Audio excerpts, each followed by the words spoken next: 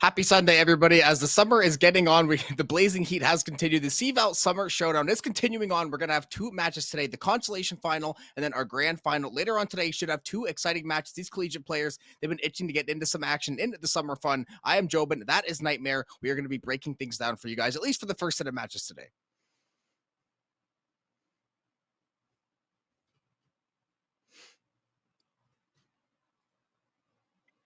Yeah, Jobin, I'm very excited to be There we go. watching Longhorn playing today, I guess, against TAMU. It's going to be a battle of the Austin, Texas there. Nice little rivalry going through.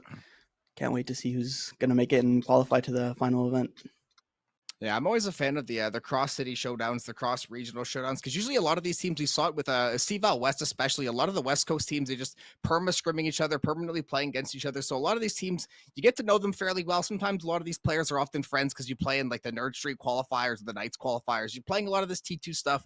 You're playing a lot of rank together, probably, especially when the new axe drop and everything. So watching two schools from across across the pond, so to speak, even though it's a little bit closer, they're down by College Station, but should be definitely exciting matchup. And as we said, the winner of the consolation final in this first match is going to get a spot into the summer finals, I believe, later down in August. Then the two people that made the grand finals are already going to be locked in. If you lose the consolation final in this first game, you're going to be knocked down into the LCQ. We're going to have to battle it out to try to make your way to that eventual finale. And I believe August 11th, Adam said to me earlier, but we'll keep that date in check for now. Yeah, I have no doubt that either of these teams are going to be able to make it to the final event, but whether it's a matter of seeding or just straight up securing that final slot so you don't have to worry about battling for your life for the final event, I think both these teams are going to come out guns blazing, and I'm very excited to see what they've been cooking up over the summer so far to make it to this qualifier. Yeah, we did actually get the maps cooked up, and it looks like the way things went out, looks like TAMU did ban away Haven, then LG did ban away Lotus. TAMU picks Ascent first. So the three maps we are going to be playing, Ascent, Pearl, Split in that order. TAMU ended up picking Ascent, LG ended up picking over onto Pearl, and Split, as it usually is, ends up getting to the last map. Throw that one at map 5, throw it at map 3. That's going to be our final decider. So looking at these three maps of you, I don't want to say surprised, but are these three maps that it feels like the collegiate players kind of are just like, this is almost like our collegiate standard in a way. Usually it's like Haven, Ascent, Pearl, Haven, Ascent, Split. Are you more a fan of like the newer maps like Lotus and stuff like that? Or you just like playing kind of these like older stock standard maps? I'm always a fan of Ascent personally. It's easier to call on and just have the most experience on. But I feel like a lot of teams like to ban away the Ascent. It's very a cookie cutter map. A lot of people, know how it's played. It's the same comp basically every single time. So that's basically just the battle of the IGLs. But Pearl, I'm very excited to see how we're gonna play Pearl now. It's a new comp. They've done a lot of changes, so now we're no longer in the Harbor Viper meta. So we'll see if they're going to choose to shy away from that, or if they're going to go towards the Navi comp with KO Astra, which is basically just the Ascent comp over again. Interesting to see if people are cooking up new strats on that map, if they're still trying to run the old strats with the new agents. We'll see how that goes. And then not a lot of change on Split, I believe, not until Deadlock's introduced a bit. Yeah. But we'll see if they've got anything crazy cooking up. Tim, you might, starting on defense, they might cook up a 2 Sentinel, 3 Sentinel comp. We'll see. We'll see if they do anything crazy like that if it gets to that point. But Yeah. For now, I'm excited to see how the fundamentals will happen, and a sense of very good map one, I think, to start the series off with a rivalry. Yeah, I think for me, Ascent is probably the most well put together Valor map. When I think of like a well balanced map, like you said, I think it's really good to call on. I think the strategies are pretty, even though they're fairly linear in how you can attack things when Deadlock does get introduced. And unfortunately, Deadlock, I believe she's going to be available in the summer final or the LCQ, which is coming up in a couple weeks. Just not going to be available today. And I guess I'll get your quick thoughts as a player that's of a fairly high rank. What are your thoughts on Deadlock? Because I know personally, we mentioned it in like our little Discord chat earlier. I don't think she's that broken. I think the fact that they nerfed the ammo so severely before they dropped kit that takes like 50 to 70 bullets to spam out is probably the most annoying thing of her kit. But how do you feel that she's going to fit into the meta, if in a big way at all, when she comes out? For at least for the LCQ and stuff. Obviously, she's already out otherwise. Yeah, I think she fits a very niche role. I think a good way to describe her would be the Yoru of Sentinels, right? She doesn't fit the fundamental role that the Sentinel would play, but she does have some pretty good abilities in her kit to start like to niche scenarios, right? And post plant, it's very good testing how the trip or alarm bot works.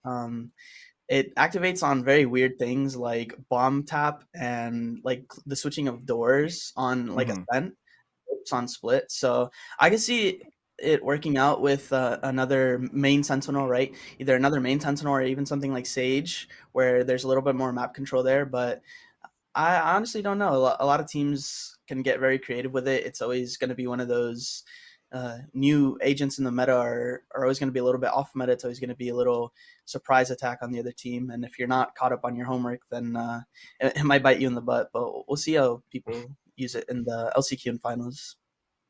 Yeah, it feels like when every new agent comes out, there's always this like weird dichotomy of half the community thinks it's so broken it's going to be played in every comp, and the other half is like this agent is dog, it's useless, it's never going to work. Like when Fade came out, people were like, I know part of her kit, it was just a spamming of how much util she had. Like, okay, Fade is actually very very strong, played on every map now.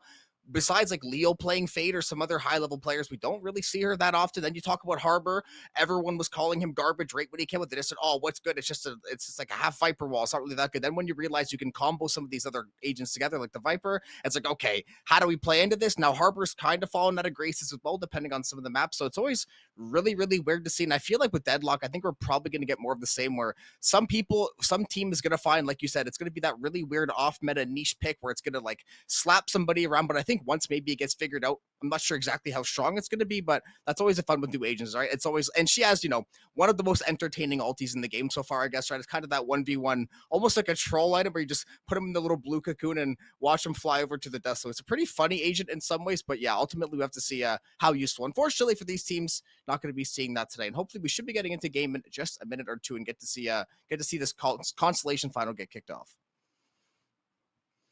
I always find it funny in ranked when people get hit with the cocoon of sorts. They scream in game like they're about to die IRL. It's Yeah. too funny. But yeah, having previously scrimmed some of the teams that were now in this the Brazil Ascensions qualifier, right? Some teams like Fusion, a lot of the LATAM teams, they do love to try to implement some of these new agents. I remember when Harbor first came out, they spammed them on every map. They ran Harbor and Phoenix, and they made their own sort of LATAM meta. So I'm very interested, going to be keeping an eye out on the LATAM scene, see how they're going to use Deadlock, how some of these teams that are even going to be in the LCQ for Americas are going to be trying to implement that. If I don't know if it's available yet at that point, but if it is, then it'd be very interesting to see how that's going to happen in Champions. Maybe bring out something the viewers have never seen before. That is one interesting thing too. It happens with, it seems like every single game, League of Legends, whether it's Valorant, every game, it seems like regionally some characters are just picked way more than others. There's way higher priority. And I know, especially with Valorant launching in China too, and seeing like BLG, EDG, a lot of these really strong teams that didn't necessarily exist to the full capacity not long ago. We're going to probably be seeing a lot of crazy comps come out of them. And usually, from what we've seen so far, Lat AM and China, they play with, it looks like if you watch League of Legends, it's like watching the LPL. They just want to fight. They want to cause chaos on the scene, but it's this weird kind of chaos where it's like you don't know what's going on, but you simultaneously also know every single thing that's going on. These teams play super wild, and to see them experiment with the new agents is really fun. Like you said, seeing the Lat AM scene, or yeah, some of the other teams from other regions. It's hopefully we'll see the full potential of every agent get unlocked. Because right now, Valorant, I want to say it's pretty balanced. There's no agents where I feel like that are like break. There's nothing like overwhelming like when Chamber meta, right? We had like an actual agent defining meta. I don't think there's anything necessarily that. Is there like a pick like that right now you would say that is dominating the meta, like Chamber or something else was, or is it fairly balanced all things considered right now? I think Killjoy and Jet are overwhelmingly the best picks for their Mm-hmm. class, so to say, or their role. But other than that, I don't think there's a lot of argument for any character that needs to be balanced per se. And on terms of the broken side, maybe we need some buffs for some of the worst, quote unquote, worst agents. But I think everybody fills their slot pretty nicely. It happens to just change around the meta, and a lot of different agents become better with different metas. Just how people decide for it to be. Pocket picks, and what would you like to get buff before we jump into game here in just a second? What is your best picks when you hop into ranked? And would are any of your characters like needing some buffs out there? Some characters needing some buffs. I'd certainly like to see Phoenix get some love, maybe a little bit of a rework. But other than that, I like how everybody is in this meta right now. I think it's a Valorant's in a fun place again. Okay, yeah, I agree. And I only asked you that because we're watching Ascent, so we already know what agents are going to get drafted anyway. So we kind of just have to, fill the dead air because it's Ascent. Could we see some kind of funky little addition? Maybe like a gecko or I guess something kind of wonky. Sure, I guess, but realistically, it's going to be the tried and true same five. Sometimes you maybe swap out, yeah, one or two agents here and there, but looks like Peppa Pig Lunchbox is going to go over for the KO, matching Teeny. So both sides, yeah, it's going to be the Ascent special. So we're going to see pretty, I mean, dead even comps on debatably one of the most even maps, one of the OG maps of Valorant. So this will be a very, very good test. Ascent and Haven are like the two maps I consider like the true test of like how well do you know fundamental Valorant and how well can you execute on comps that everyone has seen, everyone has played, and everyone has obviously played into probably 1,000 times at this point. Yeah, I agree. I think for the most part, it's TAMU's sticking to their roles, I believe, from last semester. Not a lot of, I don't think there's any new faces actually in this, but over towards Longhorn, there is a little bit of role switches here, seeing as I believe Kess last semester was switching around on the Sova Fade, the recon role, now giving that up. We'll see if, I believe a lot of people have changed roles here actually. Peppa Pig Lunchbox used to be their duelist player, and then Fish, I find, used to be their flex players. So we'll see if these new changes are for better, for worse, and yeah, we'll see how it goes. Yeah, it's always interesting. You have that one player on the team that, you know, they might be the Phil player playing the Omen, playing the Viper. They're like, listen, my Jet is my pocket pick. Let me flex on the duelist, but usually you have your set duelist. You have your players that you know can get in there. They know you can get the job done. But there's always you know, I feel like every player on every team for the most part, they're like, listen, just let me get duelist one time. Let me prove my worth. So maybe it could be one of those swaps. We also do see, right? Sometimes we see a role swap and we see a total disaster. So always an interesting decision, but looks like this Sight is going to be taken over. Fish going to go for the switch there, trying to get things started off. Looks like Sight is going to be taken. Plant should be found here, so it's going to be a nice quick pistol start here. Yeah, we're going into a 4v4 post plan. There's a fight towards B main. Kess catches the lurk out. See, now it goes into a 4v3. Market control being taken a little bit. Peppa Pig Lunchbox, I don't know if he's going to go for a swing with the Omen blind here off Kimchi, or if they're just going to wait for TAMU to make some sort of noise. Paranoia comes out. Seems like TAMU is going to flood over towards lane. They do have some sort of idea that somebody is towards Mark, towards the B main, excuse me. Knife being destroyed. Low time on the clock. Noble gets Kess and B main. Peppa Pig trades him out. Seems like there's no time left on the clock here. Peppa Pig Lunchbox steals it out. Twin pistol round. Yeah, pistol's always really, really tricky. When they get that spike down nice and early, when you're playing a 4v4 post plant on pistol, you're basically hoping to get some pretty cheeky trades like you saw the Paranoid try to go through Boathouse, try to set up some kind of crossfire, but LG, very, very good job to hold down there. Like I said, it's really, really good job. On pistol, you know they're not going to have that much util. They can't rifle spam you in the doorway. Just set up a couple smokes, set up a flash, get over through Boathouse, get down lane. Nice, easy setup. Now they're going to reward themselves with that better buy for the second round. Couple of Bulldogs going to be scattered across the board. Going to see that Sheriff over on Kess. And we're going to see the Sheriff in a bit of Marshall play from aggro, but we're going to see nothing else besides that. Very interesting for TAMU, opting to go into the B main stack. See if aggro's going to try to pull their aggression, maybe even get picked off. Nope, he just dashes back. Very normal anti-eco coming out of Longhorn. See what's going to prompt them to try to go into sight here. Maybe there's some sort of catalyst. Maybe they wait for Kess to die over towards B main, or even recall them out of A main. Kess is looking like he's going to swing for the whole team. He's actually going to find one, so not the worst thing in the world. A site is, I mean, it's very, very open. Now they're going to try to clear it out. There's the fragment toward heaven, so yeah, they're going to take control of the A site now. Kess doing their job, getting the 1-for-1 at least, so when you're on that worst buy, anytime you can find a trade, you get Oyasumi. Looks like they're going to find a plant there. Right behind Jen in that default spot. So it's going to be LG once again trying to play the post plant. Aggro, though, he's playing for the headshot. Does take down Oya. Fish, though, is going to immediately find the answer, so we're down to the 3v3. LG still has control of the site. They've got weapon advantage to this Bulldog. Could be a nuisance for KHS on the backside there. Gonna get the pop flash ready. Dart is gonna scan them out though. Again, not the best weaponry to follow though. LG, not a ton of time left for Tammy. There's the pop flash toward tree. Peppa Pig is gonna lock down one. They're gonna look for the second. Spray isn't gonna transfer. Teeny and Fish gonna trade one back apiece. So Tamu, I mean, for a round that you probably shouldn't have even been close to winning, this is not the end of the world, but it looks more than like Teeny gotta try to find a way to go down to the spike here. Ooh. Yeah, TAMU investing a little bit into the round, but they have made it very expensive now for Longhorn. Fish got 3 on the round. He's 2 off the knives here. We'll see if they're going to opt to go into some sort of orb default or if they're going to just try to go into a fast, maybe contact hit, seeing as they did pistol round. But over on the side of TAMU, they are having to go for half armor to get the full util. We'll see if that'll cost them in the end or if they're just going to come out victorious on this bonus round. Yeah, a bit of a different buy from Longhorn here because they kind of sent it that last round. Now we're going to see a couple of sheriffs. Going to see some light armor across the board. Spectres in full, so a bit of a definitely a varied buy for LG, but definitely a buy that can pack a bit of a punch here. Just going to try to play off their angles correctly. Fish is going to take a walk down mid here. Going for a little jumpy. They're going to try to take control of Pizza here. First Cloudburst is going to go. KHS is going to back off for the moment. Fish, though, trying to go fishing for a kill here. And Market, the fragment grenade, is going to try to back him off for the time being. Longhorn trying to split up the tree here. Microwave is totally set up there. The shots are going to follow, though. Supercat's going to be good for 1. 2 for 2, though, to open things up. So Longhorn, and just like that, Noble, double spray, double head tap. And now TAMU, 3v1. All up to Kimchi. Aggro, though, going to shut that down with the quickness. And TAMU is going to get on the board in the bonus. Yeah, very good out of Immortals, stopping that hit, stopping that momentum going in towards Cats for the A hit. If Longhorn would have even gotten the bomb down, that would have been huge economically for them. But now we're going to see a sort of a reset here.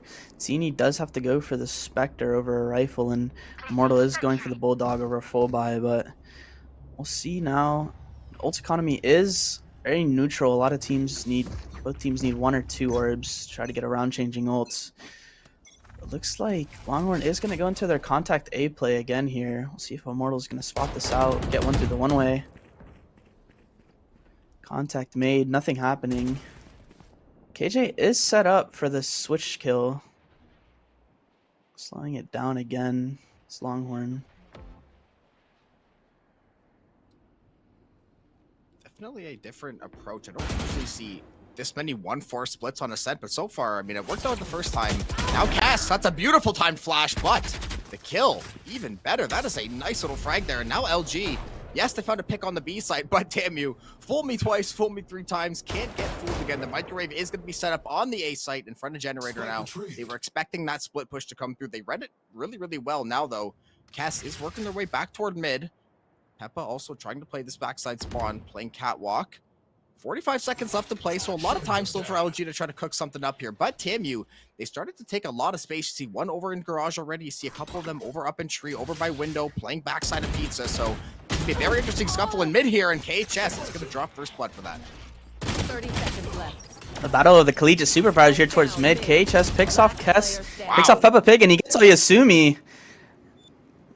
Now Kimchi's left in a 1v4 situation.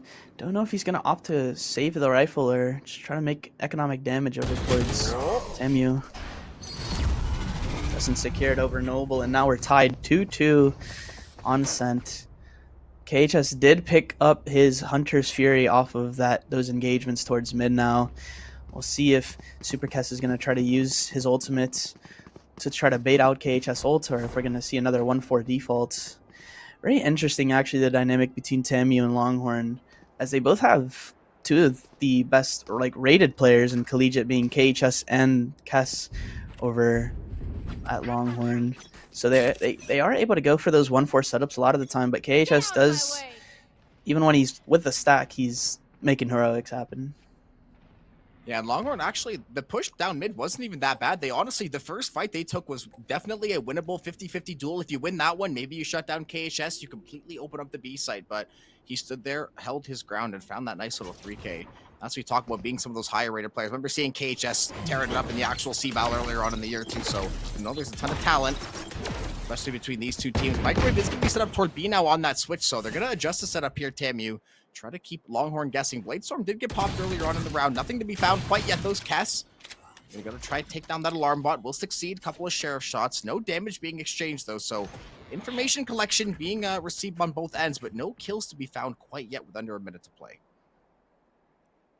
Kess single-handedly being a menace over towards the B main side, forcing the other team to use Util. But as we say that, Heaney gets 2 towards Market. Push shut down now. It has to be a B main hit out of the 3 remaining LG players. Just gonna see if they are able to win out. Oyasumi with 2 huge 1-deeks. Can he get the third? Kimchi gets the third. Now we go into a 2v2, as I said that. We'll see if Aggro gets one with the op. He is pushed off the line with the paranoia. I believe just like that, we are going to be put in a 2v2 post plant. We're going to see what Oyasumi is going to opt to go for with his Hunter's Fury, or if he's just going to save it for next round. Drone tag doesn't pick off aggro. One enemy remaining. Now it's Oyasumi left in a 1v2.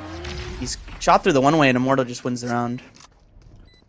Honestly, really good round for Longhorn, though. I'm pretty sure they all, for the most part, had sheriffs, didn't really have the best of weaponry from what I remember, and they're able to find the plant, and they're able to get 3 kills, so not going to be the end of the world. You wish maybe you would have got some more value out of that Blade Storm, but ultimately, not going to be the end of the world. Still a 3-2 game. You have every other ultimate in that back pocket, and you're now going to have some money to buy out this round, so now this is a round for LG. You're really looking to try to get this snowball going for yourself, because TAMU right now, not the most money in the world, but they have a little bit of cash in the back pocket. If they can win another clean round or two, they're going to set themselves up very, very nicely for the middle of this half. And LG looking to try to get this offense rolling. We know Ascend on offense isn't necessarily the easiest map, but they have to see what they have cooked up as far as executes go. Yeah, aggro looking to be a menace over towards mid with the operator. He just posted up. Now TAMU has full control of mid with that dart over towards tiles. Actually, I think LG kind of knows that this is the sort of play they go for. Maybe they've done a little bit of their homework. Backing up. I don't know if they're sniffing out this op towards mid, or if they're able to go into this full A hit. The tempo dart coming through. It does pick off Immortal, and Peppa Pig does pick off Teeny now. We're in a 5v3. We'll see if KHS gets one through the spam for the switch. Will somebody fall victim to the open? And yes, they do. Kimchi, unfortunately. But Oyasumi almost gets it back. Wow, just what happened? We're now in a 2v2 again. I don't know how KHS somehow walks away with 2, and the plant still isn't down. They lost control of the site momentarily. Finally, Peppa is going to find the plant. Flash is down to half HP, or Fish rather, down to half HP. The lockdown is going to be invested as well. They're going to catch this timing beautifully on the flank. Oh my goodness, he didn't catch timing. He got slipped behind the defenses. The lockdown is going to go through, but both members of LG still left standing. However, linking Hellbars across from both of them down, takes 1 and 2. Noble up to the task, closes things out. That lockdown absolutely necessary to zone off those 2 members. And to be fair, KHS, I'm not sure how they got the second kill in tree. I don't even know what happened. The first one, sure, he got the spam, but that second one, bit surprising to say the least. And LG falling apart on the site there, and now they're gonna have to be forced on the back foot just a little bit with the weaponry, it looks like. Yeah, honestly, a huge clutch out of Noble, saving the round out after the A main incident there with KHS. But LG did use I believe 3 ultimates that round, so huge win out of Noble, the 1-3 trade. So we're gonna see now if they're gonna try to change things up. Seems like TAMU is gonna still go for that mid control with the operator. Oh my! Odin spam coming towards tiles. Nobody's gonna fall victim this time though. Oh, aggro with the huge quick scope, but Oyasumi gets it back in blood. Gonna see if KHS is able to pick off the top mid, but the paranoia gets him off the line. Gonna see if Supercast is gonna try to be a menace towards B main again, as his team tries to find some sort of opening towards mid. Yeah, Fish gonna go for a little bit of spam down into tree again. These rounds have played out in similar fashion, but also different, because every single round has felt like Longhorn kind of fishes around for a pick. It might go their way, it might not go their way. We did get the 1-for-1 earlier, but now 50 seconds left. It's a slow crawl toward the only the KJ is going to be over there. The microwave is there too, but the lockdown is going to make its presence known. So now it looks like LG, they're going to commit to the B site. This Killjoy pinned up in the corner of Boathouse. Looks like they're actually out of the lockdown range, so this could potentially still be good for TAMU. Hunter's Fury now in retaliation. The turret takes down Fish, and the Hunter's Fury takes down Oya. And all of a sudden, LG, all that patience does not pay off, and now you're going to be in a pretty tricky situation. That recon dart, nicely timed by KHS. Him and Noble there to get the last 2 frags in TAMU. That was clean utility, clean execution, and just very, very strong play. Yeah, clean shots and clean util coming out of everyone, especially Timmy the turret there, getting a kill on this match. TAMU is opting to they're changing the A setup now, as they have been doing a specific setup so that Kess is not allowed to lurk up through B main, but now they're just gonna try to meet that aggression with an op. We're gonna see if there's gonna be a bit of bloodshed in B main now. I have a feeling there's gonna be. I don't think this KJ is gonna be long for the server. The Odin spam. Oh, I'm sorry, Kess. Me and Adam always talk about the collegiate sheriff seems to do double damage, and that is the biggest example. I mean, Odin and the operator, the two best weapons in the game on paper, out-dueled by a single sheriff shot through the wall. Teeny is going to luckily recover that operator, juggle that sucker all the way back to Boathouse. So not going to be able to grab it is Kess, but that is an excellent first pick. All right, there just highlights some of the best ways a Sentinel can, even on attack, just change the pace of the game now. Making it so that they have to pull the rotations, but hold that thought. Noble over towards A main, just single-handedly getting 3. And just like that, he just salvages the round back. Oh, Kess! might have spoken too soon. Kess with the one tap. KHS, making sure the job is finished. Looks like it was. A couple of nasty shots there by Kess. I mean, 2 wallbang headshots at the sheriff. That's the most Valorant round ever, right? You have a worse buy, you instantly diff someone with the operator, almost diff somebody with the Odin, find that second kill too. And now the money is at least going to be enough for LG to get a nice buy once more. But the buy and the money of TMU slowly starting to snowball. The 3K plus in each of the pockets, the operator live on the field, the Odin's live on the field, the ultimates are starting to stack up. So if you're LG right now, this is that time you have really got to dig in your heels. KHS playing into the rivalry there a bit. You see as he spams towards B main again. But they have... Longhorn has slipped a little bit past the spam now. We're going to see if they are able to get a timing here. As they are just contacting all the way up. Peppa Pig's almost in the really CT smoke. Can he get the operator? Wow. Great entry now coming out. See if they're going to pick off Noble or if he's going to save the day once again. Oh, Noble. Unstoppable. Out Just of like- market. Good for 2. Just like that. It's always the Killjoys and the Sages. The battle Killjoys and Sages, man. Always. I feel like the Killjoys just are able to weave through their utility so beautifully and just get as many as they can. And as I say that, Kess with the super sneaky lurk out. And he continues it just like nothing ever happened. Let's see if they're able to pull off this 2v4. Kess gets another one through market. Oh my. Kess And he is continue playing with the Metal Gear third now to Solid. save the round.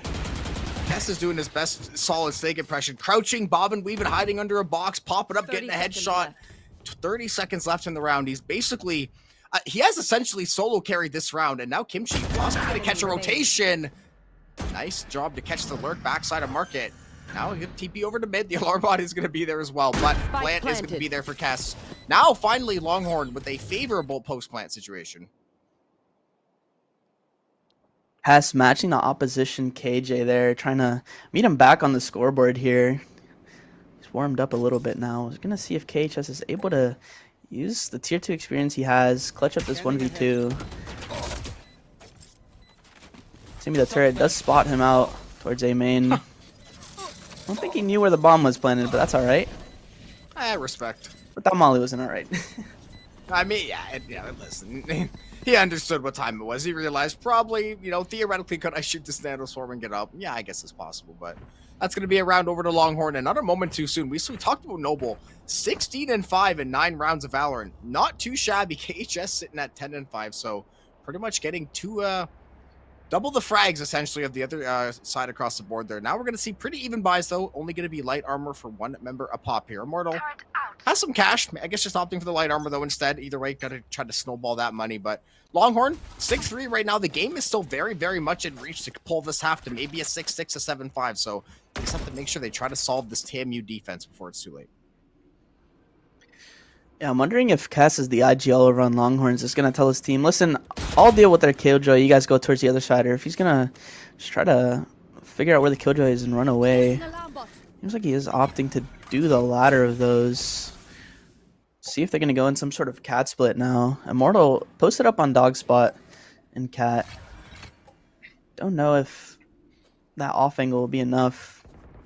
But nobody's looking to go towards cat now. Cat's just going to try to duel towards B main against 3 players.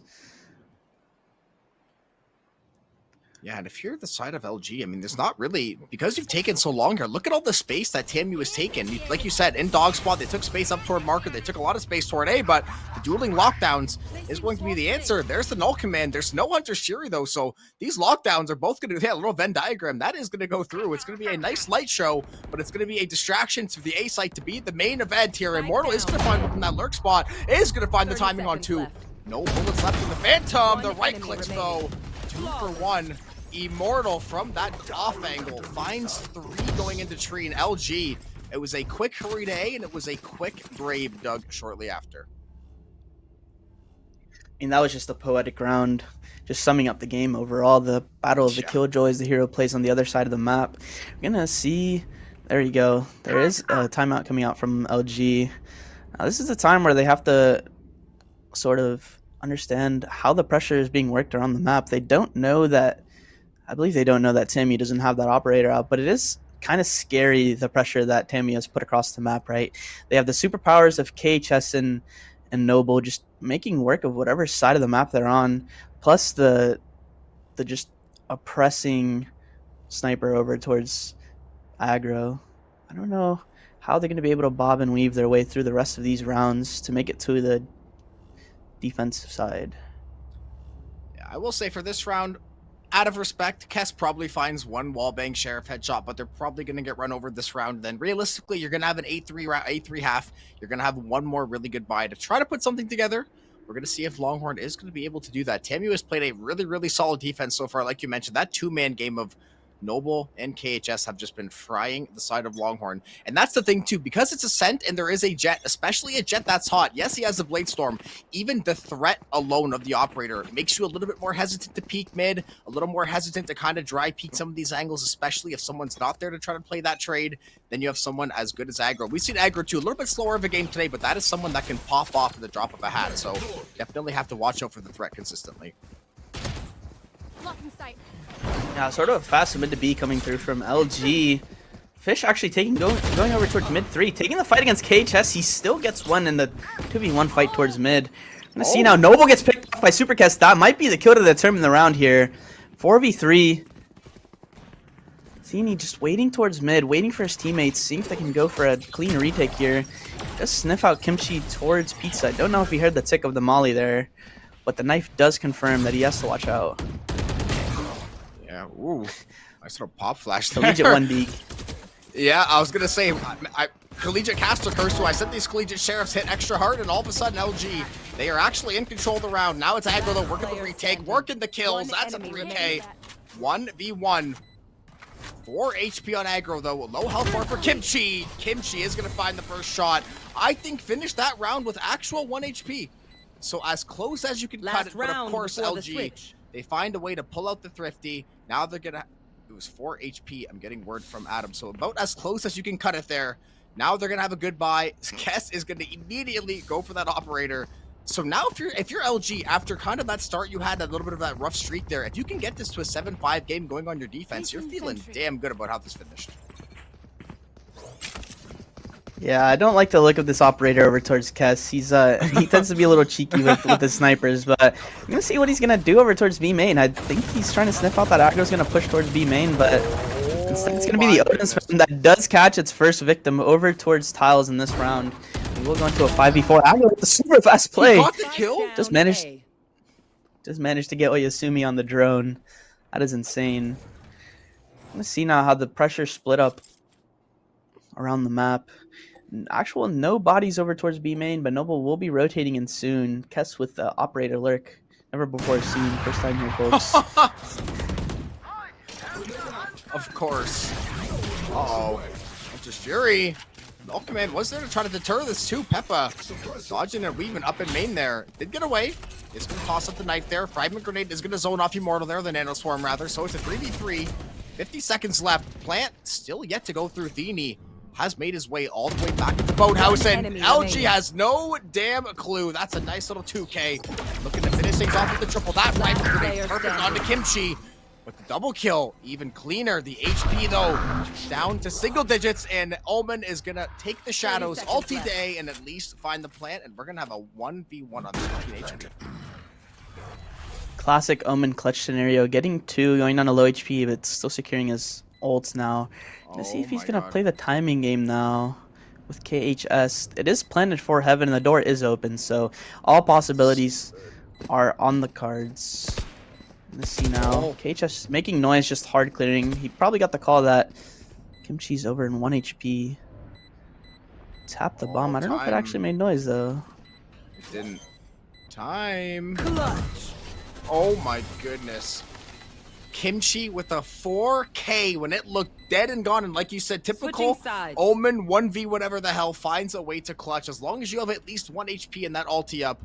And right, the Omen ulti, considered not one of the best ultis, and understandably so. You can get shot out of it. It can give information that you don't want to give, but it's time like that where you have to cross map that thing in a few seconds, find that plant. And once you teleport over the 2, once Immortal gets that plant, there is nowhere to tell which, or rather Kimchi. Once Kimchi gets that plant, there is nowhere to tell where they're actually going to be playing. It is a complete guessing game, and Kimchi played that one really, really nice. Shrouded stepping up to the backside of heaven there. And now if you're TAMU, lost a couple rounds in a row, lost to Thrifty you would have liked to have back. Now you got to try to find that momentum back, because a 7-5 game, if LG can win pistol, we're going to be looking at a tie game more than likely. Absolute clinical play there for the mental of both LG and TAMU. Yeah. Let's see now. TAMU is trying to go for the fast stay as Aggro dashes into his cloudburst. Fish trying to catch people through the smoke, but Immortal just hit the 180 flick. Kimchi gets 2. Peppa Pig just turns around and helps him out. And just like that, the round is over. Fast flood coming in from both Peppa Pig and their Sova over towards LG, which is Oyasumi. Huge pistol round now. Gonna see Peppa picking up the Guardian. Don't know if we saw them picking up that gun last half. Gonna see a couple Spectres for the rest. So Peppa, yeah, probably, I was gonna say, probably gonna maybe play main, probably gonna play mid, try to find a cheeky little long angle with this. But we are gonna see Aggro picking up the Marshall, so nice little jet fashion. Try to see if they can find a nice little one tap, assuming that the armor is not gonna be there. But always gonna be a tricky little play to make. Contact up toward mid. 0 Point is going to tag up Aggro, but he doesn't care because that Marshall still fishing for an angle. Nothing going to be spotted out, though, so he's going to back off here. It looks like TAMU going to reassess. Humble KJ over on the side of LG, getting the Ghost Light Armor. Barely any util as well. Let's see as he gets pushed up with the drone towards B main. I like how LG is still trying to make pressure on the map on the Santaiko. They still know that they have the superpower in the weapons, but they're not scared of this round, right? They're not scared to push a man up and maybe even get picked out. But TAMU is gonna counteract that pressure and be main by just contact walking up. I believe Oyasumi is aware. Alone on site now. Gets this execute. I don't know if Aggro still has dash in this round. We have to see. That Nano Swarm got so much value in Oya and Kess. It is the 2-man game. Kimchi gonna throw their name in the hat. Another fast flood, another fast demise for TAMU. 2 rounds back to back. And yes, they had worse weaponry, but they got caught in the microwave there. They got cooked severely. And now we are sitting at a 7-7 game. Momentum definitely sitting on the side of Longhorn, especially the way they ended that first half, getting those last 2 rounds. Now they're sitting at a tie game. 4 unanswered rounds. TAMU is going to have to start to sweat a bit, especially if they were to drop this buy round. You're going to be set back another round and a half or 2 rounds, and this game could get very, very interesting down the stretch. I agree. Kess is going to be going over for some sort of mid-aggression. TAMU does spot it out, though, and they immediately get 2, get 3, as Nova does continue the battle of the KJs over. And now LG stuck in a 2v5 scenario. Don't know if they're going to be able to get numbers here. Try to make it expensive for TAMU. Yeah, that's the key now, too. If TAMU can at least keep 3 to 4 of these weapons, they're going to consider this round a raging success. Oya, not really going to have that much util to deter. Does have a couple shock darts, a Spectre Spray. What his best bet was. TAMU, a little bit of low health bars and a couple members there. Kimchi looking to find the timing there at KHS. Not going to be able to do this. So it's going to be a rotation backside through market. Yeah, they've got some info on where Kimchi is. It's going to be KHS dishing out the damage. That is a flawless for TAMU and not a moment too soon. Honestly, great round out of TAMU there. Only losing 2 armors. Two people still have half armor, but overall, it's just a great round for the economy, great round for the ults economy as well, seeing as KHS is only one ult orb away from the Hunter's Fury. So he is able to win this battle out of ultimates first. I'm going to see if he's able to use his ult this round and maybe even get it back before Kes gets his lockdown. But now we're in an even round, both teams full buy. I'm going to see how the pace of the game sort of resets now. Elmo going for a cheeky spam, but he gets spammed back. Wow. And we're not having that. Well, Tammy, yeah, they tried a similar little tactic last round, knowing they had weapon advantage. So LG now going to be they're going to sniff it out, be a little bit more ready for it this time around. They're taking a lot of space toward A as well. There is a fist fight going down. Thini is going to drop first blood there. Paranoia is perfect. Oh, Kimchi blind and couldn't hear a damn thing. Ends up in the gray. Peppa and Immortal are going to go for 1-for-1. Kess at a tree though, working his magic. That's a 2-piece. For the Killjoy once again. Gonna keep this round at least playable because it was a 4v2 just a moment ago. Now they're gonna find the plant. Recon dart behind Shen though. The Anthem little one tap though. Oya there for the trade. Now it's Noble. Oya could feasibly get the half. Is that door still closed? Oh my goodness, it is. Goes for the half. Looking to get the finish. Can't do it though. I thought maybe they would hop off, especially knowing where Noble was coming from. They still had a lot of time to play, but pros don't fake, I guess, but unfortunately, pros also get punished sometimes as well. Turret out. Yeah, not only are the KJs just leading the scoreboard for both teams, but they're just leading both teams in general, It's just crazy. bailing their teammates out of jail, winning rounds that they're not supposed to. Honestly, very, very fun play of Valorant happening right now. We're going to see if Kess is going to be able to bail his team out again. Going for the Sheriff, sticking in Pizza now. He's fast aggro play over towards A main now. Battle of the Jets. Hunter's Fury coming out. Oh, textbook. Wow. Bit of an investment over from Tamu, but they are securing the round and not letting Kess bail his team out, like I said. Aggro going for 3. See if he's going to push for the 4th here, if he's going to be a bit of a selfless teammate. Allow KJ or Silver over and Tamu to get their ult orbs. Aggro with the 4K. If you're Tamu, after getting thrifty to end the first half, I think that was a little bit of like, you know, here's one for you. We're not gonna let you guys get away with that Joker card twice. So nice, clean round out of Tamu. Because now look at this, the fact that they've won these rounds back to back, they haven't been dying either. They have a lot of money starting to stack up there. Almost max credits on Noble. Damn near 4 to 5K across the board otherwise. And if you look at the side of LG, yes, they might get lost bonus up in a round or two here, but they're not going to have the most fantastic of buys. They are going to have the lockdown. Their Hunter's Fury is going to be 1 orb away, but it is going to be a very, very tough road back to the top here for them. Yeah, Tamu now not able to have the Hunter's Fury over for the lockdown on A, so they are going for a B aggression. Bit of util exchange on both sides. Let's see, as both teams really want to battle for this ult orb. They already got it. Just like that, Thini picks off Fish. And yeah, they did already get it over towards Tamu. It was weird. They like pop flashed it to swing it, and they didn't swing it, so they wasted the knife and the flash. Fragment grenade is going to be there for Peppa. The lockdown is about to proc as well. The nano swarm. So this lockdown might not get that much value because these grenades are getting a lot of stall time. But if you're the side of Tamu, you have also burned half of Longhorn's utility now. You have site access. You have the numbers game. Till Kimchi does even things up. That jet is going to get taken down. Thini going to look to find the plant back corner here. Plant is going to go through 4v4 to decide the round.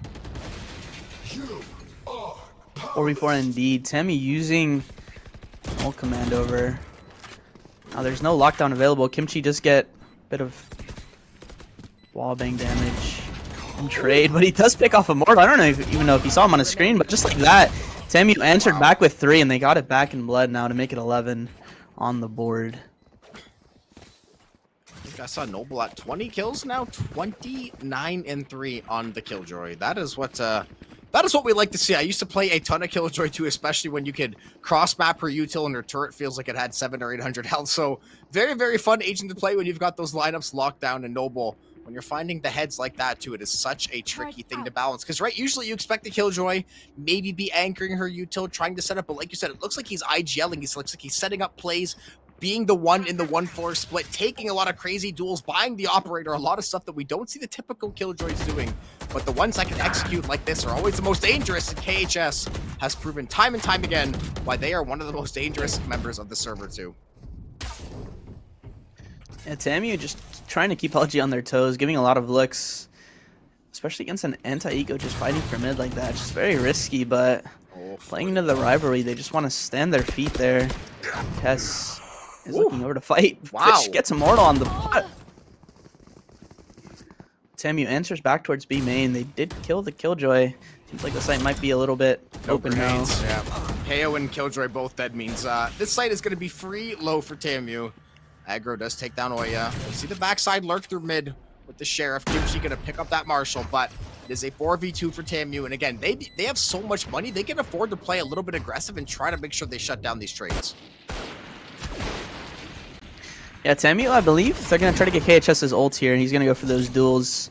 He does have to have some sort of answer for the lockdown over on the side of LG. Let's see if they're going to allow him to go for those kills. He does get one ult orb. Ooh. Fish getting 3-1 to extend the round, making it a little bit expensive for TAMU, but KHS did get that ult orb one way or another, getting that death. So now they do have some sort of answer for the lockdown over towards the side of LG. So they're not able to put Kess on an island towards A now. They have to try to go into some sort of standard setup and see if they can counter the other ultimates on the side of TAMU. Noble is opping. Honest, Noble is opping. He took one out of Kess's playbook. Let's see how this works. Kess took one out of his playbook because Kess pulled one out too. This is LG literally just saying we realize this is do or die. We have 5 ultis because if they're probably going to try to play for this orb and get the KO ulti as well. That null command. There's the Hunter's Fury though. Going to be popped by TAMU. The Bladestorm is live as well. Oya 3 HP, 0 HP. The fragment with the final knock there. TD's going to be good for another one over on the Kess. 5v3 aggro. Spamming down Kimchi outside of sight, zoning off. It's a 5v3. Blades in aggro's back pocket. And LG, Mount Everest to climb to keep this game going. Oh my. Just like that, the climb got steeper. 5v2 scenario now. Ooh, Peppa Pig did make it now a 2v3. This is very winnable, although he's on low HP. We're going to see if he's able to get one off the pop flash, but unfortunately not. Kimchi left again to clutch to save his team. Up, down, coming out of TAMU. And just like that, they close the game out. Teeny, 3 on the round. Yeah, TAMU, very, very strong start to the game. It was a 7-5 half on, but their offense clearly was a step ahead on the day. They found different ways to execute. We saw the 1-4 splits. We saw a lot of action toward mid. They did slip up a couple rounds. They got thrifty. They died, really, really quickly on pistol in that second round. But after pistol in round 2, they win 6 in a row, and they show that they are probably the better team on that map. But I will say, yeah, TAMU did pick Ascent. So that was their map pick. They did hold serve. LG did pick Pearl, and that is going to be the next map coming up after. Pearl is a map especially to teams. Are we going to see Harbor Viper? Are we going to see some kind of cheese comp? Does LG have something cooked up that maybe TAMU isn't going to be ready for? They're going to have to make sure they bring that out, because being down 1-0 in a best of 3, it is going to be match point. Yeah, TAMU also did play the long game now, establishing that op control, establishing that they're not afraid to go for those fast plays, not afraid to go for some of the context plays, some slow plays, just giving a lot of mix-ups, as we would say in the fighting game community. So now LG isn't able to get a tell off of what the calling card sort of say of TAMU is. Yeah. So now they have to fully reset, but now their backs against the wall, 0-1 on the series. So we're going to see how quickly Kes can adapt his calls over on the side of LG, or if TAMU has cooked up something on Pearl that they just haven't had to look for. Yeah, Ascent was fun and scrappy. We're going to hope that Pearl is going to deliver more of the same. But with that being said, we're going to cut it to a quick break. We're going to come back with map 2 of TAMU and LG in the CVL Hub Summer Showdown. See you guys back in just a few.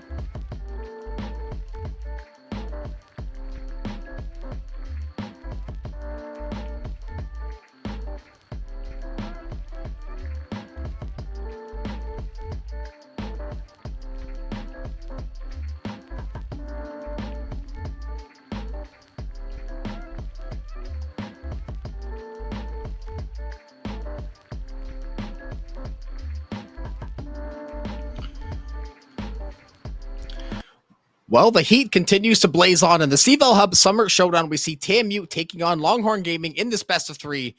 TMU did take their map pick ascent in, I want to say, kind of convincing fashion. It was 13-7, but it was definitely a really, really scrappy, fairly competitive game. We saw a couple really nice rounds out of Longhorn, but they ultimately did fall short, especially on their defensive side. I think they only won the pistol in that second round, so they're going to have a chance now. Pearl is their map pick. We're going to see if TMU could cook up something to try to put this series to bed before that game 3, or if LG can find their way back into this game. Are they going to run that disgustingly cringe, cheesy Harbor Viper comp? I guess we shall see in just a moment. Yeah, very excited to see the picks here coming out, especially on the TAMU side. They have historically not been able to keep a lot of their players in rotation. So we'll see if they've been able to scrim or if they're just going to try to make some sort of pug comp happen, or going to see what's happening. But over towards LG side, they have fully decided that they will go for the loud comp. Good old cringe Harbor Viper. Yeah. With the sky. Thanks, Loud. Thank you. TAMU is, I believe they're deciding what they want to play. I saw the Harbor again, hover. I don't know. Yeah, I saw the hover, but don't know what they're gonna be going for. Like I said, historically they haven't had a lot of practice, but I don't know how much summer has changed for that.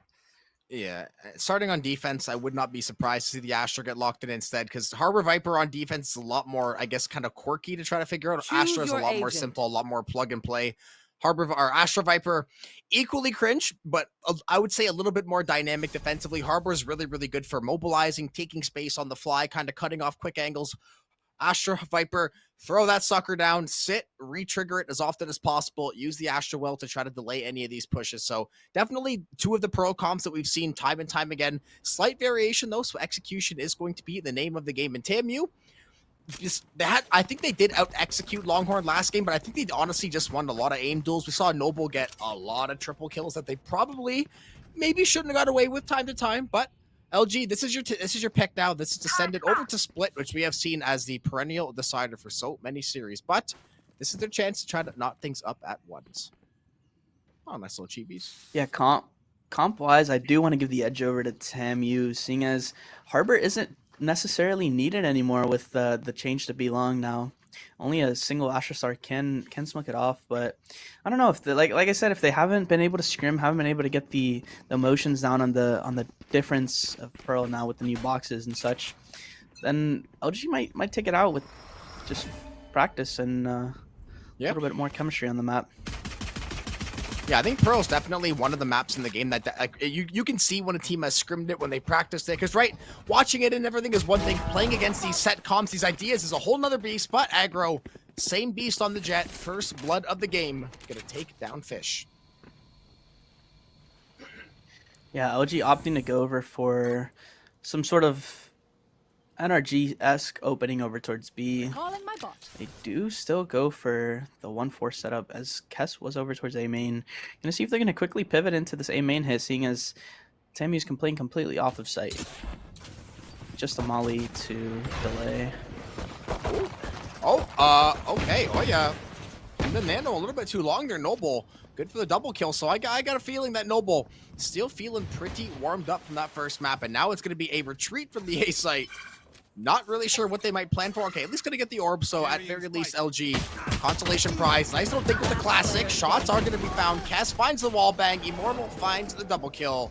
TAMU, couple of low health bars, but that is no matter. Only one member gonna fall. They're gonna take pistol on Pearl. Yeah, even on the map where the Killjoy is sort of the filler role, just finding the gaps on the map and trying to fill it with utility, it still becomes the battle of the KJ here. So, very excited to see how this is going to evolve throughout the game, and if we're going to see the Jets of both teams step it up and be more of a pacemaker for both sides, seeing as this is a very duelist tempo map. Yeah. I was going to say the Killjoys have been jetting better than the Jets have been, so maybe we'll see the some more action out of those primary duelists. Yeah, especially on Pearl. This map is rotation, lurk central. It's weird angles. It's a lot of short ports. It's a lot of scrapping in the middle area. Just like that. Stinger spam down. Dini gonna find some damage. KHS though, finishing blow on Fish. The Sheriff of Peppa. Tried and true. Dini is gonna get cut down there. Aggro trying to watch with the Marshall. 2 more pistol trades going through. Nice little quick scope there. Second member looking for the timing. Aggro gonna get that X second shot off. So LG though, they get answered back every single call, but Aggro continues to ring the line. Oya is gonna find the triple. 1v1 LG making this one nice and dirty early on, and Oya should be able to find the plants here uncontested. Yeah, worrying a bit about the map now. He does know that the Astra is an A player. Wondering if he's gonna try to go back towards long, play the sort of orb molly setup, but no. He's just gonna try to inch his way out, figure out where the Astra is trying to play, playing a very forward angle now in this clutch. Honestly, not a bad idea to bring the fight to the Ares, but just like that, Immortal does clean it out. I assume I'm not patient enough on the clutch, but a good eco regardless coming out of LG. Yeah, and I think that's why LG, that last member, I think that's why they probably tried to go challenge, because theoretically, right, would have been smarter to play that back call, just try to catch timing, but you throw it on the poison orb, throw it on the wall, try to play a 50-50 gunfight, because yeah, getting 4 kills and the plant on, what, a round that you theoretically should have had the worst buy, that is a fantastic round. Now we're going to see what TAMU is going to cook up in Aggro. We don't always see the round 3 op on Pearl, but Aggro Glass Cannon is taking that sucker down to B. Unfortunately for him, unless LG decides to split off to the left here, that operator doesn't look like it's going to find any initial value to start the round. Yeah, interesting enough, TAMU didn't invest a lot into the previous round, but instead opted to use that money now towards this round with the op investment and I believe 1 to 2 rifles as well. So we're going to see how this is going to pair against LG's full buy here. LG playing very slow towards mid. They do want to wait for this Viper's one way to come up. Shots exchange through the mid door. Fortunately, the angles aren't completely correct. But Noble, again, the battle of the KJ is playing behind the one and done box. I believe he gets him out, and yes, Fish does get him through the box. Great aggro towards Arc, but just like that, Dini actually brings it back. Sneakily gets 1 through mid on Kess over on LG. 3v3 round. They still have an op, I believe, 1 to 2 rifles over towards the TAMU side. Oh, they're gonna go to even B. round, but they're gonna walk into the operator. Oh, if they hit this trap. LG. Oh no. Oh, timing. Oh, the timing is disgusting. LG has no idea how lucky they've just gotten. I'm not sure if their luck is gonna run out if Aggro does decide to swing. Now the rotation is going to come through. The audio cue is going to be their operator in top. But there's the micro wall. There's the pop flash op shot. Not going to be found. That guiding light is enough to deter him away. Needing to get pop flash there. Nice swing by Peppa. 3v2. And now, if you're Aggro, 3v2, you have the operator in your hand. You just play for the save now, surely, right? Yeah, I agree. Peppa Pig actually just saving that round out with both of his guiding lights. The first one did get Aggro a little bit off of his shot. And just like that, he gets another kill to further cement the fact that he saved LG away from losing against a bonus. Very good sky play coming out of Peppa Pig.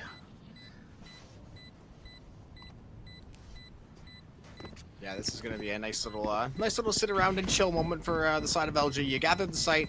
Great job to get that pressure, and honestly, it's always timing, right? Timing sucks. If Aggro is looking down that ramp 8 seconds later than he was, he almost certainly finds 1 uncontested kill, probably dashes to safety, could potentially stifle that entire push, especially too if you're LG. When you're trying to get the plant down, having your Harbor and your Viper still alive is giving you so much value. And then you have the Sky Flashes. She could possibly heal if anyone takes chip damage. It was your 3 agents you want out of the 5, probably the most to get that plant down. It was a great job by them. And now the buys still looking pretty good. TAMU, once again, does have the money to force out. Aggro, once again, said, oh, he still has the operator from last round. Vandals across... Glass Cannon Vandal for KHS. Phantom Vandal? Spin the wheel. But still, no armor again. A little bit surprising. Yeah, TAMU is going for a bit of an unconventional play. Aggro just by himself towards mid. No utility to even support the operator. Gonna see if that's gonna bite them in the butt. But just like that, we assume he does get the KHS solo lurk up through B main. Gonna see if they're gonna answer back towards mid. Is it just a complete bloodbath towards mid as Peppa Pig gets Sini through the doors. Supercast does get the win the KJ battle this time around, and Aggro late rotating in through the doors with the operator. Gonna see if he's able to get something out of this, or if the cabbages are just gonna spot him out.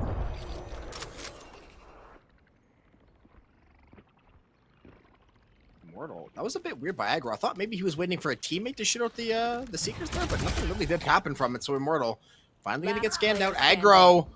Yeah, this buy from TAMU, a little bit head scratching. They had no armor on, I believe, 2 members. They had they had full armor on the op there, but just got overloaded in mid. I mean, you see where all the blue X's are. They're pretty much all in that same choke point. So LG hasn't really had to do too much to win this round. Just play that choke well. They survive a couple snake bites, a couple flashes, and this is pretty much going to be a call for, you know, Immortal's going to play for an exit, but it is essentially a save at this rate.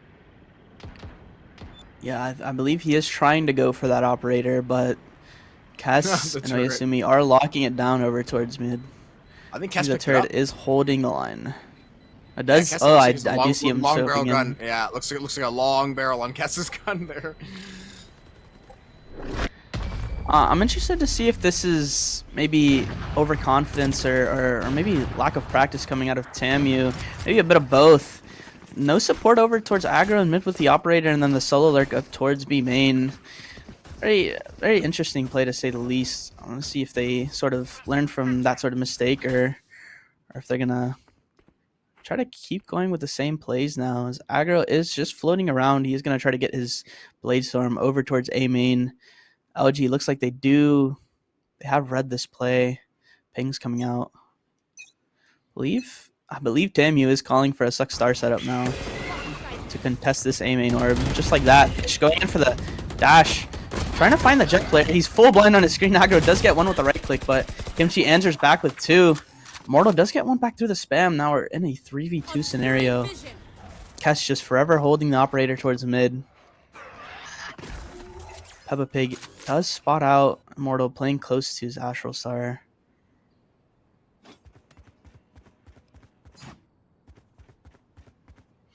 Yeah, I wonder what the rotation looks like. It's going to be over to the B site, all 3 members, because we see Oya has taken space toward the backside of spawn, so they're going to basically guarantee that no rotation is going to come from that way. Dini is going to go over there and grab the orb, try to get closer to that Viper's Pit. Still have a Cosmic Divide in the back pocket for TAMU. Not really a reason to use it at this moment. Plant looks like it is going to go down here. Peppa is going to find it there behind box. Spike Now it's going to be a 3v2 setup, and now LG does have their own pit if they feel like they need to invest it at some point. 1 enemy remaining. It does get contact over towards Evan. He is inching out, trying to get the second, and he does. I believe he does secure the Viper's Pit off that kill and confirms the kill a little bit over on the side of TAMU. Now we're in a full buy again. I don't know if aggro's going to try to go for that operator glass cannon again, but KHS interestingly does have a judge. I thought aggro maybe pop blades this round, but maybe just going to go for the rifle. Oh, KHS, man, disappointing me selling the judge. Oh. Thought he was going to try to go for some sort of cheeky back halls play, but nope. He's going to plan a one and done angle, actually. As Sky, we're going to see they just... Oh, it does work out for him, just getting the spam kill over. Sky versus Sky. I think this is really good for TAMU, though. Trying to get these early picks now, because they let LG take too much space last time. They let them kind of walk around as this rolling death ball. Now you take out the Sky, you've taken off all their flashes. They have Harbor, Viper, Killjoy to take a site. Yes, could they? Absolutely. But not having those flashes makes things so much trickier, especially playing into the entire TAMU team. But Oya right now on a heater. That is the 3rd or 4th kill in the last 2 rounds. The pit is going to get invested now too. Well, LG doing everything they can at the round. Kimchi and Immortal good for the 1-for-1. Pit still up and active, and it's going to be the pit that's going to try to keep it alive. But aggro, nice dashed swing. Double kill found. Operator back in possession of aggro there. And TAMU with, honestly, a really, really big round. Yeah, but I did say that they started the game a little bit unconventional, and that round is as unconventional as it gets. KHS was on the one and done angle, gets one, hops off, and he even re-swings towards long. A little bit of a tilter over if I was on the side of LG, seeing that they're solo initiators taking fights, but honestly, a great win for the mental side over at TAMU. Aggro's still posted with the operator, but Cass answers back. Okay, like, if you're aggro, right, on what planet would you ever expect the Killjoy to lurk mid with an op on attack? That is just A nice little wrinkle from LG. That was a fantastic read. And all of a sudden, it's 25 seconds in. It's a 5v2. And TAMU right now, they are tucking tail over on B because there is not a whole lot they're going to be able to do to withstand this push. Yeah, both teams want to fight player the battle of the standing. unconventional play, and just like that, Fish gets the side anchor and secures the B site. Spike Believe it's going to planted. be a save over from TAMU, trying to save their Yeah. one and only rifle. Don't know if he's going to be able to try to get that operator over towards Art. Nope, just going to go towards A main. Try to save as much They as he have to know can. those weapons are locked down now, too. Yep. The alarm bot. Oh, Immortal. Yeah, just trying to make sure they don't go headhunting, but it looks like that might be the call from LG. They're not going to overextend, though. I thought maybe they'd push out a little bit farther slowly, though. We are seeing Fish taking a lot of space here. It is going to be all timing-based. Immortal and Fish are shoulder to shoulder right now. Ships in the night. Couple of seconds left. This spike is down for the count. Going to set up a star there. Oh my god, they're back to back! Immortally shooting, turn around, man! Finally gets the audio cue. Check him, headphones, does find the kill, luckily, so nice little minus 2,900 for the LG side, but TAMU still not going to be on really that good of a buy this round, if hardly at all. Honestly, very good look over towards the LG side. Cass as the IGL tells his team, go do the structured play, I'll hold mid down with the op, and just like that, he shuts down both TAMU's, his unconventional play towards mid, and just gets the man advantage just like that. Very good look. We're going to see if Kes is going to try to go for the same thing over towards E main. Yep, stopping the unconventional walk down push. And just like that, he gets 2 with the operator. Oh my god, you're kidding me, Kes. And here comes a third. Kes looking for the timing. KHS 3 for 3. 100% accuracy in round 8 with the operator. Looking to maybe find some more. Another op shot could be fired off there. It's all down to Immortal and Theeny trying to play once again a 2v5. Theeny with the classic, good for 1, but Kimchi and good for 2 there. Kimchi and Kesh rather good for the full house. And I mean this attack and Killjoy with the op, man, this is a tilter to play against, especially because you got beat mid with it. Sure, that's okay. Nice lurk. Then you all stack B, gamble stack incorrectly, play back into the operator. Now we're going to see Kess go over to the A site and maybe try to find a lurk. Okay, maybe the alarm bot. Maybe he's going to go lurk at A now and try to find a pick over there. This Killjoy, though, is omnipresent and constant hitting shots. Yeah, great play coming out of LG once again. Kess not only leading the team leader-wise as the IGL, but also getting those round opening picks. We're going to see if this continues onto this round. So they are going for some sort of anti-eco-esque play, just defaulting. KHS playing the quick rotate spot, not really knowing what to do. Wonder if this is a bit of inexperience on the IGL side of TAMU, or if it's just a lack of playing together. It seems like it's not much of a united sense of direction there. Seek them out. LG slowly inching in towards streets. Aggro leading the charge. Look at this setup, though, by TAMU. Microwave on one, Pit on the other.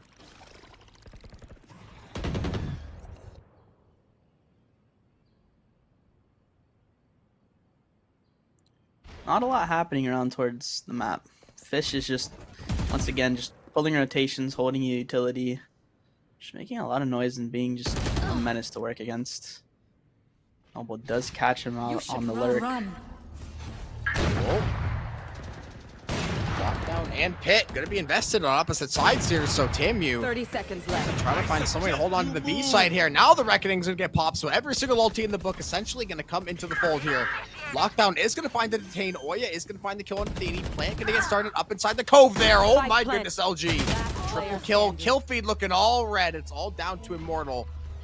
This defending Lockdown looking a little bit silly now, considering the fact that there is only one member left alive to see the fruits of it. This thing is planted for long. They're playing into Viper Killjoy. Have fun, Immortal, trying to stop it. This Cass is lurking too. Op shot is not going to connect. So again, still a 3v1. Again, probably a snake bite lineup somewhere from the back of ramp. So it's going to be a pretty tricky out here for Immortal. And there it is.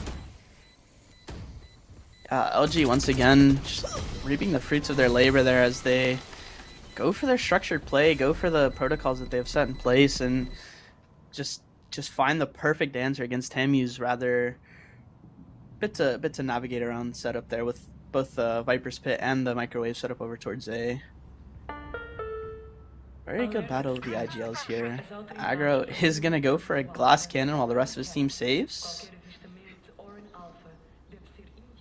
I mean, listen, I'm not surprised anymore. Do I think it's the best, you know, financial decision? Not necessarily, but it's a fun one, right? It's like going to the casino with a nice stack of money. It's like, listen, this could go great and I could leave rich, or, you know, we could end up losing the farm. KHS going to lose his life early into the round. Fish. A little bit of a slower game so far on Pearl and that first map, but heating up now. Good for the first 2 picks there. Chasing down Immortal. There's the Sheriff, though. Guiding Light is going to be there to back him off Immortal. Heading for the hills because all of LG barreling down on him. They know they have weapon advantage. They have full site control. A plant coming through in just a moment. And now it is TAMU Spike looking planted. for a miracle. Last And player the miracle standing. does not come, as it is now Aggro alone with the operator with the glass cannon. I mean, best case scenario, he does save it going into the next round, but just really interesting to see how are they going to try to recover here. Maybe They're there's gonna be going a hunting timeout coming early. to play. Look at the space they're taking. And LG Kimchi's wants to perfectly find not in out. his line of sight. He swings out now, yes. Well, It's one of, minus it's one of those 4,700. cheeky off angles. You just, if you don't know about it, it's kind of tough to understand. Bit of a tilter there for Aggro. Bit of a tilter for his team as well, as they are now in an economic deficit going into this round. No operator super play, and all they have to play around is this cosmic divide that they've had since round 4, The I first believe. round. Yeah. Immortal has Yeah. yet to use the divide. And then, like you said, too, it's a tilter for your team. Is it a tilter when you buy the op 5 times and find like 2 kills with it in total? Or because I feel like they definitely, there's been 2 to 3 rounds where they probably could have had a better showing and let the money kind of go to their head, maybe, or they decided, hey, we think we can get away with this. But you'd think after getting punished with the operator 2 to 3 times already this half, you think you would maybe put it away, but they're going to ride that thing till the wheels fall off, even though the wheels are barely hanging on by a thread. LG working their way over to the B site. Bit of a 3-1-1 right now. A couple members just waiting for some lurks, trying to see if TAMU going to get aggressive here. Aggro. Been aggressive all game. Going to play a little bit more back this time, though. Wait to make contact. Still a minute left to play, though. Yeah, personally as an IGL, if I see that the op isn't getting much value, I just lay the foot down, tell him the rifle, but Yeah. it's not happening over towards the side of TAMU. I don't know if it's a bit of trust, bit of overconfidence, but I don't know if it's going to end up costing them the rest of this half, or if they're going to be able to come back a little bit to sort of do the economic reset, hope to win pistol, but nonetheless, we'll see if they try to get the remaining 2 rounds here. But Aggro does see that there is a gap in the smoke, tried to get Oyasumi, but he is too 30 ready for seconds it. left. Noble holding towards the mid doors here, backing up towards Art on his util. Bit of an interesting rotation coming out of TAMU as KHS does come up through CT. Might be able to look through, flash through this Viper wall. No, he's just going to hold back halls here. seconds left. Teeny just get the spam through. Keps does answer back towards mid doors. Enemy remaining. Let's see just how many KHS can get. And he does get 2 to salvage the round. No time left on the clock for Kes. But he will get as many as he can there before the round ends. And just like that, 4 on the board for TAMU. Last round. Yeah, they in the needed half. someone like KHS to finally have a big round like that. He's had a bit of a quiet game, right? 5 and 10. I think he got a 3K that round or a 2K. So a bit of a quieter game as far as frags go for TAMU. That was a necessary play out of Halls. Great job to find that double timing. They spammed down the cove right away, stopped the plant before LG could finally. Because like you said, too, it feels like LG definitely feels more practiced on Pro. Because it feels like for TAMU, I can't even count how many times they've had. Forget even like a 4v3 post plant. Every single time LG plants, it's been 5v2 or 4v2 or better in some cases. So it feels like TAMU has to do a better job trying to stop this space from being taken. But I mean, this is our last round of defense. So we'll see if they finally realize that they could use the Cosmic Divide at any point as well. Have yet to use it. Yeah, LG doing a great job of setting the pace this game, but TAMU is set the pace for this round, getting the man advantage. Gonna see if they're gonna maybe overextend here towards Art, try to extend their man lead, but just like that, Aggro does make it a 5v3.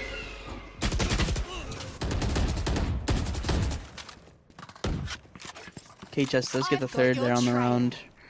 Let's see just how steep this hill is for LG. Killjoy is on 1 HP. It's basically casting a 1v5 scenario with the operator. I've seen him sort of do it before. Oh!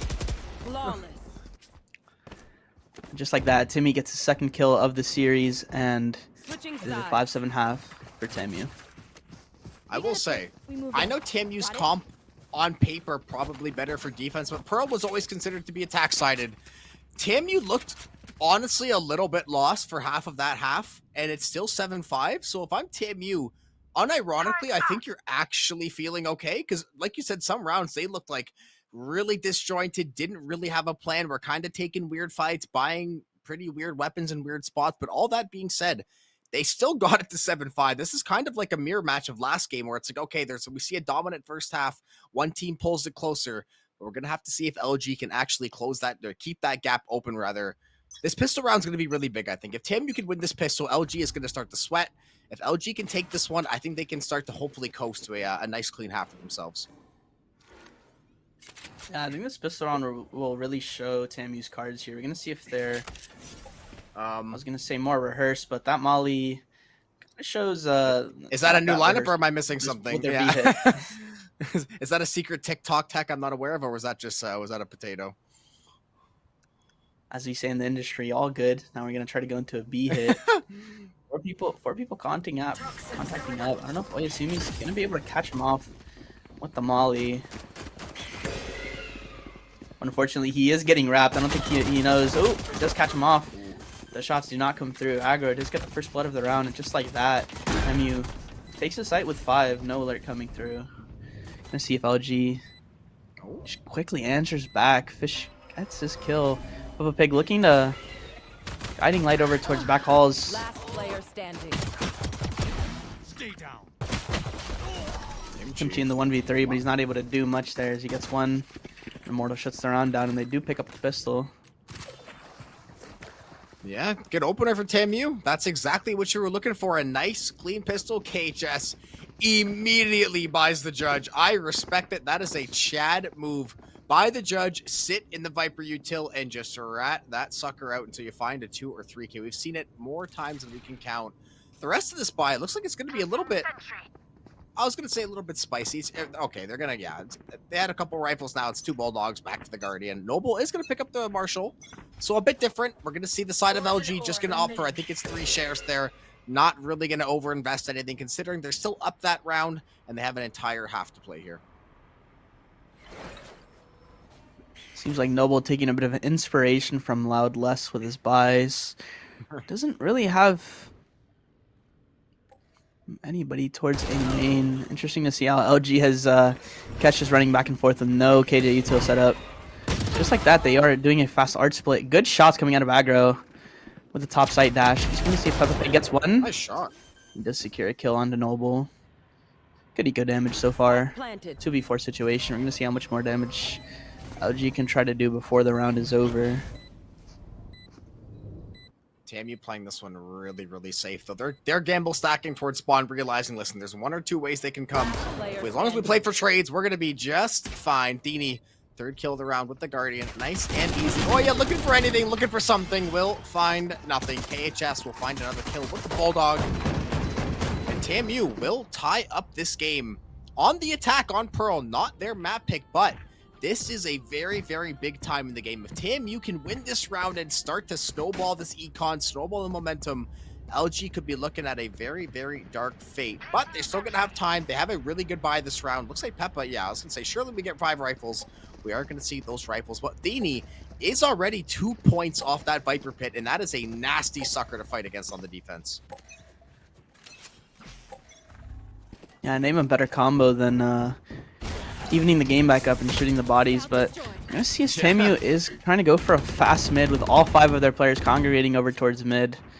Just 1 piece of util over for their flank. I don't know if LG sniffs this one out per se.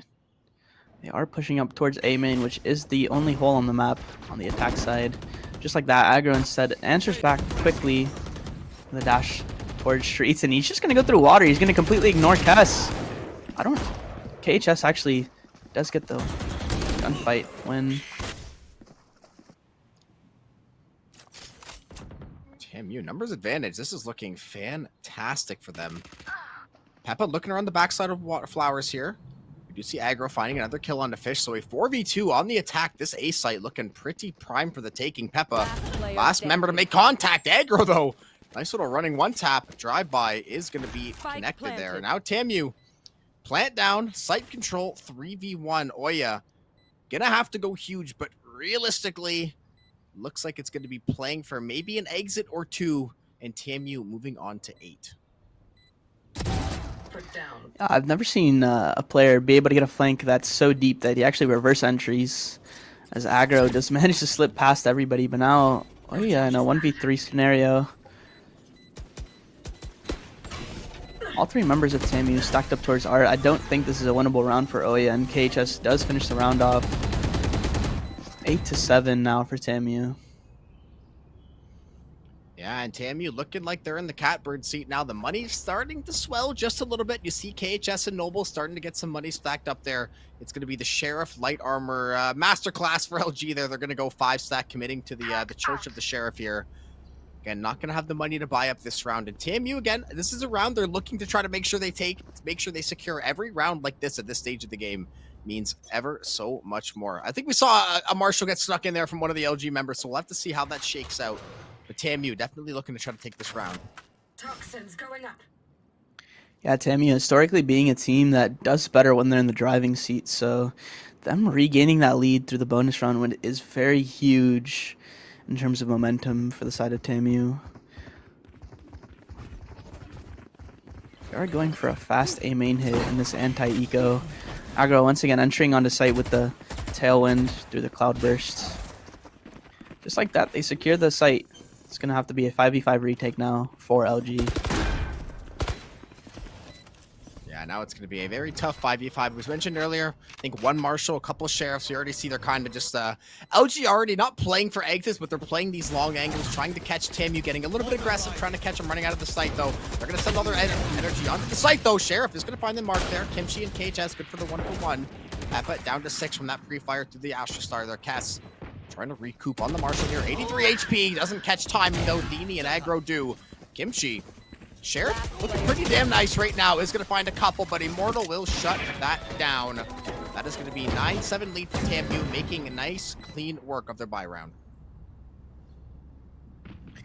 9-7 indeed, and they also have 4 huge round-winning ultimates on the board now for TMU. LG lagging behind a bit in the ultimate economy. You're going to see if that plays into their setups here a bit. I don't know if it's harder for LG to try to make their setups around TMU's unconventional play, right? They haven't touched B long that much. They haven't gone for the sort of default round starting plays that a lot of teams do on attack, but it's been working out against LG so far. They have picked up 4 straight rounds in this half. TMU loves to challenge that one way in mid doors. With the quick flank coming out of LG through a main. Fish does pick off Immortal now. Main smoker off for TMU. This is a round of pure chaos here. Yeah, only 30 seconds down in this round. We have seen about 700 abilities, couple ultis already. KHS looking for the timing. Kimchi is going to win out the duel, though. Going to be good for the second one, too. So, nice little retrigger. Noble did answer that one back. Now Peppa and Noble going to make contact there. Noble is going to win the first one, but again, the trades come through for LG. Aggro left to the 1v2. Spike not in their possession, but let's see a Fish. All Aggro. This is going to be, I was going to say a free kill, but Fish turns at just the right moment, and a critical round for LG does get secured, especially as we get to the latter stages of this game. Now I'm going to see what the buy is looking like for TMU and for the LG side here. Curious what it's going to look like here. Yeah, so it looks like it's a full buy for TMU once again, and it should be the same across the board for LG. Yeah, I think LG have sort of realized now that TMU hasn't been touching B long that much. A lot of unconventional play over towards mid with the quick mid defaults. And they've been showing them, especially through that last round, they will walk up and just take contact no matter what. So, gonna see how that plays towards this round, though, as TMU does change it up a bit. They throw the default Viper well towards B main a little late. No recall star. They just want to contact play this. They are not afraid of any operator towards the side of LG. We're going to see just how many Khaz can get on the back halls angle, swinging off of his turret here. Cosmic Divide does come out through. Guiding light towards back halls. Aggro and Khaz are going to be in a 1v1 scenario here. Just like that, Khaz does pick off the entry. Bit of a... Cast! Last player standing. What a scrappy round. What is going on? There are ultimates, there's Viper Util, and there's 5 dead Longhorns. I don't know what we just saw. From start to finish, that round felt like a fever dream, something out of the Twilight Zone. TMU, though, will walk away the winners. Heads held high. Money held a little bit higher, too. They got a lot of money. Noble should be buying up. It looks like KHS here. Surely KHS doesn't just go shorty decoy, right? Send some funds over, Noble. 7K in the bank. Bless the teammates. Bless the homies.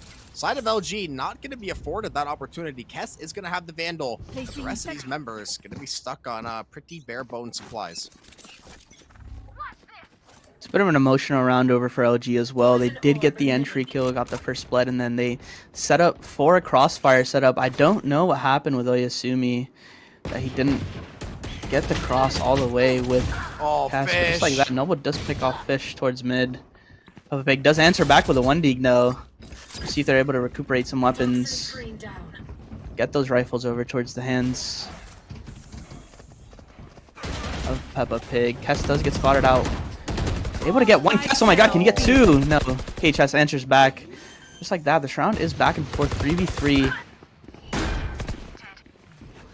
If Kess had gotten that second member, this round would have completely flipped on its head. Roy on the flank. Oh, great job to work the backside of the ramp. Kimchi, I think they saw that weapon get picked up, so they're going to know where Kimchi is, but now he's got a chance to at least fire back.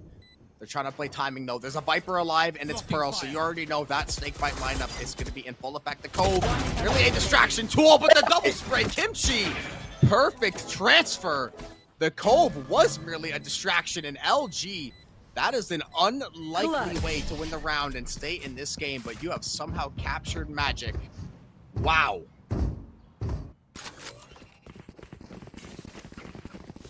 Honestly, huge play coming out of Kimchi. Not only winning the round, but also shifting the momentum over towards the side of LG. Bit of a misplay from Aggro on that round, as he hadn't previously made pressure towards Belong, but they both spammed the Cove, and just like that, Kimchi just had all the info in the world, all the confidence in the world to try to go for the 1v2 scenario. Did come out on top. Ult economy is sort of even now for both sides, because KHS is one away from his ults. Aggro, cheeky little updraft there, trying to pick off Kess towards B, but it's more than ready for that play.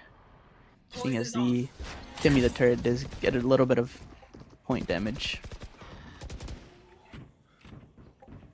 Trying to clear out the art here. Aggro still knives in hand. There's the Trailblazer. He's going to get stunned up too. This could be a really nice swing for Peppa, and it is. Timing impeccable. There's the lockdown. There's the Blade Storm. Aggro getting down to business there. Lockdown was invested as well.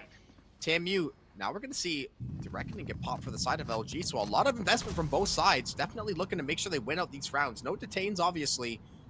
And TMU haven't really taken any space yet. Oya is still locked in the corner, and they have no idea. The Blade Storm at least going to find the answer. Microwave over set up on B. Now the lockdown going to be up for Kess instead.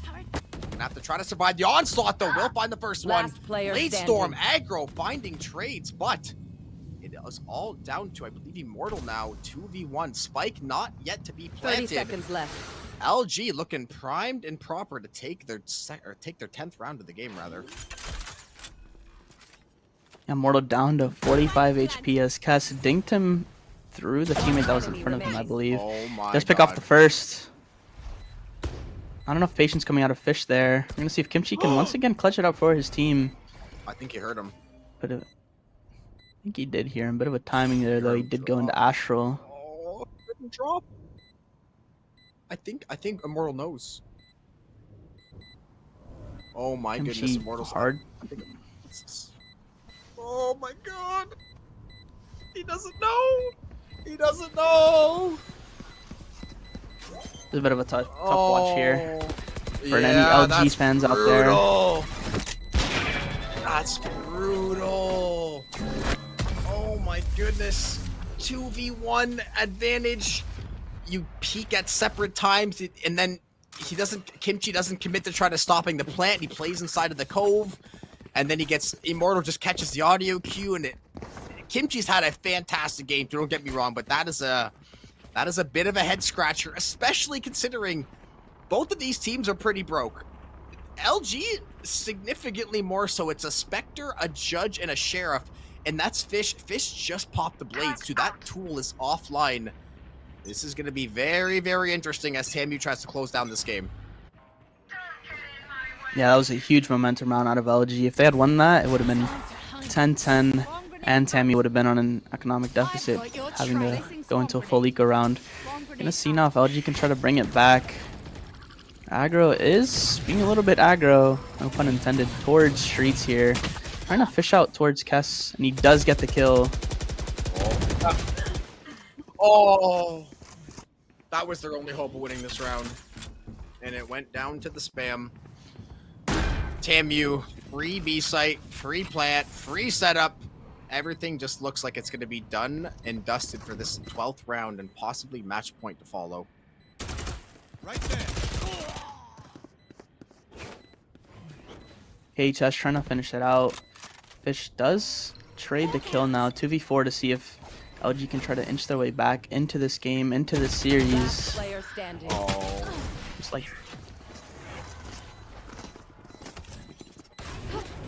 like that. TAMU does bring it Match to point. game point and series point. oh, they're see broke now again, too. They're broke. We're gonna have to see some heroics coming out of Kess and Kimchi on this side. Maybe Try to some bring them back ATM into theft this to game. Get some funds. They need to figure out how to rob a bank or set up the GTA heist, because this buy, and the thing is too, like, on defense you can play kind of like these rat angles, but on Pearl, if TAMU can just pull LG out of these corners on site, okay, yeah, LG, honestly, this is your best chance. Pug it out mid and try to find picks and get a gun upgrade, because right now playing back at these angles is not going to work. That is one of their good guns down. Oh, TAMU. They are looking to make light work of this round. Cosmic Divide still in the back pocket. They've taken out critical members of LG. Poison's off. It's only a matter of time till TAMU slowly meanders to one of these sites and assumedly takes it down. That is all but the nail in the coffin, but we can't count out LG yet, as Kimchi and Kess are both alive. Both have been the clutch players on the side of LG. Both been the clutch players for Austin. Gonna see if they're gonna be able to read out this hit. I believe Kess does have some sort of idea. Once again, in that back hall's position. The mollies bring aggro all but to 1 HP. Gonna see if Kess is gonna swing through and get the gun. Guiding light coming through, but Kess just patiently waiting for a chance to explode here. Aggro does pick him out though on the 4 HP. 2v4 scenario now as Kimchi gets it back. Gets back the kill on Aggro. Gets the one backside on KHS as well. 2v3. We're going to see if Kimchi is able to clutch towards B long again. Viper lineup. Nothing but a cascade. We got Viper lineup. We have Last all the player stars in the standing. world here to try to stop this. Yeah. No. Attackers win. Oh, TAMU. 2-0 fashion. 13-7 on Ascent. 13-9 on takedown Longhorn Gaming, and a very competitive, despite the scores, 13-7, 13-9 doesn't sound the most competitive, but they were very, very scrappy games. Longhorn gave us a lot of really nice moments, but ultimately things started to fall apart, and they were trying to pick up the pieces. They couldn't grab them all at once, and they just couldn't really figure out TAMU by the end, and ultimately TAMU did show why they were a very, very strong CVAL team last year. They're still consistently strong, a lot of pop-up performances, and shout out to the Killjoys today. We saw, I believe, Noble going crazy as well. Just really, really interesting plays. We saw, attacking Killjoys, opping time after time, but still a fun series nonetheless. Yeah, very fun game to watch now. Hopefully this does build a bit of that rivalry now going into CVAL South, seeing as these two teams are going to be very dominant over in that region. Going to see how the storyline continues. Maybe LG is going to be able to get a little bit more practice on those roles that they've been that they're getting used to. Maybe a little bit more comps coming through, and honestly, I'm very excited to see what the future has to bring, especially for this summer showdown at the end of the summer. Yeah, we get to see a lot of little they're like also like post CVAL rivalries, but we get little like tune-ups going into next year. You said CVAL South, and I think our next matchup, actually looking at the schedule, looks like it is going to be a battle of CVAL, or not, I was going to say CVAL North. Blinn is not in the North, in case anyone's wondering. Blinn is not in the North. It's going to be Blinn versus Mizzou. So two of arguably the top 5 teams in all of CVAL. Blinn, I believe, finished at rank number 4 because they just missed the land cutoff. Mizzou, I think they fell the round before that, so they were pretty much in that top 5, top 6 picture. These are two powerhouses of collegiate, consistently put up results, consistently beating the best competition. But that is going to be on, I think, at about 7:30. So that is going to be all for me and Nightmare for now. We're going to throw it over to, I believe it's going to be Vincent and Zobi are going to be covering that grand final game later, if I'm not mistaken. So that should be a great, fantastic matchup. Two great teams. Had a very, very fun day on the cast today. Shout out to TAMU once more, taking that 2-0 dub. But that's all for me. That's Jobin. That's Nightmare. Thank you guys for tuning in. CVAL Hub Summer Showdown will resume in just about 1 hour.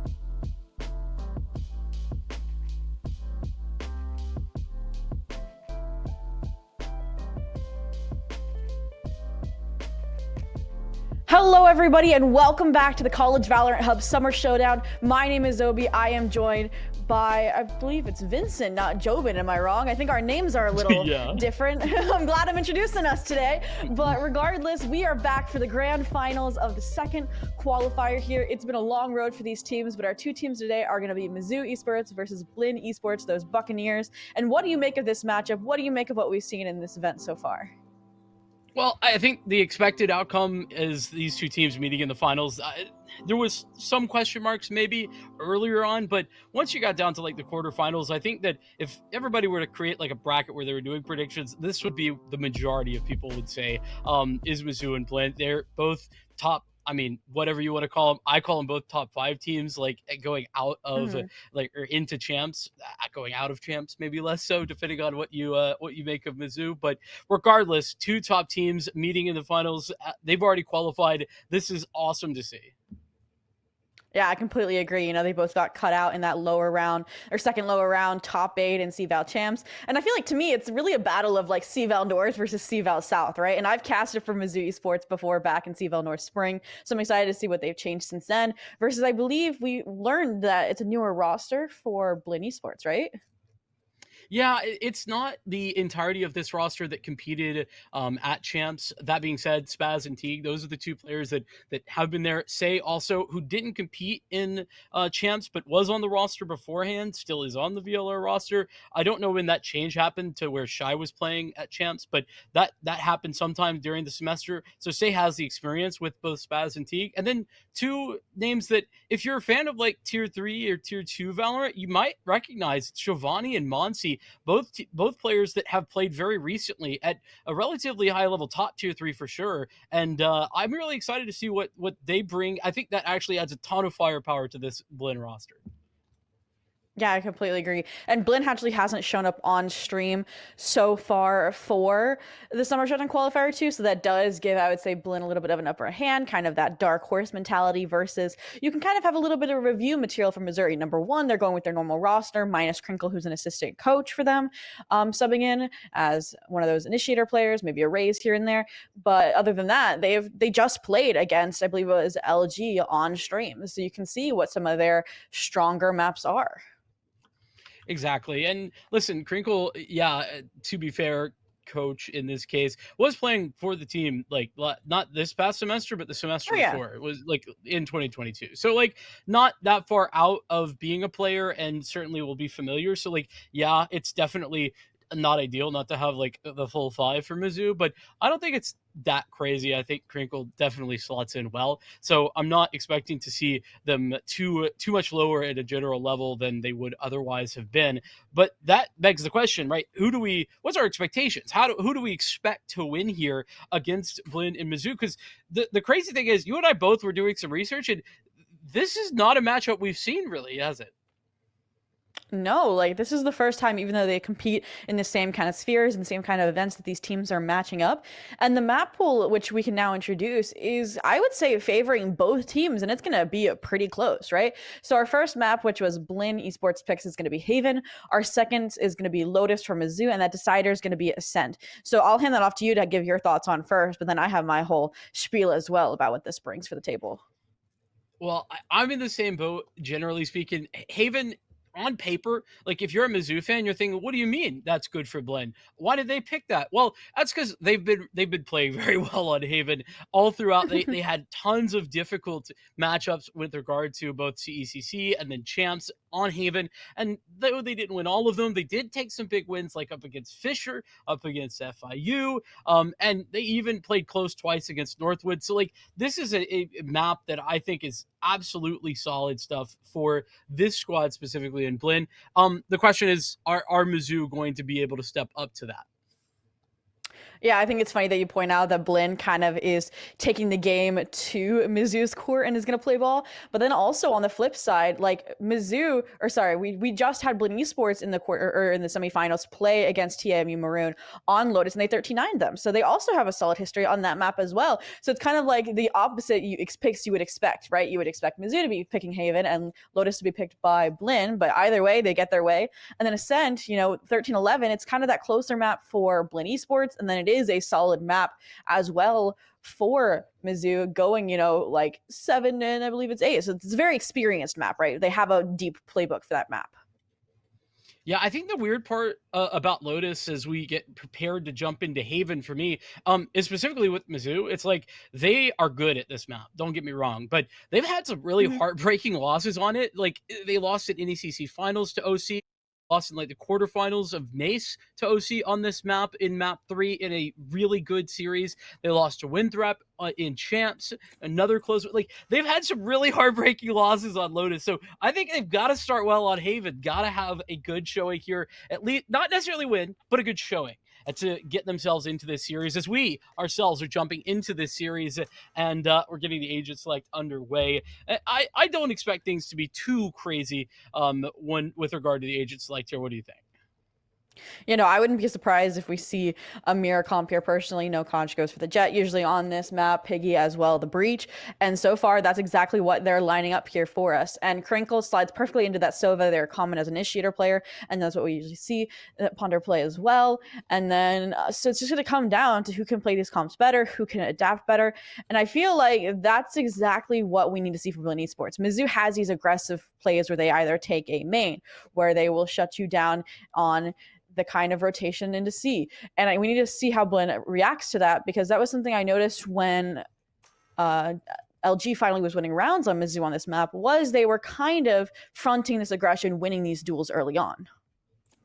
Yeah, I'm right there with you. The best part of this Mizzou roster, I mean, there's a lot of good parts of it, but in general, it's on this map, their proactive defense that is really hard to deal with. But Blinn should be and is a team with the experience that they have. The individuals and squad have enough experience to at least should be able to know what to do in order to handle that. And so that interaction is, I think, going to determine who wins this map specifically. And as we were sort of expecting, it is going to be a mirror comp here. Lots to talk about comp-wise just in general on Haven, but we've been given the bog standard, and this is what, I don't know about Blinn as I haven't gotten to see them as much. This is what Mizzou always plays on this map. This is their comp. They're very comfortable with it. And particularly, I love watching Piggy on this map play on this initiator. I think it's so much fun to watch. So dynamic as well. I mean, I was watching Panda on this map, and they are also a force to be reckoned with. Just using that shrouded step to get into these off-angle positions to capitalize off of, say, Piggy's utility. They just have so much fun on this map, and the only rounds they were really dropping were simple mistakes or funny mistakes where they were memeing a little bit. So it'll be interesting to see as we jump in to the first round. It does look like it's going to be this kind of B hit pretty fast out the gate. So let's see how they can test the Killjoy utility. Looks like just up and over is Kana's idea. Yeah. Gonna clear that out. The rest of the team heading in. Giovanni will put the spike down, but it's no engagements just yet. Retake coming in from the flank as well as in towards mid. This is going to be interesting. No more Sova. Oh yeah, first pick going in favor of Zell, and it's a 3K on the board to bring things to this 4v2, and suddenly Kane is pinned inside of Cubby, and Zell is there to clean it up with a 4K. They will be good for the defuse, good for the first round on the board. And that was an insane pinch coming out from that A main pressure that we talked about, and then Garage of all places. Nobody was coming from the links that they probably expected there. Yeah, Kana was playing up over the top, was getting that information, but honestly, the speed with which Mizzou activated that flank, and then, of course, the pinch, as you mentioned, I think it's what was so surprising. Not to mention, helps out when Alex is just hitting very crispy headshots. Didn't miss a single one. Oh, yeah. And some of those weren't all that easy to connect either. So with a 4K in the first round, that is a tone setter, I'd say, for Mizzou, as they're going to get the lead going in. But Lynn, of course, they are no slouches, and they've got a few sheriffs to work with. This isn't going to be a free round. Yeah, and it looks like because of the ease of getting onto that B site last round, they might be kind of testing the waters here. Grass, once again, maybe they're going to challenge Garage instead of B directly. But regardless, here you can see Conch and this A main pressure, this A main information being established early, which allows the players more towards C to prepare for this hit that's going to come through. And here it is, actually. The alarm bot somehow just out of range, and I don't think they realized that Zella is this far off. No, I don't think so either. He's gathered all the information required, at least, to know what's coming through, but won't be able to deny this plant. So that's already somewhat of a victory in a round like this. That said, the numbers have been thinned relatively soon with Panda putting out one, and Sprays continuing to find success. Fatigue in the back of the site. Well, at least St. Crinkle out, but only one player going down. That's pretty darn good for Mizzou on the defense. Yeah, you saw Mizzou not leaving anything to chance there, using all the utility in the right places to kind of flush out these angles. They weren't able to flush out, like you said, Chigo anyways, but still just beautiful. They weren't relying on the gun advantage that they had. They know that Blinn, it gave them respect there with those deagles, and now they'll be able to take most of the weapons, and obviously Crinkle having to force a deagle of their own here maybe, and otherwise it's gonna be the first rifle round out of Blinn here, and it looks like they're probably going towards A. Might have Monsi lurk a little bit here towards C, make sure that they are having an early flank from Conch and Panda because they are on this now econ round. It's a common strat that they like to go with, so let's see if we're gonna have a little bit of a war here between Crinkle when they get this recon bolt out. Oh yeah, this is that aggressive play you were just talking about. Always got to look out for it when it comes to Mizzou. Even on these not necessarily. I mean, to call this an eco round probably is incorrect. The bonus round, really. Yeah, bonus. They've been able to hang on to 4 of those weapons in the second. So it's also nice to have, especially when your economy is on a knife's edge. Look at all the information though gained by the push-up C long. Nobody there, and Mizzou are well aware. So they've got 3 players in the right position, but contact about to be made. Yeah, and Piggy, although they're playing A-Link here, will be able to use that utility across on the entry, but it's actually Crinkle to get isolated here. They try to address Zello short, but they will fall instead. So now they're going to have to commit more individuals to this fight, but it's actually Spaz all the way from Garden to finally shut them down, giving them the numbers advantage 4v3 on this retake. Piggy's not going to give them the light of day, though. They're going to jump out, find one, looking for the second. Flashpoint out, but they get taken out by Giovanni. Now the Paranoia and the drone will trade, but still 3v2. Conch gonna have to rely on the deagle there because the Marshal won't be able to find much, which allows Monsi to go ahead and delete them from existence. And 3v1 Panda using the dark cover as a temporary sense of security here. And what will happen when it falls? Surely this would be an amazing way to overcome what is a 1v3, but I think just exits are the plan for Panda. Can't even get those. An opportunity was certainly there.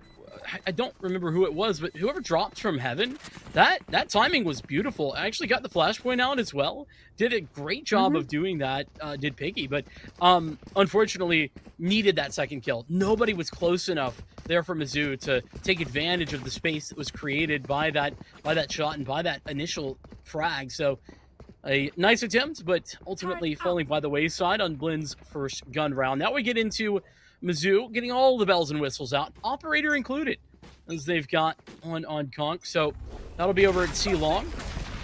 Nobody there currently to take that fight, but there's plenty of time for that.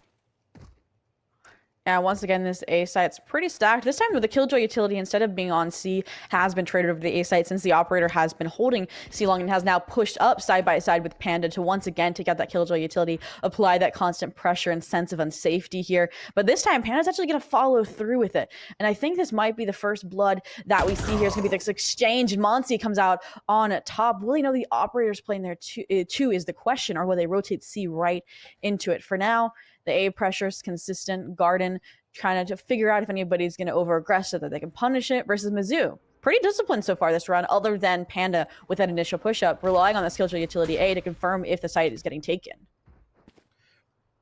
Indeed. The fact, though, that they have that information allows them to have a relatively solid hold of B. I mean, they're going to be able to quickly jump back in here. Kana's looking to take space. That space gathered, but quickly taken back away with Piggy winning that duel, and that evens things up to a 3v3 with the lockdown in place as well over towards Spawn. This is now an issue for Blinn. They've had to evacuate the site, but that's mostly normal. You're not going to have all that many players committed to the site in this retake.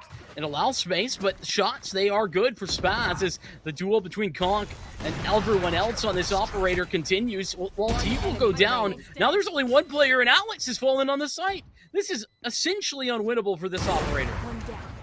Ooh, still they'll walk away with one off of Giovanni here, looking for a second, maybe long, but it's actually going to get a pinch going. They don't want this defensive operator in play the next round, but it looks like Monty's going to be the one to back up and back. Stab there to take it out of the equation, tying things up at 2-2. And although I didn't personally get to see it because I was so focused on that operator battle, Monty there being able to kind of pivot around that lockdown into C-Link, I think is what cracked this hold wide open, right? That lockdown is so overpowered, you can't really contest it unless you have, say, Hunter's Fury or Orbital Strike, which is obviously isn't in this composition. And so they were forced out grass. And I think, number one, just being able to get that flank around so that it was unexpected, being able to make sure they can't stick the spike through, and then also just being down essentially a person on the retake because Conch was pinned with that operator C long, were two factors that led Blinn to that successful site hold. They certainly have put together a couple of nice ones in a row. Have Blinn losing that pistol round, not ideal, sure, but they've answered back, and they've even forced Mizzou into a bit of an eco round where they don't have all that great of weaponry. I think I saw a Stinger in the mix, maybe a Guardian as well somewhere, but mostly just pistols. And, well, this is that passive play that we've been talking about with regard to Blinn. Very defaulty. They've got Spaz pushed up, though, and there's two players on the other side of this wall. He could be in very big trouble in a moment. If anybody's passive, it's not Mizzou here. They had that aggression outside grass, outside a garage, and then fell off. And now there's holding down this A short position beautifully. And that's going to get started open by Spaz here. Zella trying to swing off the turret contact, but they also will fall. Fault line is late, allowing them to escape with their life for now. Conch now is going to be able to find the pick. And Kana, of all people, with the operator, is actually going to find another. And Spaz finding one after another. They won't even have to plant the spike. It's going to be this 1v5 Piggy left to convert the econ round, and it's Kana, the operator, the attack operator, I should say, for the flawless. Not that Mizzou really had a whole lot to work with in that round, but it's valid. Would have liked to see them maybe get a little bit more done than that, though their attempt to do so wasn't bad. I mean, they had a good double setup there. Just Spaz really doing a good job of not only playing passive, but getting into position and not feeling the need to push forward as aggressively as some other players would be. That can often catch you off guard, and not him. Just waits at the right time, and he gets served up 2 free frags essentially, and a third even found after that. So a couple of ultimates here to work with. The key ones to talk about, though, that Hunter's Fury and the Blade Storm for Blinn. The Rolling Thunder for Mizzou, if there's an aggressive push, maybe that can be used. Yeah, speaking of aggressive, this entry into site is full underway. Fault line's going to temporarily get, I was going to say Panda pinned against a wall, and they're even pinged through the smoke and deleted as I say that. Follow-up is beautiful. And then that Rolling Thunder was a touch early, I would say. They kind of jumped the gun here, and because of that, Blinn has had the peace of mind to completely fall back off, maybe readdress through garage, maybe even rotate to another site, but they will have to address Conch if they want to go A here. That operator pushed up all the way to Garden, so it's good that they're dodging a bullet here, maybe heading towards the B site where only that alarm bot is waiting for the potential entry. So let's see how Mizzou now repivots that powerful ultimate you talked about, that Rolling Thunder for retake, is gone.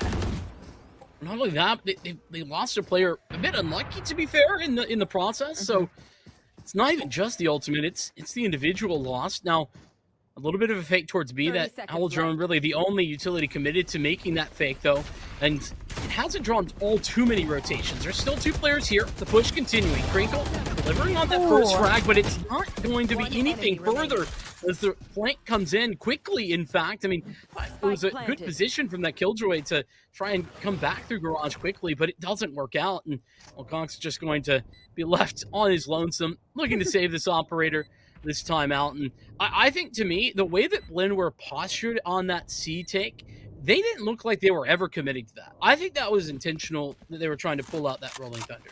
That's what it looked like to me. I don't know about you, but I think they were just trying to find that free ultimate, pull it out, and then go from there.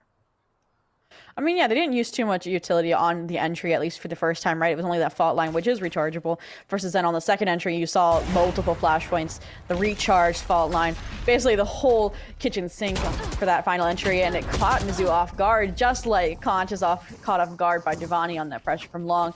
History repeats itself, won't be able to bring the operator to the next round, and Blinn suddenly widens the gap to 2, and they have 5 ultimates to work with, forcing Mizzou in to yet another eco, unless we can see, Conch maybe get the knives, maybe buy an by a teammate a weapon here, which does look like they are going to force up here with those light shields. Yeah, this makes sense, right? They've got a ton of weaponry here, very very high impact as well, especially with the Blade Storm available. So no reason not to go for the buy.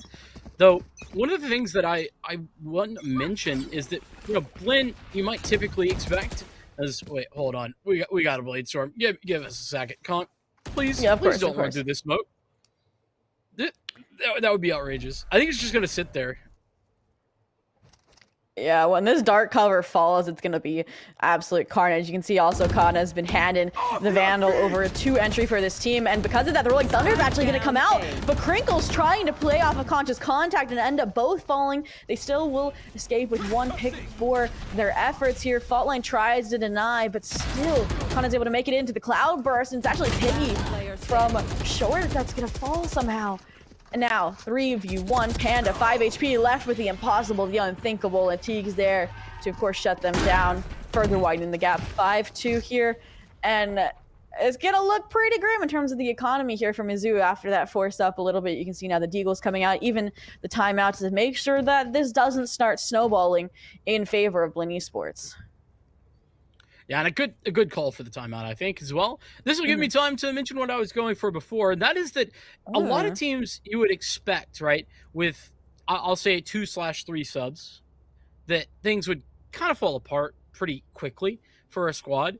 This is where Blinn, I've mentioned that they kind of got a couple of upgrades in firepower. This is why that matters so much, because Blinn have brought in 2 players that have played at a very high level, that have a really good understanding of basic fundamentals. They're able to jump in and just fall into roles so much easier than any other random person, even a high-level player who just plays ranked, These are players that have played on a team for years at this point and have had success doing that. That is what makes it so easy. And we even saw at the beginning, like, one of those fundamental things is just playing the distraction. I forget who it was, but the Omen was coming around to look for the final kill there onto Mizzou.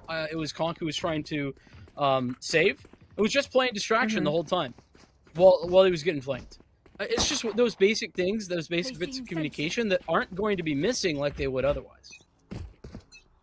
Yeah, Spaz here definitely been the hero, I would say, from Blinn, from that is distractions to being 10-3 so far on this map. And now here's the change of pace from Mizzou that they probably discussed on that timeout. But once again, it's Spaz of all people to shut it down immediately out the gate. And Mizzou starting off the offense so early out into the round. Obviously, they were on that save, so it makes sense. But insult to injury is Monty finding Zella on that lurk over to the seaside, which has opened it up for the taking. And the full rotation will come out as Monty establishes themselves backside. And they don't even need to plan here as Connor finds Piggy as well. So Panda's left in the 1v5 yet again. It's all well and good trying to change things up and get aggressive, right? That's a nice shot from Panda. That's all well and good, but trying to get into position to do that when you've already been aggressive like Mizzou has been is really tough. And Blinn knew from the beginning that is the style of play that Mizzou likes to employ. They've been playing passive. And so getting further aggressive while you're going into a very default-heavy team like Blinn, unfortunately, I don't think that's the call. We'll have to see on this gun round if maybe something else has been figured out in that timeout, because this is the gun round. This is the more important one. Yeah, I definitely agree. It's a more important one because if you lose this, you lose the prospects of having that even 6-6 half, and Blinn would have the advantage going in to their defensive half on this map. It does look like it's going to be a full-on C hit with these aggressive ultimates already from the shadows. Hunter's Fury all in to deny that CT space, to deny that kind of retake pressure, and they have completely stormed this site. The frag grenade delay only temporary as Teague will plant off default, but still it's read by the Hunter's Fury from Mizzou here, and then the Lockdown will also come out to try and secure this half advantage for Blinn. Literally everything but the kitchen sinks in, Vincent. If they lose this, that would be interesting. I mean, listen, that was a solid Hunter's Fury to try and push things back, but didn't get the kill, did Crinkle. They are getting the kills on the entry.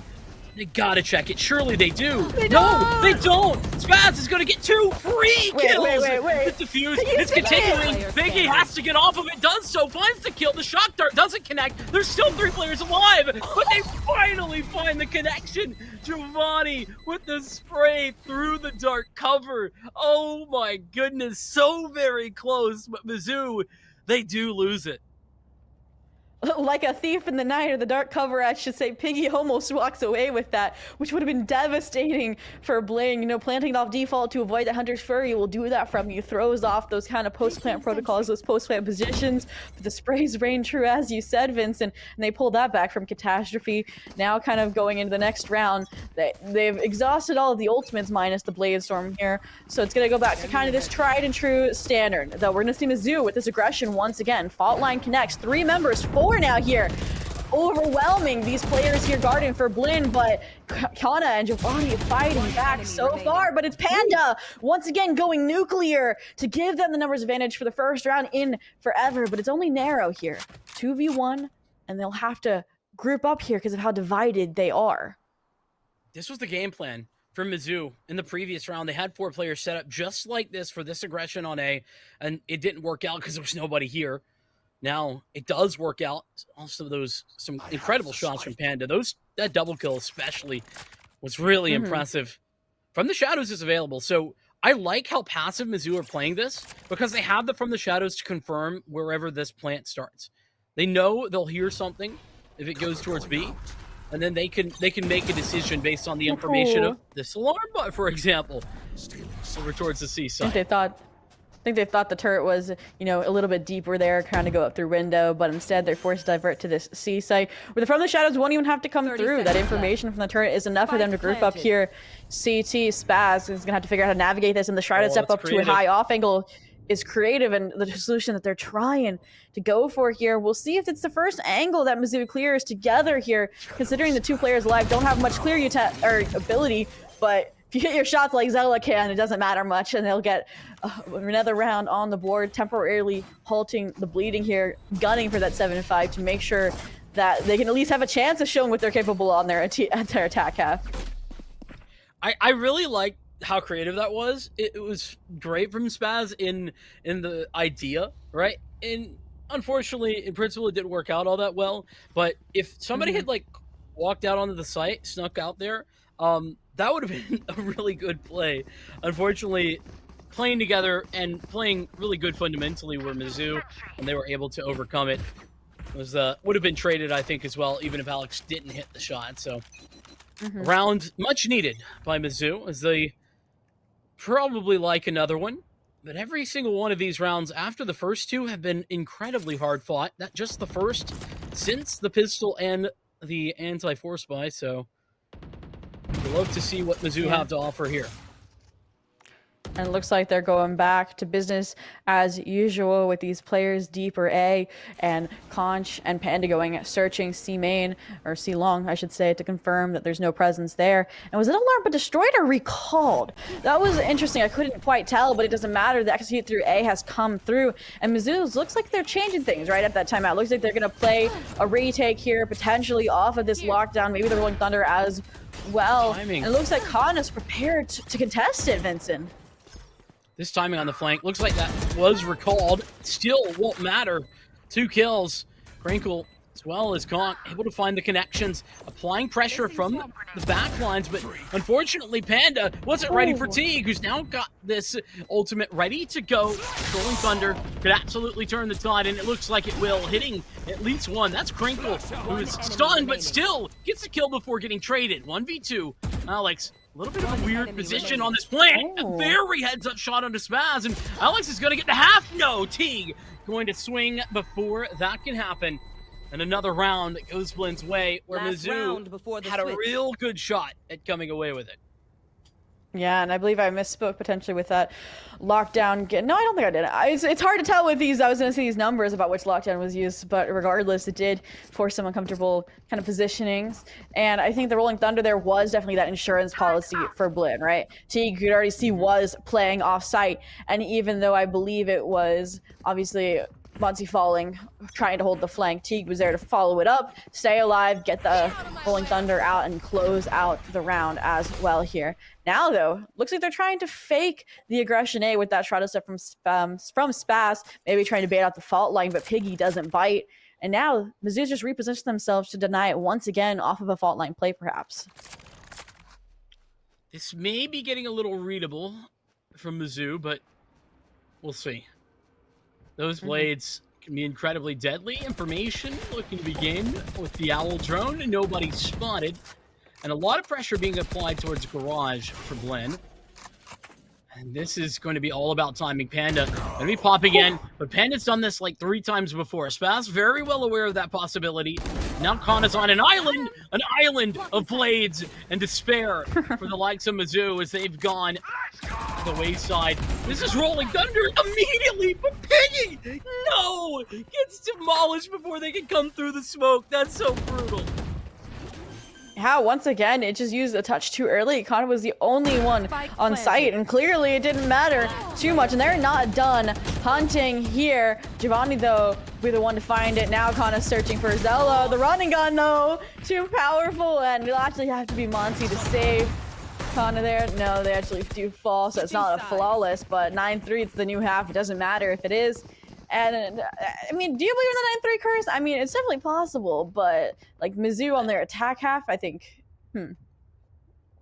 See, I typically think, not that Mizzou are bad on attack, but when they are winning on Haven, it's typically based off of good defensive sides.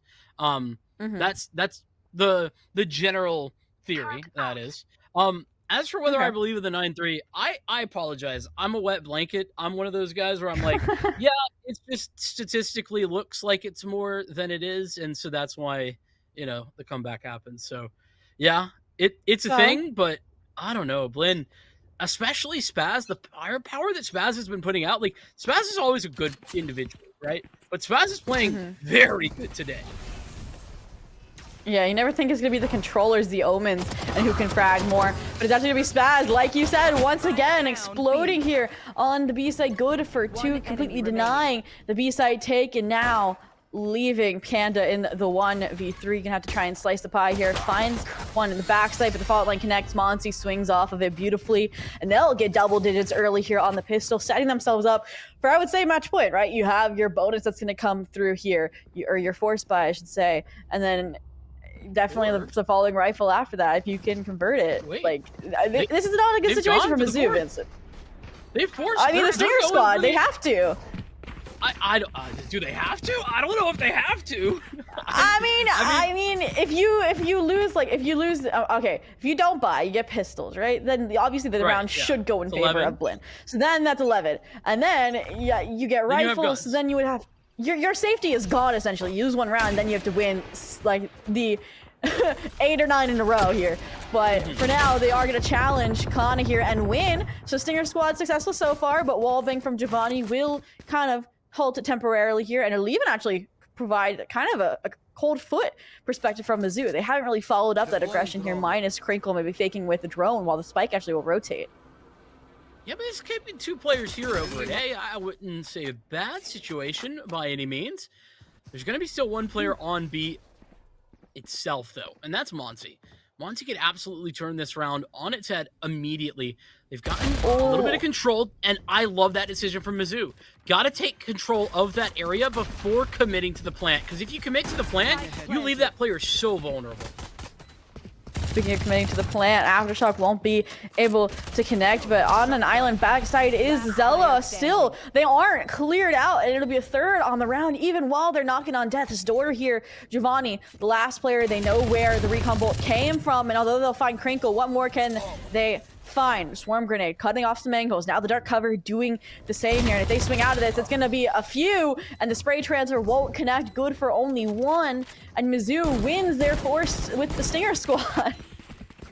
Hey, I love the Stinger squad finding success. I think, you know, like I was saying, I don't think you had to force there, but you certainly could, and it's a good decision when it comes to making a round that should be very much Blinn's all the time into essentially a coin toss.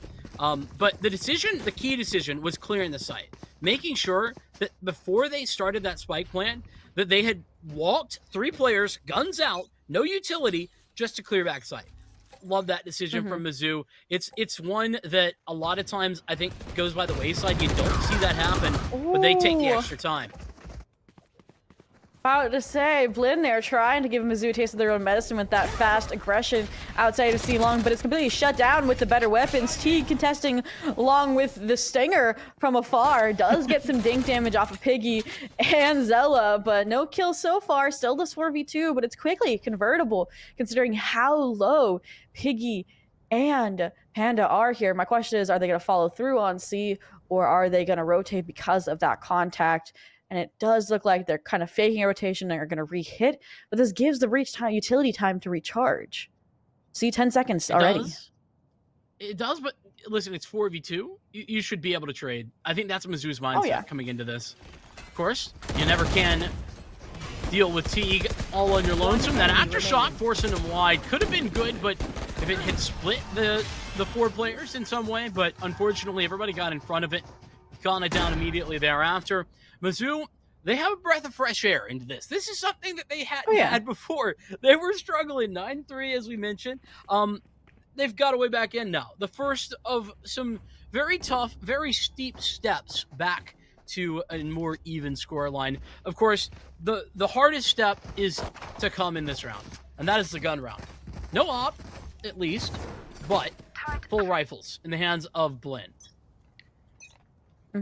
And with the ease of taking the C side they found last round, that does look like where they're headed again. This time, though, Spaz, that hero player so far for Blinn, is positioned backside. Aftershock fault line trying to force them out, and it will catch them off guard. The timing just wrong, forcing now the rotations from Blinn to try and replace this pressure. And although Piggy will fall, they're quickly traded by Crinkle, and it'll be a 4-on-3 retake. Lockdown is available as an insurance policy, as the 100 trade comes out just seconds late to deny the plant here.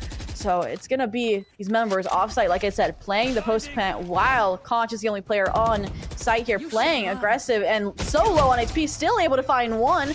And here's the lockdown. Don't want to give any rounds away, but it does get the position away here. Aftershock forcing them out of Cubby. Recon Bolt, though, insult to injury, and Zella goes nuclear yet again. And it's the gap starting to close here. Yeah, a little bit of question marks for me on that round on a couple of points. Like, why do we need the lockdown per se? It was already like a man advantage, but on top of that, man, unfortunate how late Giovanni pulls out that Hunter's Fury. If he just could have denied, like, not even denied the planter, kill the planter after the plant. We're talking about a very, very different round, but doesn't happen. So now Blinn back on the back foot with a lesser buy as well. Stinger, Marshall, Sheriffs, that's all that they have to work with into this one. And so Mizzou, they can continue to apply the pressure that they've been doing here recently. This is where I mentioned not a bad attack team, but typically the defense is what we look to. This is what I meant by it, right? Mizzou are not doing anything crazy, but they're doing it all very, very well together. Yeah, no, they're just purely defaulting here and finding picks from the overaggression forced by Blinn's econ round. They're safe here. And once again, better weapons, taking them to the C site, taking them to this long-range fight where Spaz once again is prepared. Paranoia and Dark Cover are out. Will they address the jet above them? The answer is no. Conch good for one and another for the third on the round, leaving Kana in this 5v1. Only a Deagle, maybe a Marshall. And then Alarmbot has compromised their positioning here as well, and you can already see Mizzou rerouting to take the fight, but it's Piggy takes the fight alone, wins it with that Phantom, obviously, for the flawless at 7-10. That it is. Tough situation here for Blinn. They had this. They should have had it unlocked, really. They even win the second half pistol, and it doesn't give them enough with that loss of the up against the force buy. 4 rounds in a row right now for Mizzou. Another chance on the guns, though, for Blinn here. They're not going to have a free shot at it. Look at the Blade Storm available if needed, but the Rolling Thunder is the key. And as they look to go back towards C, I think we're going to see that aggressively, unless Spaz can interrupt. But I say Spaz is alone, though, here. Khan is a little bit late to the party, and the fault line will isolate the players as well. Khan is somehow still alive, though, forcing the hand of the Rolling Thunder now for this side take, but the shot and step into the corner isn't cleared, and suddenly 5v3, now 5v2, now 5v1. I can't even talk. It's a flawless. Oh. What? I'm blown away. That was such a great play with the shot and step. I loved it. It's exactly what you needed. Spaz they knew that they would hear the shrouded step, cancels the shrouded step at the last second. Nobody checks the left corner because of that. I'm pretty sure that's how it happened. I'm not 100%, but it looked like he was going for it and then fully canceled a moment later, got the shot in the side of the head, nobody looking his way. Yeah, the cavalry arrived after that, and it was history. Definitely the momentum shakeup that Blinn needs here if they want to close out this map, which they struggled to do so far. And now it looks like a hit is the name of the game. The Omen from the shadows does get shut down, but the information it collects here is valuable here nonetheless. And now it's kind of given, I would say, Mizzou the opportunity to rotate. They're like, okay, there's at least 2 players here, maybe even more. And I think it's the correct read, right? You literally have like 2 players and that breach utility ready to contest your A main. This is scary. Look at these 2 jets. On a knife's edge between the 2 of them. No. Conk does check it. Kana misses a shot, and Conk jumps back behind that wall. Really great stuff. Gonna get the dash away. Can't get away enough, though. Good utility to clear that out. Even trade, but that doesn't confirm anyone further. Back from Mizzou onto B. Shrouded step onto the site. Panda taking control of the situation. Doesn't want to give up position to know that they're back of the site just yet, but surely that should be figured out by Blinn sooner or later. The spam straight through, and Monty denies Crinkle the plant. Now with 20 seconds left, Mizzou's in trouble. And it looks like the pivot's going to be towards C here, but Spaz is waiting in garage window here where they have the read. So far they do. Wallbangs are not even connecting, but they're denying time.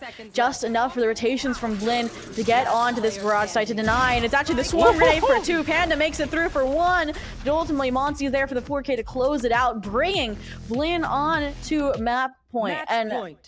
I would say, like, hero of that round obviously is Monty. That lockdown forcing the hand of Mizzou there, and they had no backup plan. No, none whatsoever. And unfortunately, it's not. If it was just the lockdown that forced them out, that'd be one thing. But Monty gets the initial kill on the planter, so the plant doesn't go down. Then they have to recover the plant or recover the spike. In the meantime, the lockdown comes in. That further delays things, and they have like 15 seconds, so they had to run through the nanoswarm. Standing ahead. Those nanoswarms are brutal. Even without Monty, it gets 2 there. But regardless, jumping in this round, it does look like Mizzou's changed stuff up a little bit. Instead of contesting early, it's going to be this more defaulted approach. You can see them challenging with that operator a little bit on Silong here. But what's interesting to me is look what Monty has used this as an opportunity for. They've pushed up into Cubby. They've confirmed that C was more of a fake. And now it's actually going to be the drone to try and confirm that there actually is some presence outside of A. And I think it just barely misses it. Yeah, I don't think it got any information, but it doesn't matter because, well, further information gathered immediately thereafter. But Giovanni, Khan will find the opening pick. I do like that, though Khan has gone down. Giovanni has recovered that position almost immediately. It is going to give him a lot of info if he swings out. Monsi pushed up even further, sticking around. Wants more than just that one. We'll find it, and though traded, it's a 3-on-3. Blades available. It'll be a quick from the shadows to try and gather information. The paranoia, this could be the change, but hit with the fault line is Spaz. Gonna have to be dealt with, and they know, but he still gets 1. Keeps the numbers even, and the plant's still not down with Giovanni coming in quick. Player standing. Now 15 seconds, but Conch keeping the team alive. The 3K falling goes through, but they have to stick 10 it. seconds Gonna left. move a little bit off to safety, and look, Teague is just trying to get Spike out of the picture, and it doesn't quite work. They're happy to get off of it, take the fight, win the fight, keep their chances alive on this first map. 8-12, and they're gonna have some full weapons on both sides still, thanks to that few rounds, or that one round that was won by Blinn here. And now I feel like if you are Blinn, you've been aggressing, they've been finding picks, but they haven't really come out on top with those exchanges recently. It's either been even or they've been coming out on the bottom, kind of like how Mizzou was on their own defense when the aggression was failing. So I'm hoping to see a little bit more reserve from them here, which does look like it's taking the form of them playing retake on A, potentially, considering there's nobody playing there.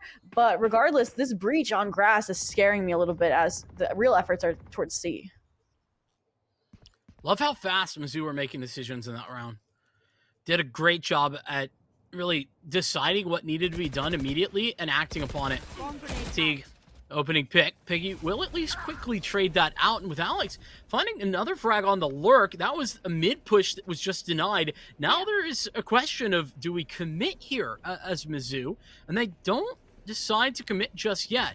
There is a 2-player lean towards C, and the dart cover goes down.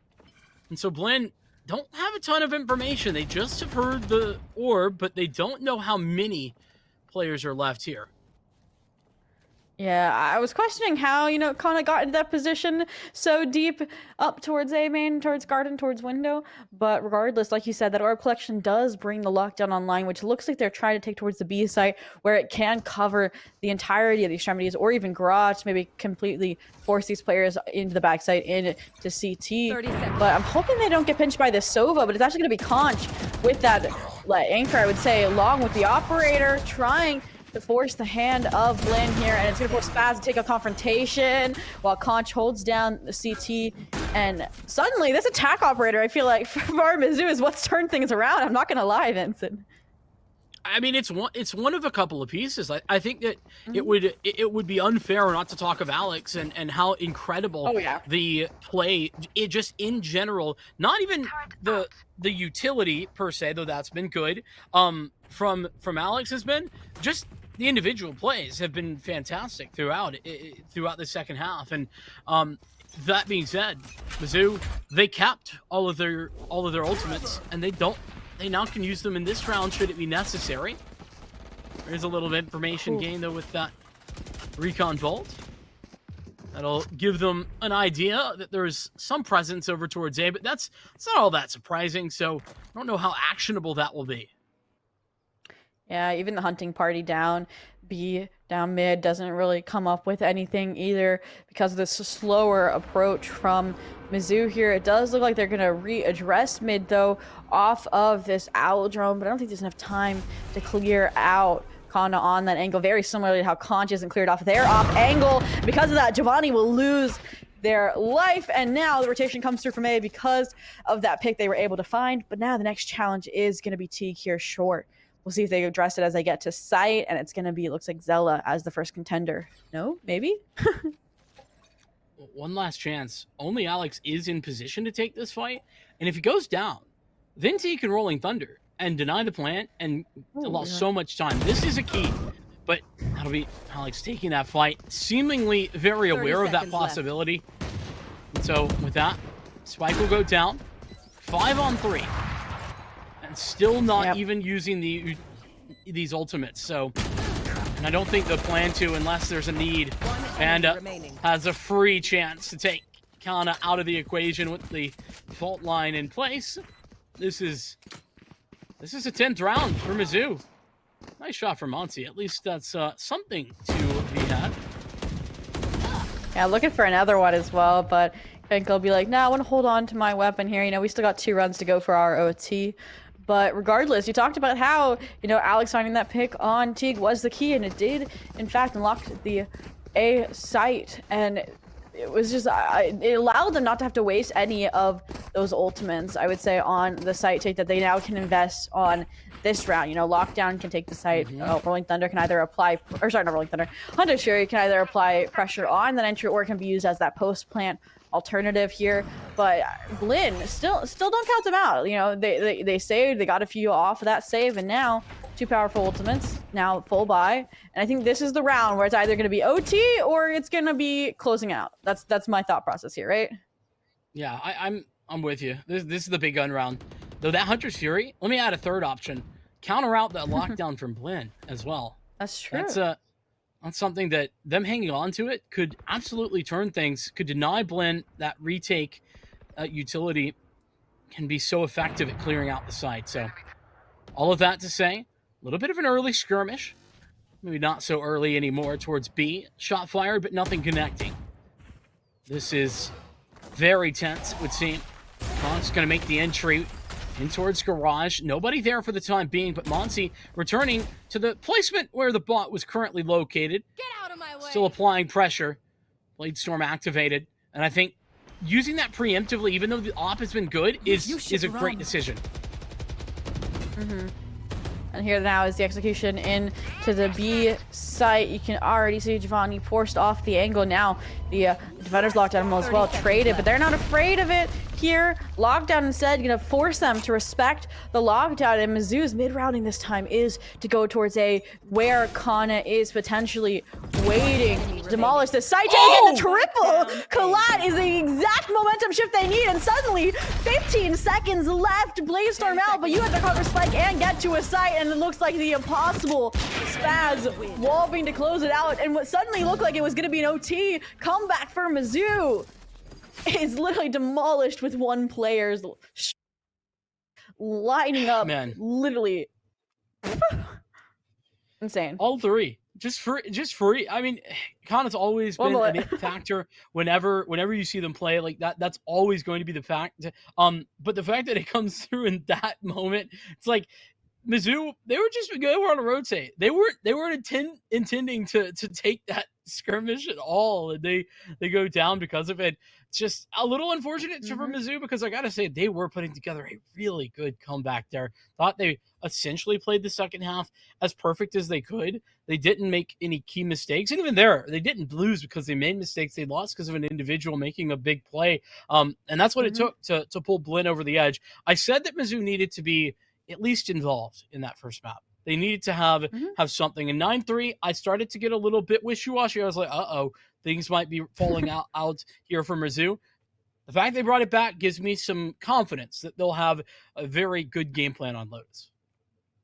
Yeah, what was interesting to me was it did seem like Blinn was using a lot of the same plays that Mizzou was on their own defensive half. Like you saw that Jet pushing up A long. You know, it was the Killjoy Monty instead pushing up C long instead of Panda. But still, like Mizzou wasn't expecting their own plays to be thrown at them, and they were consistently caught off guard with them instead of expecting the same kind of play style. And if they had been, I would say, so proactive in clearing these angles and confirming or not, I don't want to say undermining Blinn, but essentially like kind of not expecting them to have these well-developed plays, maybe because it is a newer roster, that it seemed like, at least on their attack, there were certain rounds that easily should have been won. Mistakes shouldn't have slipped past them that did.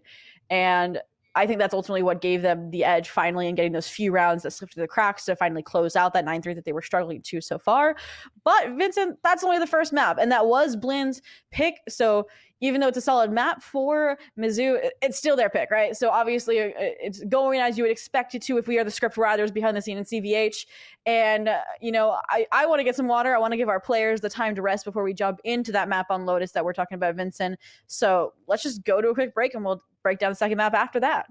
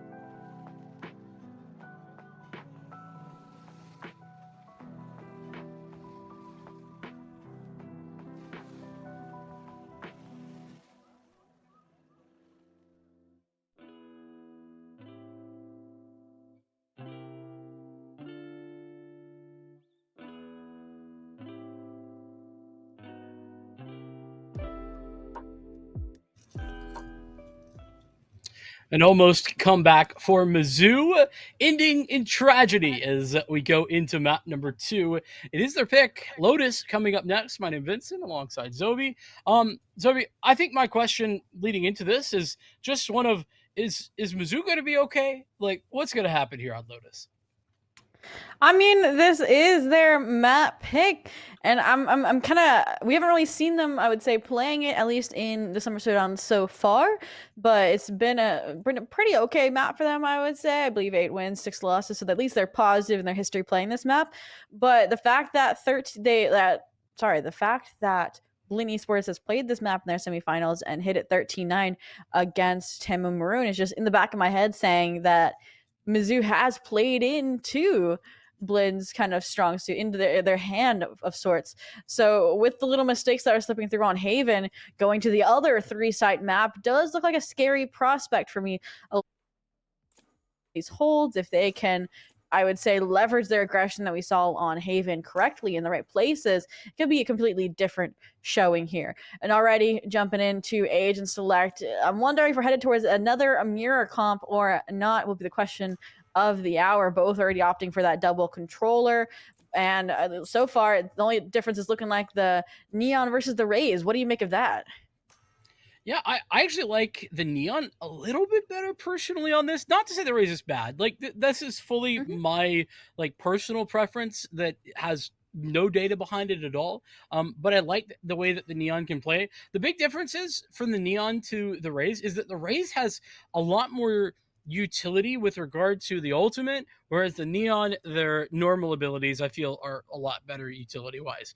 So just some differences there. The other thing that is interesting to me, both opting for the double controller, but no harbors. I like a harbor here. I want to see it. I mean, I agree, and like I do think Harbor is the best controller to complement in the take of the walls, but just the decisive smokes from an Omen and from the shadows for that quick rotation on a map as vast as Lotus is priceless. But what's interesting to me, and I don't know if this is a fault in my research or it's a drastic change on the side of Mizzou Esports, but even though the comp is consistent with what they normally do, I think they've changed some roles around. I think when they've played Lotus recently, they've kind of given Zella the duelist role and had Conch go over to the Sentinel. So now that they're kind of reverting back to what Zella's comfortable with the Sentinel role and giving Conch back the duelist, I'm interested to see if we're going to have a different performance than normal. I mean, like, this is what you expect it to be, like, based on like how they play Haven, how they play Ascent, and all these other maps. So it was interesting that in history, they've been switching up the roles just for this map. So I'm hoping it provides a good future with them being on the comfort roles. One thing to note about that, though, is that Mizzou, as a team, is very flexible. Like, they have the ability to swap things up, and they often, maybe often is the wrong word, they can often do so on a map-per-map basis. They don't necessarily do, but they can. And the other side of that is that they've also swapped up their comp. I mentioned that I like to see a Harbor here. Normally, they're running the Harbor. The last 3 times they played it, they played the Harbor, and now they've elected to go otherwise. I'd imagine that's because Crinkle is here, and is comfy on the Viper. That just makes sense to me. Yeah, I mean, Panda's usually the one playing the Viper, so they might not be comfortable with Harbor, because I do think, like, it takes a good Harbor to have the effect as a second controller, right? If you're just playing them at a very standard level, you'd rather just go with the Omen or a more decisive smoke pattern. But we're already getting things started here. That wall towards A is going to try to establish an early presence here, while the fake's actually on C, and the Guiding Light will connect, allowing a 1-for-1 trade, so we come out of it 4-4, but Spike has fully been scaling up A past this toxic screen, and I'm interested to see if the rotation from A-Link here from the Killjoy will pose a threat or not, or if A-Site will be given uncontested. Looks like the uncontested option is the one at hand for now. Mizzou on a rotation. The one concerning factor for this rotation is that it's very one-dimensional. There's a lot of players coming in for 2T. Oh, that's a nice find. Alex is going to start things out well. It is traded eventually. Kana staying alive, being a little bit tough to shoot at. That movement of that Neon can make life difficult. Team will equalize. It's Giovanni, close range. We'll find both. That is a great recovery from Blinn, who was looking good. Mizzou found a way back in, and Blinn shut the door in their face. Yeah, Giovanni there, you talk about, flash similarity, you talk about util dumping, and Giovanni was the victim of all of that round, but still came out on top with that right click up close, just being the hero they needed that round to make sure that it didn't fall down prematurely. And it definitely opens up now for this force buy. I think it's interesting to see Teague reprising the deagle instead of forcing with the rest of the team, but they probably have a plan for that, like a lurk and something that they don't want to donate the weapon for. But for now, it does look like they're going to take these Spectres to the B site, which is stacked. 3 people by Mizzou here. Really Bolt will trade at the Paranoia, and no ground is gained thanks to the Painch Tail delay. So Zobi, you don't know me very well yet. B Not site yet, is no. just a no fly zone for me on this map. Like, there's only 2 rounds It's that you can go dangerous. there. It's an anti-eco and the pistol round. Otherwise, it's just a death trap. And One this is enemy why. remaining. I'm just saying, mean, this is why. you're not wrong. I mean, they come out of it in a 2v1. Giovanni, once again, left to carry the weight of the world on their shoulders here. Will be able to at least get the play-out money, but even if they win this round, the damage is done. Your bonus round has been demolished. You would bring a Spectre max to the next round, and if they play their cards right, Mizzou should get the counter thrift, or should get the counter thrifty. That is the optimal outcome, I would say. Mizzou, though, against a very strong individual. To be fair, not always easy with the skill that Giovanni has. Continuation spray, just a little bit off, and the HP left on Alex is so very low. Great stuff for Mizzou, and again, that some of those basics, those fundamentals I was talking about in that first map coming to fruition, just play together. You know, that's the key to getting that trade, especially when you don't have a lot of armor, you don't have a lot of abilities left. I'm sure you didn't buy all that many into this round. All of those things, good to get Mizzou through and into a win. Yeah, and now, because of Teague being the one to have that Sheriff in the last round, they are going to force a hero rifle, which is interesting to me that it's on the lurking Killjoy here. Maybe going to try to open up a site for a rotation for the rest of the team. But for now, it does look like an A effort, while Mizzou has once again stacked this B site. Is not going to let anybody lurk through it, because it can be catastrophic for a C or an A hit on either end. But regardless, for now, like I said, it's going to be that A hit through the double toxic screen, and the first contender is going to be Crinkle here. Let's see what happens as they fall. Toxin screen down. Spaz gathered a little bit of information there. A little jitter peek to gather that away. T gets stuck around for just a moment more. Might have caught a really good timing and might still do so onto Alex, but I think Teague's the only one with a real weapon here. Everything else is just a sheriff, and yeah, there we go. There's that timing. Now the rotation can start to happen. Look at how much Mizzou is fully committing to this A site, and Kana is trying to make that a consistent factor by applying that pressure still. Lynn have activated, and they've moved down onto C for free. I mean, what did I say? That hero rifle from Teague was going to be used to open up a site rotation on their hero rifle, and that's exactly what it did. They baited Mizzou into the rotation on A, but still, they walk away with the better weapons. So even though they're down a person, as long as they can navigate this together and not give the trades over, it should be okay. Let's see how they address this first confrontation, though. Conch kind of getting stuck on the door here, and they even have Teague holding down this flank from Panda over Mound. Do they know that they're in the corner? The answer is yes, they're cleared. First hurdle passed. The rest coming now on site, 2v3, but the clock is ticking. Panda trying to clear out Bend and Will, and suddenly the guns come out on top. The dark cover is providing kind of a distraction, but should be able to get the second round on the board from Mizzou here.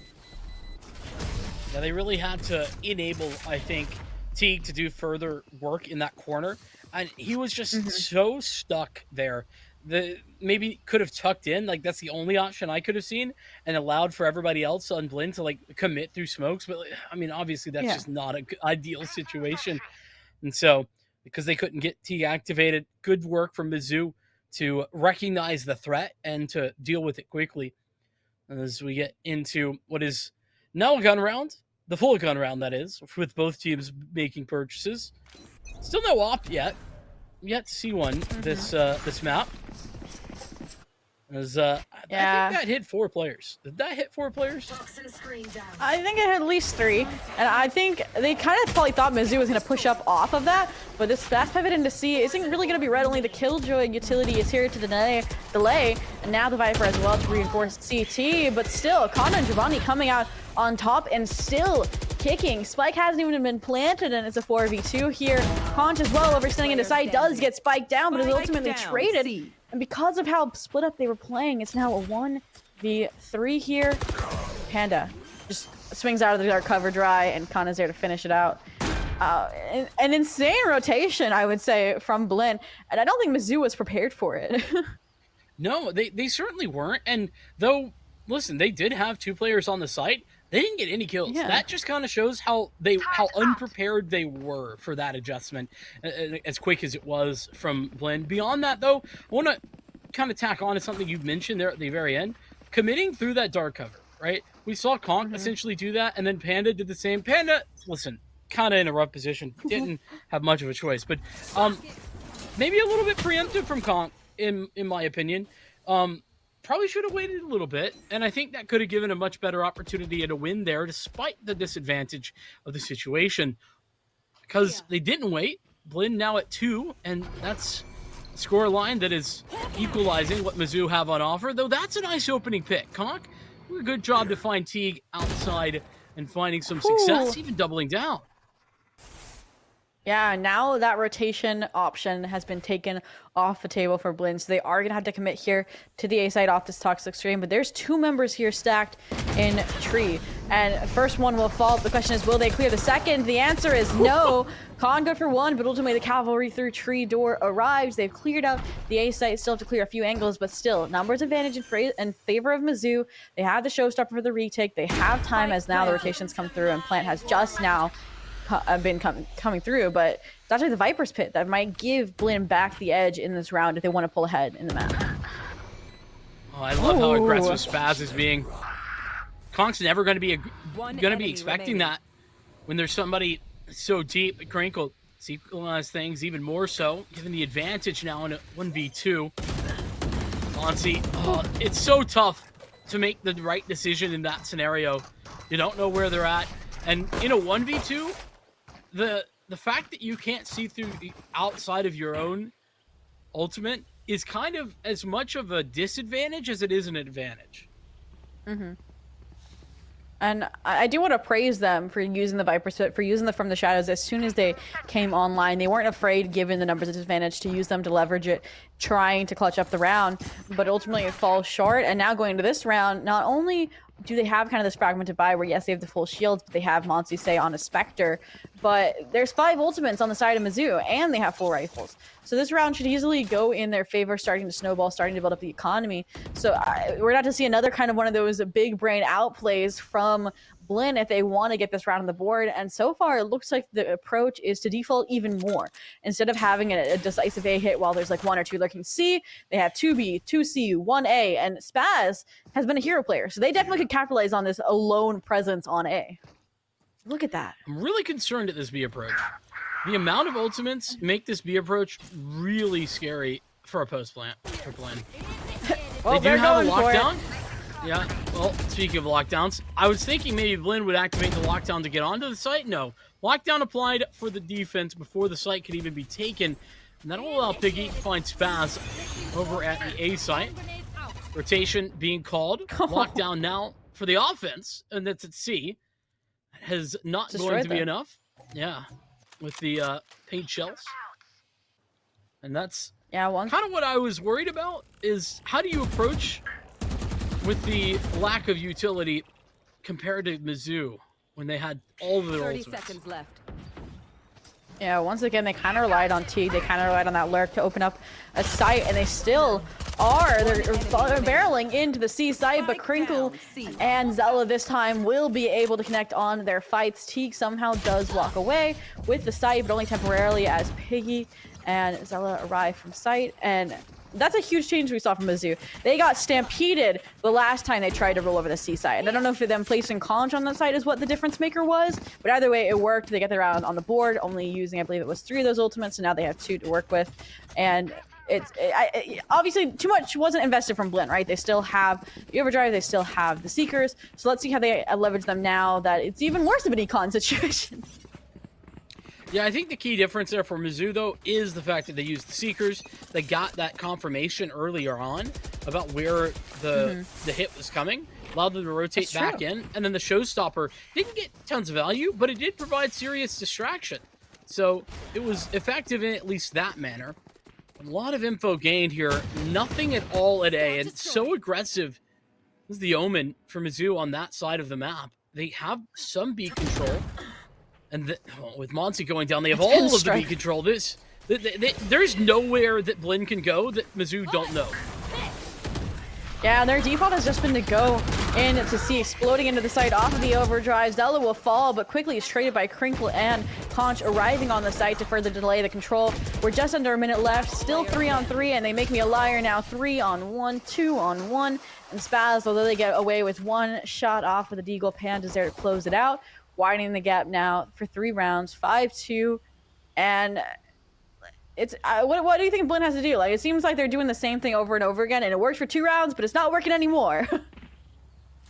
Yeah, I'm trying to puzzle that out myself here. What I do think is kind of occurring is that Mizzou, I mean, it's the same conversation we had on Haven. Where is Mizzou good defensively? Well, they get aggressive, they play well together, they set up those aggressive information gathering maneuvers, and when there's players there, they usually win the duel. Well, they're getting so much information early, and they're winning those duels, whether it be over at C, where, you know, one time Teague was able to win against Alex. They haven't really won ever since then. Over at A this last round, they had all the information. Well, this time, though, the aggressive play does go in favor of Blinn. They'll lose 2 on the side of Mizzou. Panda does escape with 1 and still fighting, but they're getting util dumped on. Somehow able to find 1 more on Kana, but ultimately Giovanni opens up the site with that 3K, so it's going to be a 3-on-2 favoring Blinn as Spike goes down and the retake will have to get started. But look how far Giovanni is. They're hunting for this ace, and Crinkle will punish for it. That's maybe a little bit too aggressive. That might turn the tide, might allow Mizzou a chance back in. Monty in a very forward position, though. Probably not going to be anticipated. Teague out in the middle of the open. What happened there? What is Teague doing?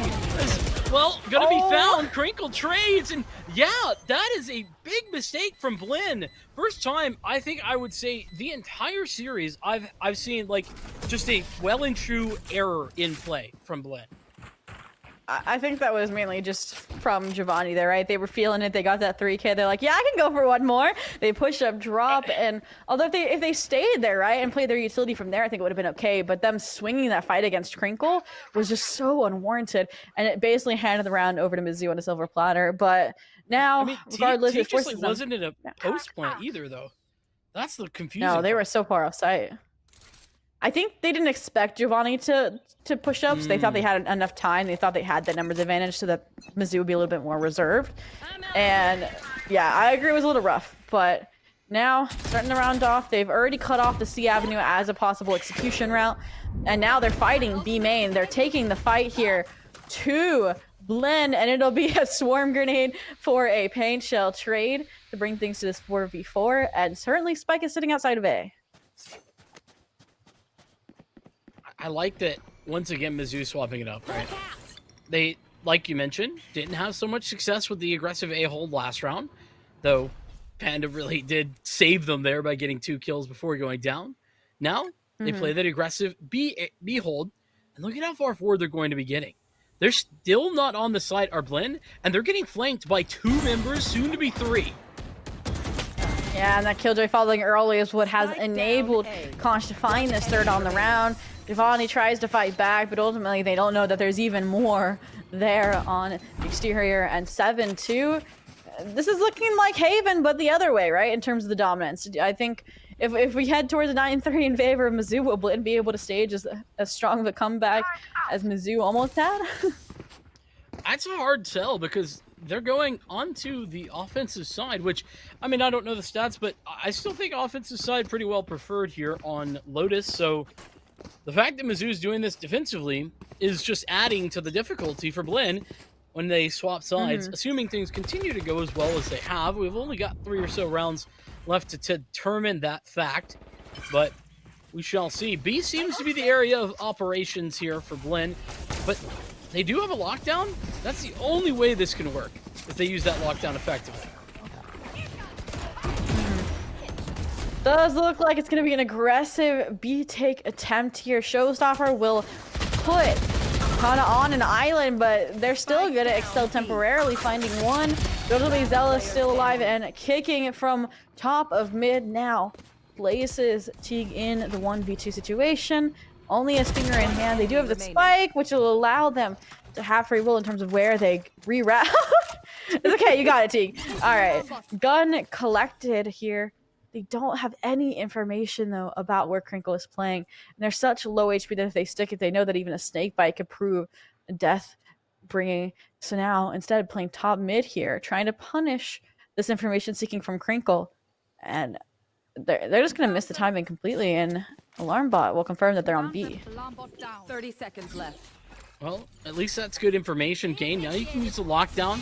That lockdown not so useful unless you have some information. Spike planted. Crinkle's aggressively going challenging for this fight. Yeah, it was the right decision. Ends up unsuccessful. Has to fall back. Gonna hit the door.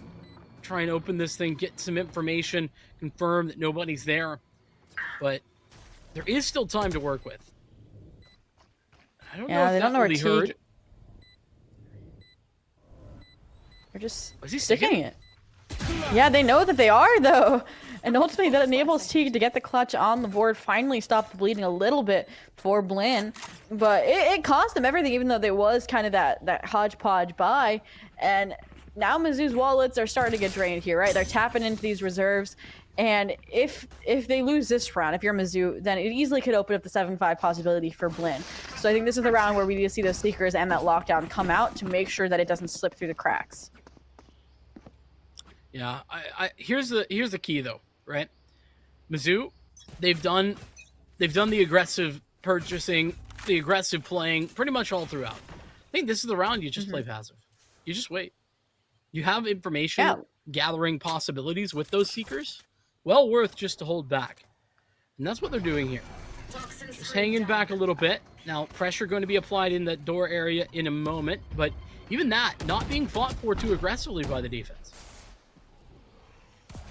Yeah, I mean, now, though, they are going to stack towards tree here a little bit. We've seen it work before where it's a 1-for-2 trade, I would say, in favor of Mizzou. So we'll see if they come out on top again. But for now, Guiding Light's going to go ahead, get that information to the top of the screens. The Seekers are actually going to come out pretty early. Paranoia, though, is going to be used to contest that tree control. And Piggy is the one to actually overextend this round. Crinkle somehow through the dark cover also connects on to Spaz, though, even he's back up to this 4v4. But in the meantime, the B side has been taken, the Viper's pit is out, and Zella somehow shuts down Kana's overaggression into C-Link. And the problem is there's a lockdown for the defense. This is such a great tool to retake, and even up against that Viper's pit, the Viper has to evacuate her pit. And that's just such an unfortunate timing to pull this strategy out. It's great as long as there's not a lockdown to be had. The snake bites at least will apply some pressure. Teague trying to get the flank on. Is it going to be red? Can maybe find a double spray down, but the continuation's a struggle. Monty in the meantime finds another shot. Half by Panda. He'll connect another shot. Now the 1v1, and Panda connects for the 1v2 situation for Panda, with Mizzou coming out on top. Yeah, I think both teams that round, their pivotal points were the flanks, or I would say those pinches, Conch from A-Link, or B-Link, whichever you want to call it, and then Teague as well from the same exact positioning, layered off of each other. Conch able to take out those fleeing from the lockdown, and then Teague able to take out those contesting the Viper A main, and it just wasn't enough because Spike was placed in such an off-angle position. It gave Panda the confidence, you know, to get it hacked, to then stick it and take the fight later in the round because they know they had plenty of time there. And now 8-3, you know, it's either going to be 8-4, it's going to be a 9-3 repeat, and it looks like Mizzou wants to end it in dramatic fashion, Vincent, with Piggy. First blood traded left and right, and suddenly Conch has also arrived to the party. It's a 4v2. This is a place where they haven't done that crazy pinch, crazy aggression that Mizzou are so known for. They don't do it the entire half until the last round, and it is so very effective. 3 angles Switching they pinched from. sides. One player already out on the mound, one player towards C main, and then another player coming through the door from B. Oh my goodness. Yeah. I just love watching Mizzou play and work those pinches. They're so effective. Yeah, my only question would have been, if they weren't there, what would have been the plan? To flank Filet? Regardless, I though, guess. we'll never know. It's a 9-3 on the board, and we swap sides in the pistol. And Blinn has a lot of makeup work if they want to catch up in this map. If they don't want to go to that decider on Ascent. But regardless, for now, let's see it. Already a difference maker here is that double stack A, only 1 B, and then there's 2 on C. Versus we saw Mizzou time and time again stack B with those 3 players to deny space. And Mizzou already looks like they're going to try and take advantage of that kind of change, right? They're going to flood into potentially the B side here. And Monsi, let's see if they're caught off guard or not. That's a good question. B hit seems like it should be coming through any moment now, but as I say, that toxic screen should deny things for the time being. And Monty's gonna commit actually to that position. Kana thinking about a fast rotate, and well, probably the right decision considering the C side's about to be under pressure, or at least it was. Mizzou has done a great job this round of just being everywhere and nowhere, all at the same time. Yeah, I feel like they've been kind of pulling Blinn all over the map in terms of their rotations, especially that Neon with the dash potential. I think they started on A, have gone from B to C, now back to B here. And now it's going to be this Viper utility here on A to try and get them deeper into the site. For now, though, Trailblazer, I think it's going to miss the confirmation other than Picky being there. And here comes the rotation once again from the Neon back to A. There's only 30 seconds left, so they are going to have to commit to this A side or a fast rotation through B. I made them a liar. And now, suddenly, it's going to be that pressure from C and top mid immediately coming out from Blinn, but Mizzou is contesting it beautifully here. 15 seconds left. Piggy fighting for their life, and finally, Panda's there to help secure the plant. 10 seconds left. The Giovanni might try and get the spike and get out, but no, spike will get planted. Paranoia reveals the position, and ultimately Kringle from the off angle closes out the round. That was looking scary for Mizzou, not gonna lie for a sec. It was, but so superbly played from them as well. Oh yeah. It was scary, not because they made any mistakes, just because, you know, Blinn's a scary team that, like, hits good shots and really was making what was a really good round from Mizzou look like it could have turned on its head. Mizzou, they pulled, as you said, the rotation of that Neon all the way from A to B, then to C, and then they ended up going back A, only to go back B, where there was only one player on the site. It was just well organized, well coordinated, everything, you know, going their way essentially, as it continues to do so. Giovanni had a chance, but it swiftly denied. Yeah, and now Monsoon's next victim lined up by Conch. Be taken out, and Kana from Heaven able to find one, but ultimately not enough. 11-3, and you know, we might have seen a comeback from Mizzou from a 9-3, but on Haven, but Mizzou's not letting Blinn have the same kind of respect shown. No comeback to be staged yet, as we're 1 off of match point, and this is gonna be the round where, you know, it's either the nail in the coffin for Blinn if they lose this rifle round, because then they're forced back into a save on their match point. But yeah, this is where Mizzou needs to win if they want to close it out now instead of like elongating the marathon that is this series. One note, interesting, is that Blinn elected to go for the save. They didn't force buy, even though they're up against 11.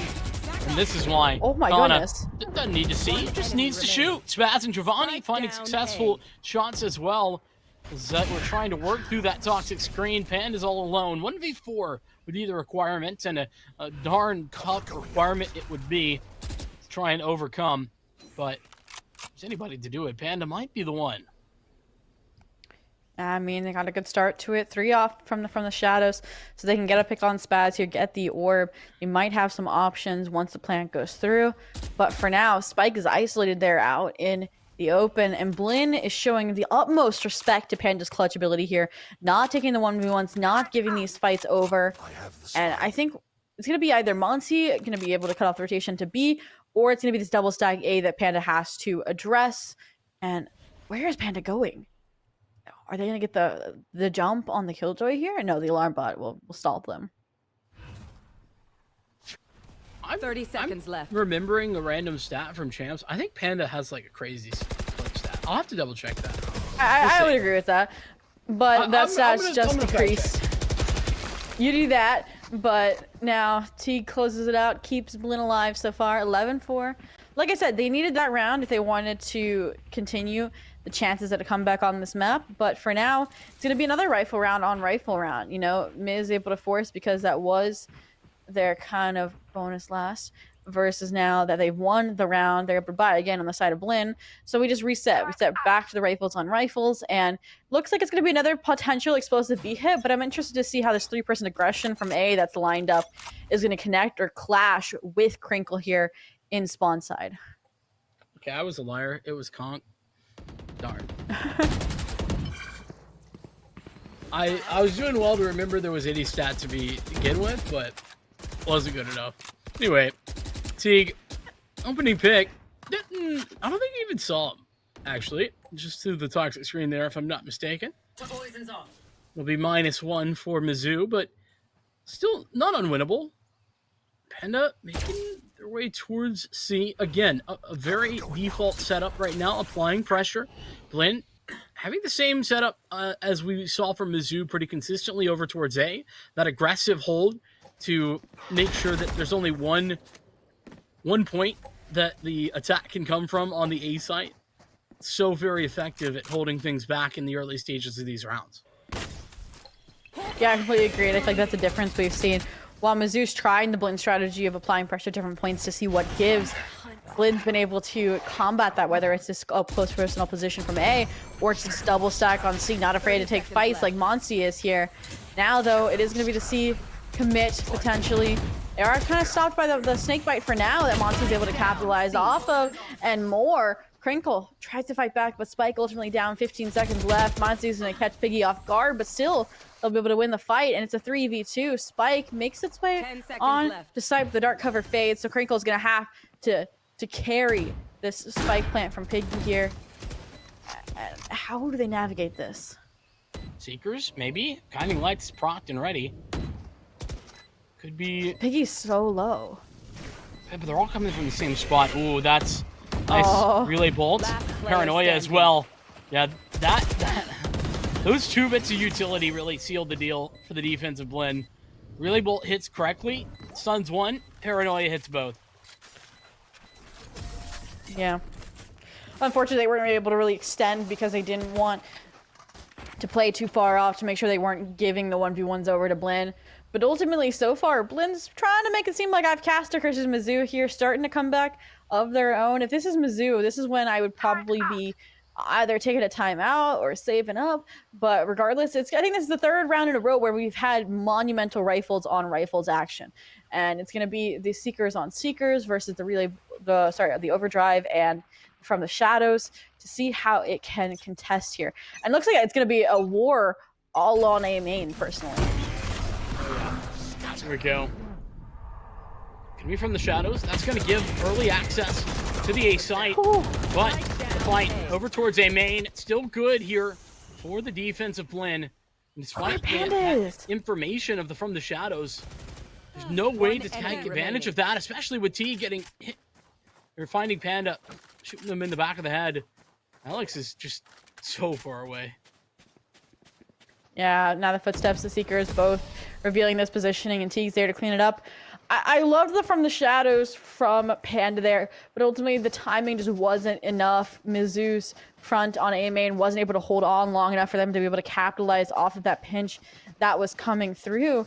But I think it was good pieces. The timing and the gunfights just didn't go in their favor, right? You saw Crinkle there, for example, not able to finish off Kana, which enabled them to get, I think 2 more from the other side of Rubble, and it was history. So now you're forced into this full save other than the hero rifle from Conch. And let's see how they leverage it here now that they have 1 lurking towards A, they have full more C hit, and yeah, let's just see. I think I would have liked to see from the Shadows have the spike, actually. I mean, that's like crazy, but also it would have been so good if they just got the spike plant and then everybody turned around for Blinn. Anyway. That's the last round. This is this round, and as you say, we shall see what Mizzou have an offer. I mean, they do have an entry way into this round. They've just destroyed the utility at the front of C. They're gathering information over at B. I think all of that's a bit of a ruse, or it may not be, considering lockdown. Seeker's committed.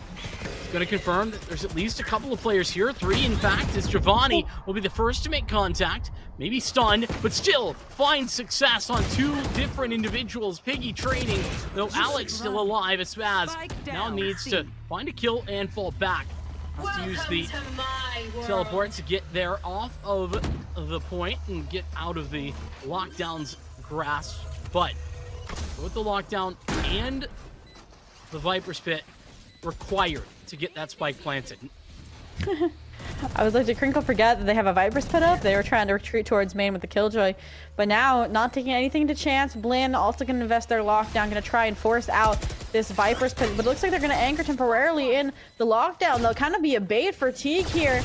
And although spike is planted and the snake or the Viper's Pit will fall, those mollies are on. It's planted for the mound spray. The dark cover. It's either going to be a stick or the shots don't line, or is the dark cover gonna fade in time? Regardless, weathering the storm, Monty gets the clutch, and that is the round that they needed to keep Mizzou off of match point. Beautiful attempt at the 2v4, but ultimately falls short. I cannot believe it either, Vincent. Bro, Alex did all of the right things, like checking all the boxes, you know? Got both the kills, even though Crinkle got locked down, and then loses to just that slight offset of where the spam is. Oh, big brain plays there from the for the defuse as well for Monty. Oh, you hate to see it though if you're a Mizzou fan. They were doing all the right things, like I said, but doesn't give them the victory. Now all they have is the showstopper. Here. Could entry find a successful early kill? The lockdown available for this B site. They're going to use the showstopper to clear the angles and force back anyone who might be thinking of getting too far forward. So with the spike planted, now they can set things up for the retake. Yeah, just the scare tactic of the showstopper alone as it opens up this A site. They're going to try and deny with these mollies or delay, trying to enable this flank to come through from Crinkle. And that's, I think, what's going to crack this round wide open, because they're already on site. They've already flooded in here, and Crinkle's trigger discipline might be what's enough for this round. And there it is. Piggy playing off of that contact brings things to this 3v1. They know where Spaz is because of the door. And now, dark cover out. We're going to finally see another stick it or die here. No, it's the tap, the swing out to try and punish economically. But Crinkle's 3K, only rivaled by Spaz's own, is what will bring Mizzou on to map point to keep them alive in this grand finals. Yeah, and though they all went down, they'll be perfectly fine to rebuy into this round. And as much as I troll about, like, don't ever go B and whatnot, the key to winning on B is to take that space that was found off the back of that showstopper and hold aggressively. Don't allow Blinn or the defense in general to find space to mount their retake. You have to take that space further and more aggressively than you normally would on any other site. They do it beautifully there. Do Mizzou. It'll be the possibility now to close this map. And they've got 5 of them before overtime will be required. So not all lost for Blinn, but Mizzou in a good spot. And now be able to barrel towards this C site, forcing Spaz off of that aggressive mound angle, but they had to use a touch of utility, right? Guiding Light, Paranoia, all used just to force Spaz off this angle, showing him utmost respect. What's not respectful is this 3-person push out of A to try and contest in spawn. The question is, will Mizzou be expecting it? And so far, no. Giovanni gets the first blood so late into the round, and because of that, it's going to force the hand of Mizzou into the C site, where now it's been reinforced by the rotation from Teague, who's able to find one. Spaz as well, and finally, it's all left on Panda here to try and open up the C site or go running through CT for B, where fighting war is Zella.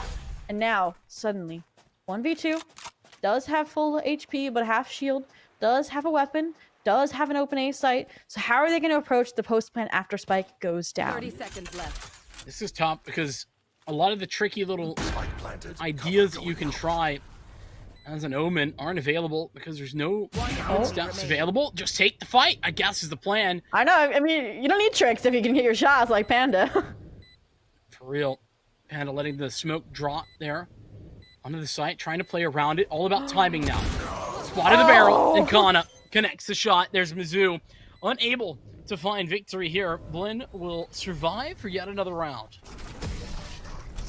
I just want to apologize first and foremost to Mizzou for caster cursing the comeback for Blinn. It's now 12-8, and they're gonna have a lot of powerful ultimates to try and bring this to a 12-9. So it's gonna be an uphill battle for Mizzou from this time onwards, and I'm wondering when these timeouts are gonna come through. Because there's definitely some things that need to be readdressed here if you're Mizzou. I feel like the rotations from Blinn are no longer getting baited out by Mizzou's presence. They're like, okay, guys, until we see a full-on execute of 3 or more members, do not leave your site. Or they play so aggressive that they don't even need to rotate, which is exactly what's happening here. B main, it's going to be another full-out war. Kana up close and personal, good for 2 off the Spectre of all things, and Giovanni compliments it with one of their own. Yeah, I mean, this isn't a full gun round or anything, but this is really now is one of those rounds you would have preferred to have a little bit more. Panda at least taking 1 frag away, but yeah, Blinn standing tall. And one of the things though about the group of ultimates they have, it's hard to like have a game plan off the back of those ultimates. Like, that's true. They're reactionary more so than they are. Then you can like plan an aggressive play off the back of them. You know, maybe the Viper Spit is the only one that you would want to do. And listen, I don't even want to talk about the overdrive. That's not an ultimate that is good if they can shoot back. So, this is valid. Mizzou can shoot back. Which then you talked about how it's kind of hard to coordinate these, and I think that's exactly what you could do if you're Blinn, right? The Seekers are what diverts the spray away from the overdriving Kana to then be able to hit those shots, be able to take them out.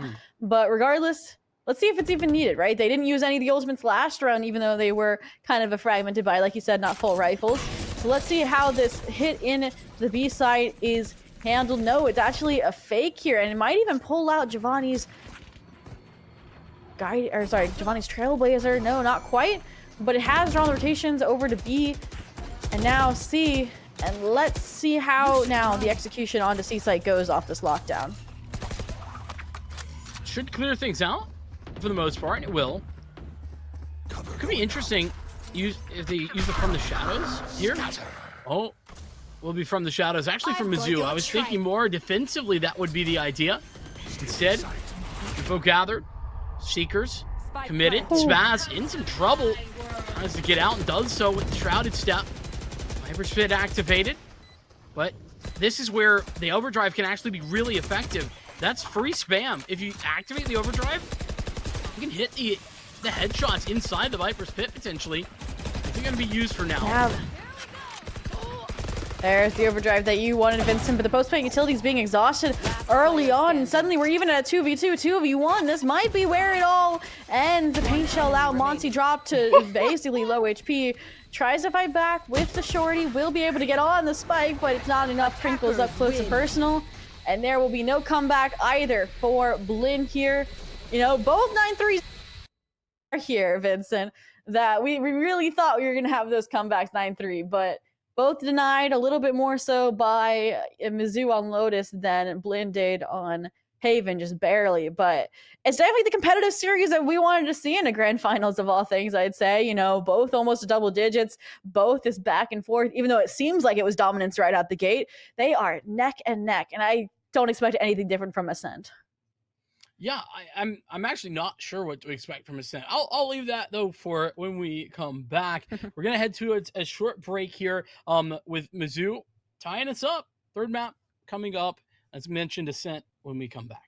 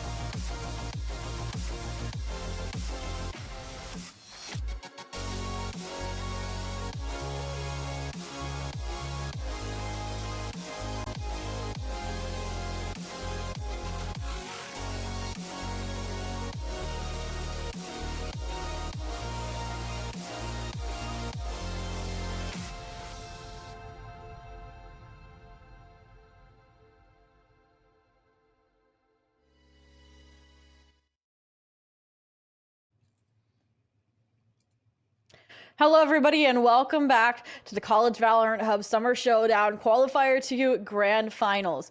What more can you ask from in a Grand Finals? First map taken by Blinn Esports, 13-10. Second map taken by Mizzou on Lotus, 13-9. And here we are, the third map to crown the victor of them all. I'm Zobi. This is Vincent, and we are headed to Ascent. Do you think we're going to see mirror comps? Do you think we're going to see the same aggression from Mizzou? What's in store for us, Vincent? You know, what's really interesting here about Ascent, like for both teams, is that they both have a little bit of a mixed history here. You know, some good things, some not so good things. Like, for example, Mizzou, They've had some nice showings on this map before, but they have in the past pretty much all the time. The other side of that is that Blinn, well, they beat Northwood here in champs, only to lose to Demigods on the same map. So it's like some good with some bad. And I'll be honest, my gut tells me Blinn should win this. That even though I'm kind of a Mizzou fan, I feel that there's a Blinn win coming on.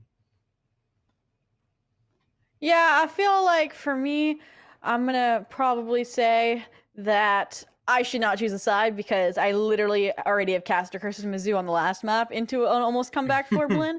And I know which team has my heart because I've been more involved with them, but I also don't want to curse said team. So I'm just going to let it come down to this mirror comp. I think we're going to see the battle of the ops as a reprise from Haven here, considering the jet lock-ins. Otherwise, though, I feel like we've seen Teague on every role under the sun here on this initiator. So let's see if KO is their role to shine on here. Otherwise, it's interesting, right? Monsi has been on the controller, now is going to be opting for that Killjoy pick here. It's a saying, I would say. Killjoy is a staple, locking down the B site. So let's see if that gives them the opportunity as well to frag out, or if, Zella is going to take that Killjoy crown, considering they play it all the time. Okay, this is one of those I'm reaching back like into the deep dark depths. But the archives. I seem to recall. Yeah, I again probably need to fact check this afterward, but I seem to recall Monsi like back in like 2021 playing on this map and being nuts on the KJ. Ooh. So Monsi on KJ, I'm here for it. I'm very much here for it. I'm gonna double check that, but I think that's legit. I mean, if we see it, it'll be here, and this is the map they need it on, right? It's the grand finals, it's the last map, and we're already getting things started here with obviously Mizzou being on the attack here. Kana holding the aggressive angle towards mid arches. Panda's not going to bite too deep, which allows them to escape with their life for now. And Kana, not overheating, decides to back off. And it's just going to have to be, where do they now gather? And it looks like it is going to be either a mid B split or a B main hit. So let's see. I feel like the mid B split is the classic in collegiate. It's always what we see, and that's why Blinn has 3 here. Yeah, gonna find one for once. Kana continually finding success on that sheriff. Love to see that. There'll be nothing more to be found, and it will be back to beat. Well, this is scary. Spaz just hanging out inside the dark cover, making life miserable for Alex. Continuation. As somehow Kant gets away with a kill before going down. Crinkle in the 1v1. And they know Kana has now broken the mid-market door. Utility should be coming back online here shortly if it's not already available. But they're going to take the fight and win it. Crinkle walks away with the first round on the board for Mizzou. And I thought for a second that this was going to be an easy round for Blinn. That paranoia from Spaz, beautiful in ensuring that Tile's aggression couldn't find its marks on mid-arches. And they walked away with numbers advantage and even were partially denying the site. But ultimately, that lapse of control on lane was taken advantage of and allowed Crinkle to get into that position to clutch the round. And now, obviously, standard buy. I was going to say standard buy. I completely lied to you. There's 3 rifles. You usually see 1, maybe 2 max. But they're going all in here, and let's see how it stacks up. This is going to be interesting. We'll see. Possibilities for the stack, especially. I like how passive, though, Mizzou's being. This is very much kind of back. You mentioned some comparisons back to Haven. We're already seeing some more of them. Yeah, Piggy. But Piggy having a field day there. Good for 3. Will they expect Teague as well? Will they expect the 4 stack? Answer is no, but still Piggy saves them from catastrophe, saves Crinkle's life here. I want the ace, I really want them to open it up here. Very strong. But they're probably going to be a team player here. They probably aren't going to expect the flank from Monsi. So let's see what effects it finds.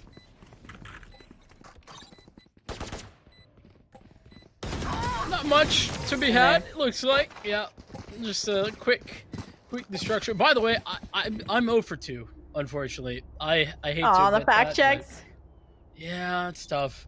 Our producer Adam has given me the sad and tragic news that I was not correct. To be fair, I was thinking of Monty's time on 303, which he did play for. It's just wasn't on that role. Was playing on the Sova. It was what I was actually thinking. Back in. It was still like, a early role 2021. change, right, from the controller. So Yeah. So anyway, I was wrong. Big Sag, but that's right. the conclusion is Mizzou.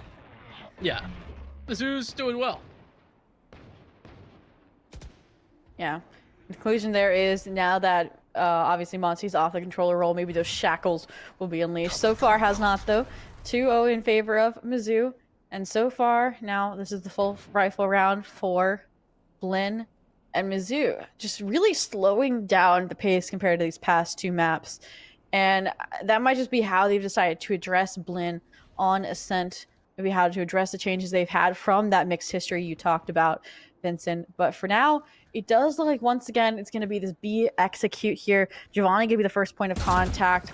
Monty there's reinforcements from the turret, but it's going to be the null command to come out to enable this site hit. And although, you know, we're going to see both the Omen and the Sova late to the party, that might be what cost him this round. Conch finds one, but so does Giovanni, disabling that KO lane. Will be able to get the resurrection offline potentially? Yes. And suddenly, I was going to say it looked messy, but 5v1, now 4v1 in favor of Mizzou 30 seconds left. and Spaz. Tall bill to fill here.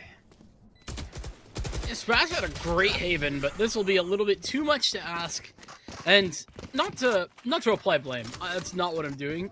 But Spaz's amazing Haven really made that map look so easy for Blinn. Didn't necessarily have the same level of impact. Again, not expected, but you know, the difference was there for Blinn on map 2. And I think a return to form will give Blinn an easy quote unquote win. Without it, Mizzou currently looking very good. There's nothing easy. That's why it's in air quotes, you know? I mean, Crinkle 3-0. You have obviously Piggy with that 4K on the second round force. Like, both of those bolstering the confidence, number one, bolstering the score line. This early 3-0, able to convert that rifle round as well from Blinn's grasp. So this is the setup. This is the snowball you want to start forming, and that's exactly what they have done. And it looks like they're just going to take this gun advantage to the A site. Nice and easy. Dark cover out. Traded for the one-way with Spaz. Be able to have to fall back, though. And I'm curious to see how this lurk from the Killjoy on tiles will pan out here. But for now, the slow pace has actually enabled some rotations from Blinn. Maybe even now some rotations off the site because of the silence. Right now, Blinn standing tall though, with where they were before the split towards A. It's not pulled anybody. Teague, this is a very committed angle. It's an off angle. He'll probably get a freebie here, but if the trade comes through, which it should, he'll be in trouble. Missing out on the paranoia. That's the key. Though the site is under fire, Teague doesn't even get one, and Spaz falls without any trouble. The A site is no more. Fully in control of Mizzou at this point. Yeah, and Conch not done searching, but I get punished by the overaggression. And so will Peggy. Does leave Giovanni, though, in the 1v3. Only a Marshall to their name. Gonna pull up the Deagle with only one bullet. Tries to make that all it takes. The no-scope, though, from the Marshall will bring things to the 2v1, giving them a glimpse of hope. That's quickly stolen back from Zelda. The crouch. The spray with Vandal. Too much to handle. And that's a fourth on the board for Mizzou. This is good stuff from Mizzou. I mean, I feel like they are currently on a bit of a roll right now, and those two entries, right? Getting creative was Teague on tree, but by being in such an off angle, dodges the paranoia. He can even get out the fragment in order to deny the push initially, but then doesn't win the fight. You have to win the fight if you're going to play that aggressive, and unfortunately, Teague doesn't do it. Now here, forced to exhaust the Blade Storm. Or not even forced to, but deciding to, I should say. Gonna try and maybe get some updraft action over on that B lobby after the recon bolt passes. But this is an interesting kind of adjustment from Blinn, right? They've stacked more heavily towards the B side. You see this free rotation coming out as well from Kana here, but it looks like the main effort might be towards Tree, depending on what this owl drone can find. T gonna be able to flashpoint to temporarily deny that info collection, but ultimately it comes through. And I just love where their Spaz has made their way here. If Mizzou doesn't get some movement going, Spaz is gonna have an insane field day from top mid. There's the dash forward. Gotta get information. Falling back. There's 2 players committed to this site. Towards lane. Sidewalk. Now a issue to be found, considering all of the utility. But Crinkle has found Giovanni. They didn't have an entry in towards the site, so they just took the fight elsewhere. They took the fight and spawn, evacuate, and back to A, as you mentioned. Kana here sees the rotation, but Panda prepared for the worst of timings. And now with Monsi finding that kill, could bring things back, has done so with Spaz on the site. Didn't even need to move. Blinn have their first round, and on a outrageous rotation at that.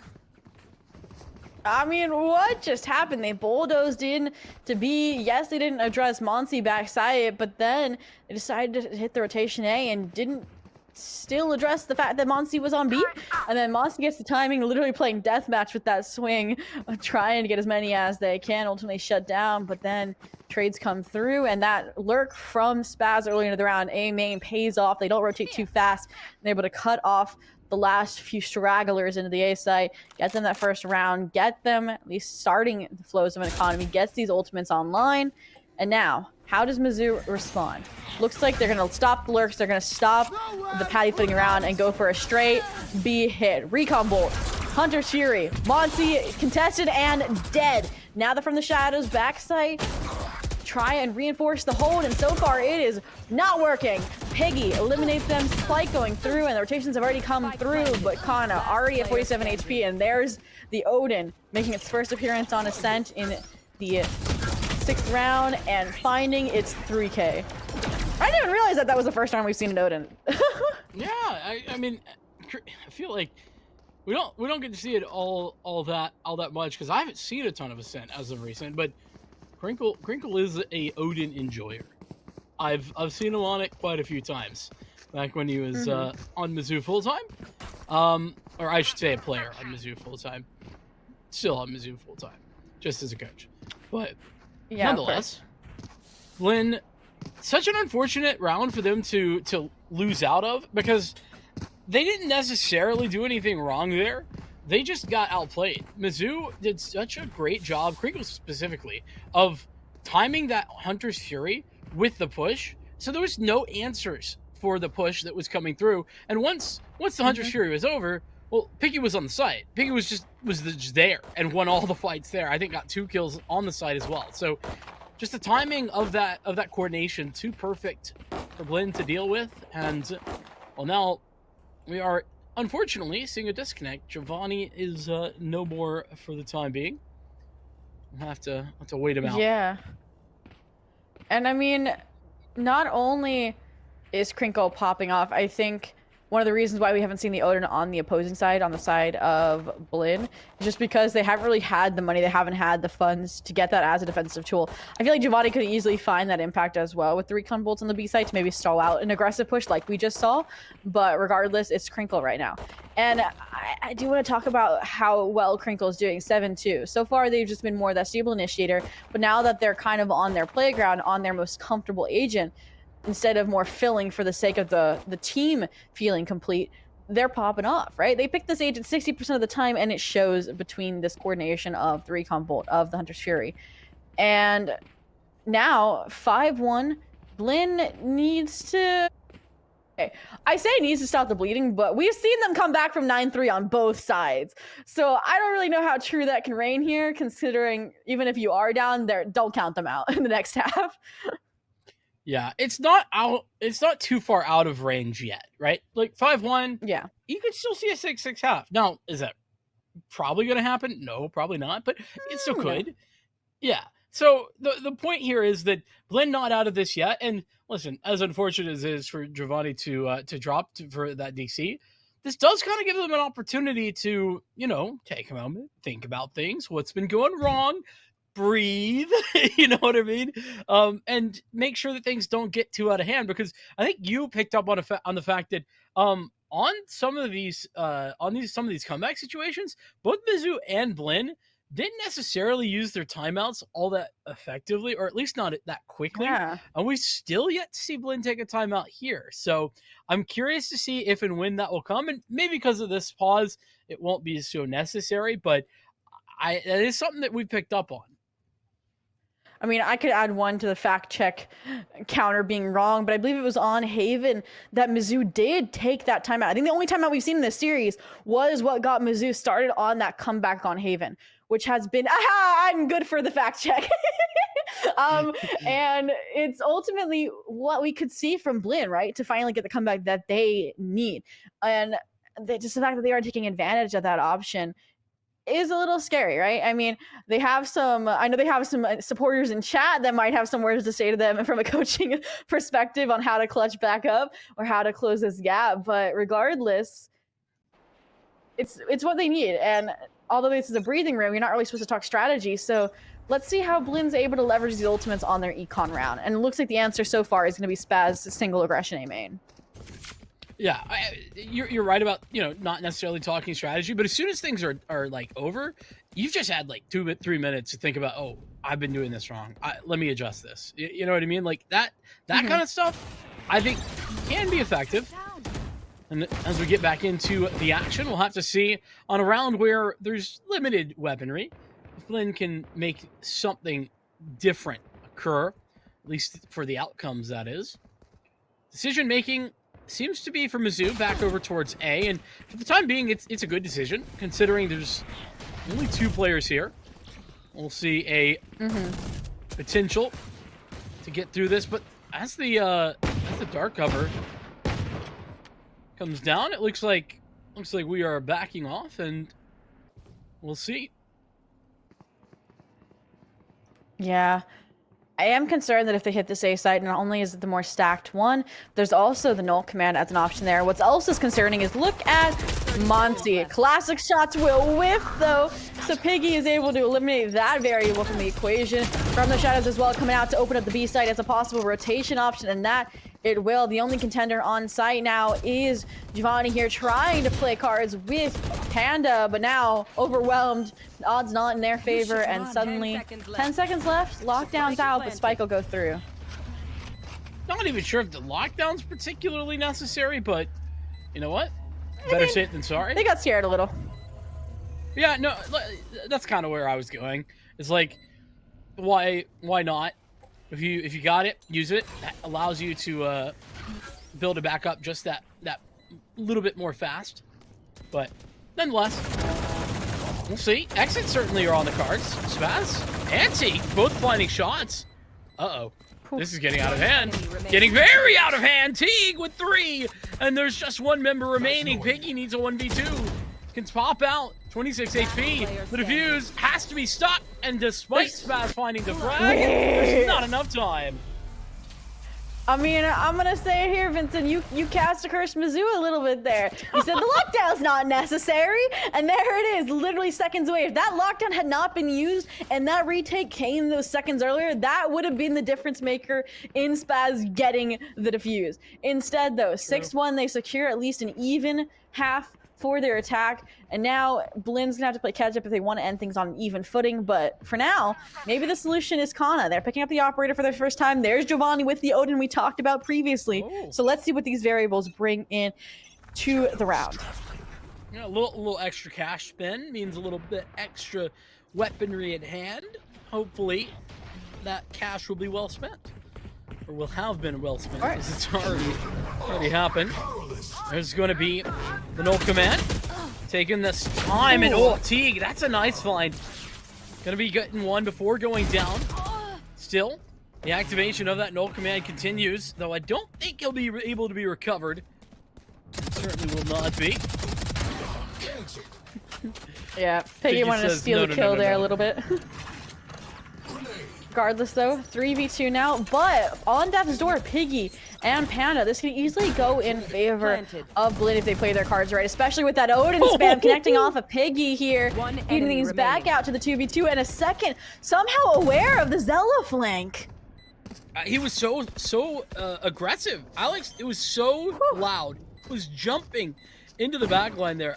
I think that's a pretty big mistake from the flank there. Yeah. I think they were just nervous, the Odin spam, finding too much value. Right. No, I understand. It's just, that's so much noise being made. That was the key that gave it away. Mizzou, mistake. First or second time we've seen that really, this map from them. They still have plenty of money to buy though, so we'll see if Blinn can finally put together 2 rounds in a row, because that's tough, right? Worst case scenario in the game of Valorant, win a round, then you immediately lose a couple of rounds. It's like you just can't get anything going, no momentum, no money, no economy, nothing. Got to be able to put together back-to-back rounds. Yeah. Now here, though, looks like it's going to be a similarly aggressive denial, potentially the B side here. You can already see the flashpoint out, or not the flashpoint, that's a breach utility. Either way, the flash from the KO.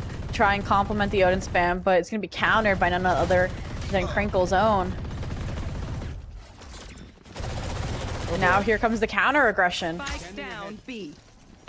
Teague playing aggressive there, looking to find the timing, and all of the attention pulled away by Giovanni allows that to happen. And now, less than a minute left, the lockdown. Yeah. They're trying to force a rotation, but... sorry, I was going to say it looked like Mizzou wasn't going to respect it, but now they do run it for the hills. But I think my question is, do they realize, number one, how deep Kana is? Number two, how that Spaz is still in tree? And so far, it looks like because of that aggression from Panda, they're trying to fake a rotation, fake a tree hit, while the Spikes actually headed back towards the B site where Giovanni, where this Killjoy have not rotated. They have not left. And I think this Odin spam is going to be deadly here on lane, and I am right. Finds the first and the second, looking for a third. Recomboed at the ready, goes out. Crinkle pinned in a literal corner here, logs, no HP, trying to help Panda save them, and the Owl Drone just insult to injury.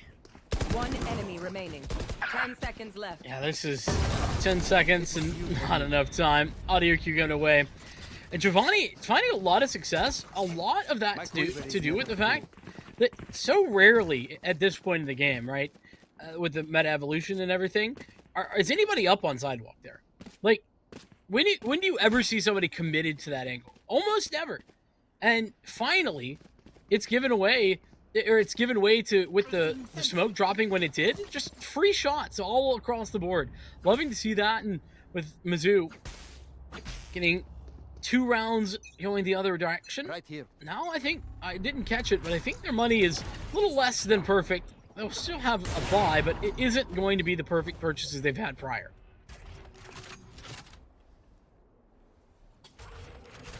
Yeah. Now here, though, it looks like Spaz pinned into a corner.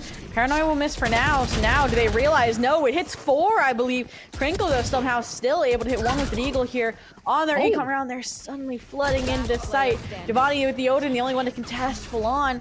And suddenly, it's a 5v1, and that Killjoy in tree, not much they can do.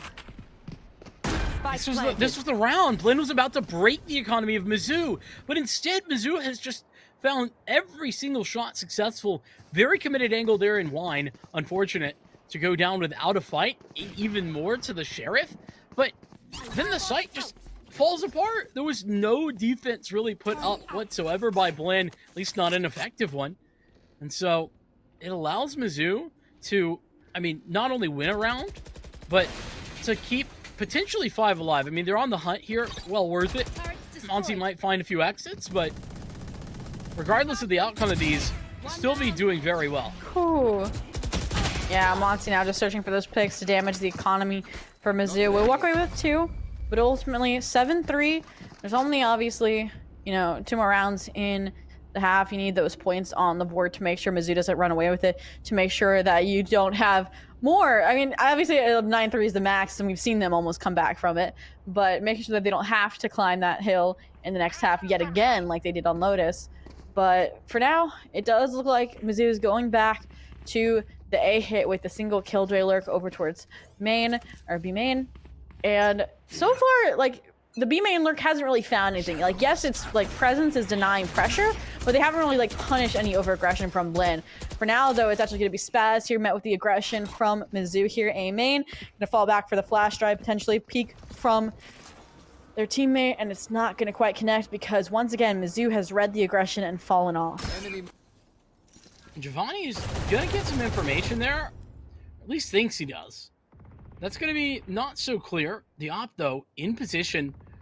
At least I think it's an op. Yes, it is. Kana get all the way. The flash drive, good, but it still doesn't deny Kana, who hits the second player, Alex, coming across the crosshairs. A little bit of an accident in as much as it wasn't aimed for them. Giovanni through the wall. And now the A hit has to come in because there's no more presence over at B. Paranoia out for Spaz. Delays things even further, though Teague is going to get one. Spaz will go down.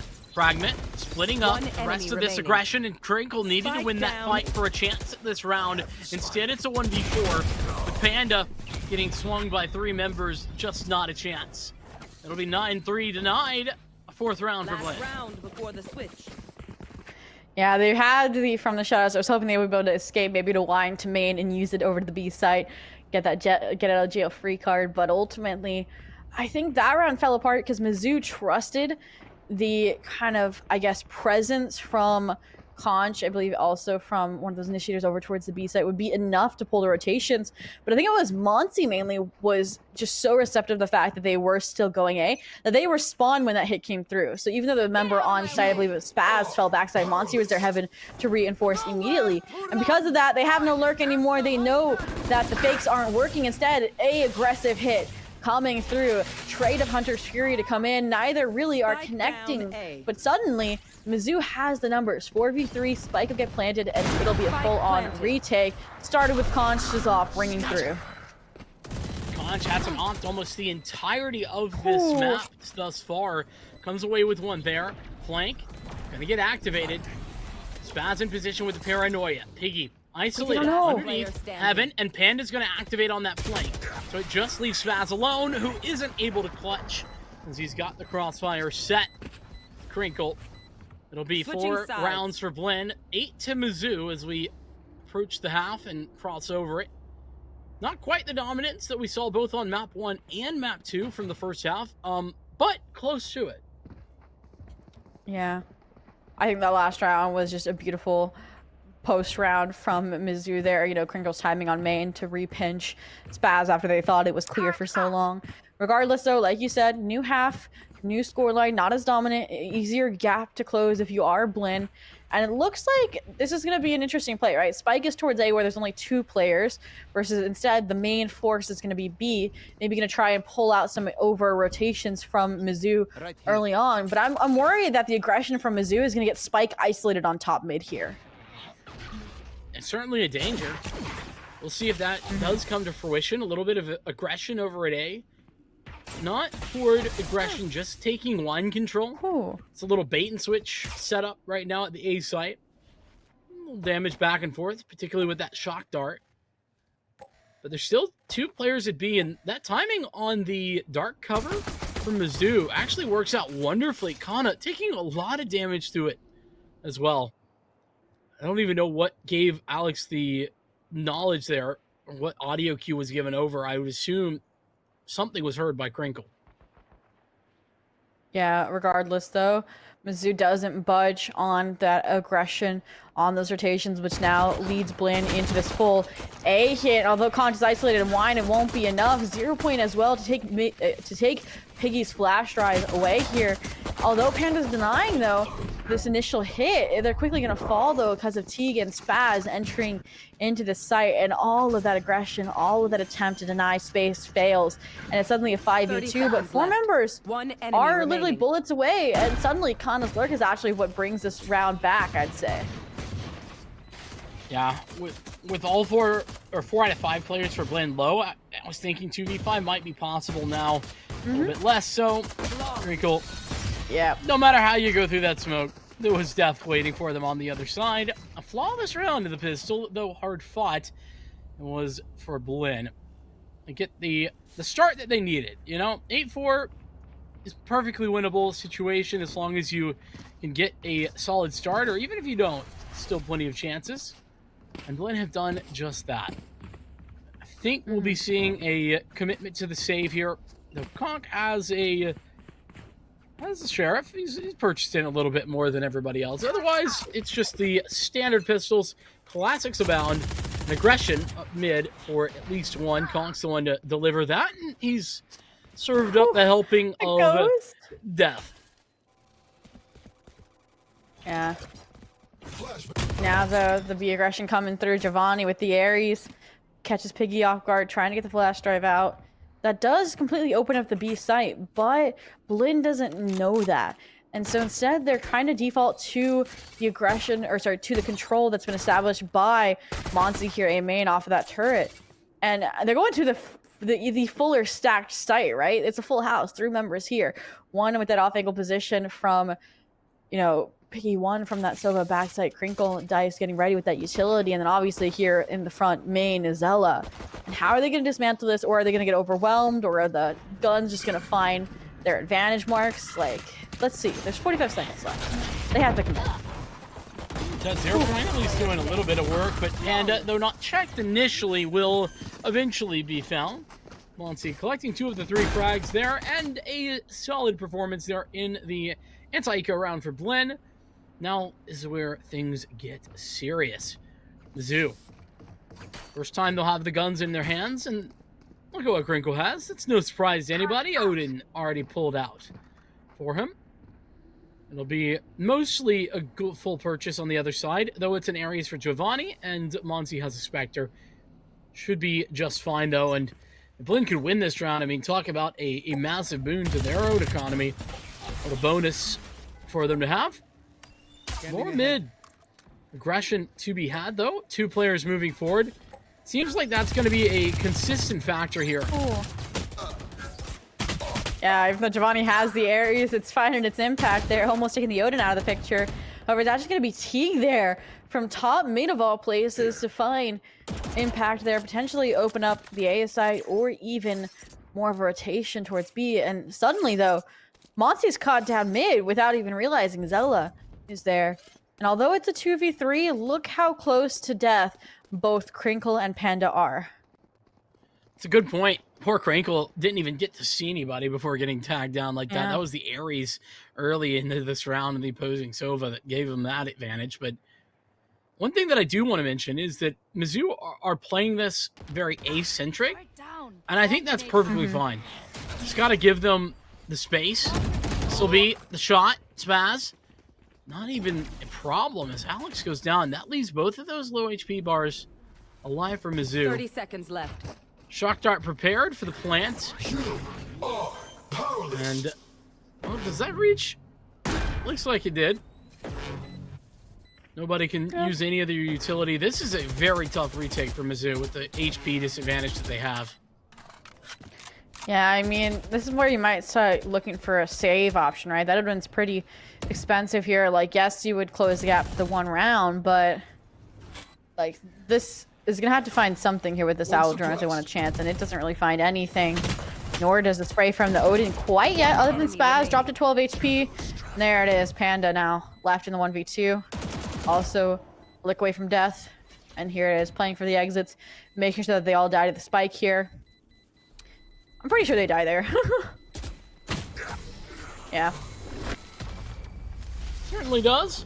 And, well, at least he gets out. Spaz not so lucky. Yeah. Will And lose with out the to the spike.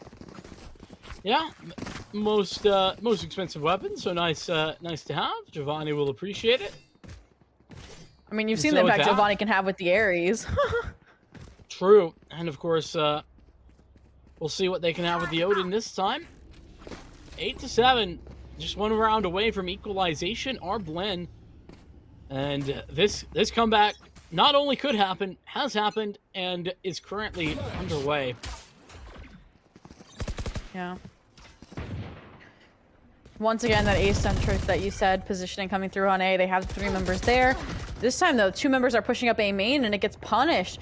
Piggy not able to swing off of conscious contact. Samancio walk away with the control, walk away with the fight win, and there it is. Finally, trade coming through, but Piggy still dropped to this half HP, while Spike is traveling to tree, of all places, maybe to top mid as well, to make sure that that weapon upgrade from Monsi isn't taken advantage of. Fight though, B, actually Crinkle somehow wins against Kana. So that'll be an upgrade as well for the retake, if it's gonna come through on the A site.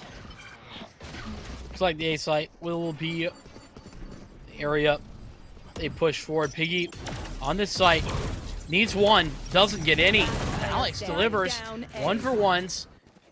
But despite Mizzou having a good position and having the right players there, still left to Crinkle, who's on a sliver of health. Really not a lot to work with, and honestly, as much as I typically say go for a 1v2 in basically every situation, the HP difference is really troublesome, and Lynn don't know it, but this setup is just about perfect. Whew. There it is, yeah. Blank read like a book. Giovanni with that Odin, 3K. We're tied suddenly at 8-8, and we wanted to go the distance, and not only have we in terms of the map pool, but even out here on Ascent. 8-4 at the half. Mizzou has not won a single round. Blinn has caught up, and although it's a save now enabling this Odin, enabling this operator to get online for Conch, if they lose this round, their economy is shot once again, and it's very likely Blinn reaches double digits. I mean, this is sort of the last chance for Mizzou to regain control of this map. When, at least for right now, right? Like you say, if Blinn does win this, they definitely should be getting to double digits. But Mizzou, they've already lost. I think Crinkle has 10 HP automatically from the start. Oh. This poor guy cannot have full health for more than 15 seconds. Yeah, I'm wondering if they should just go all in on the A side, like stack. Maybe play a full retake on B. Like their B2 retakes have been clean, just like Monty's shot is on Conch, taking the op out of the picture here. But that is gonna just enable this team to instead have a pinch through tree, through A main here, where there's only 2 players now. 1 isolated on site, 1 isolated in tree. Piggy to try and get the 0 point out. No, instead playing for the dark cover, playing for the flash drive so that Omen can swing off of it. And there it is. Spaz will fall. Yes, he gets the trade, but ultimately try to step out to safety temporarily. And we're even back at 3-3, and the Paranoia Alliance for Panda getting them from the shadows online, which will be exhausted. Do they expect Giovanni pushing up through tree? The answer is no, and the cancel!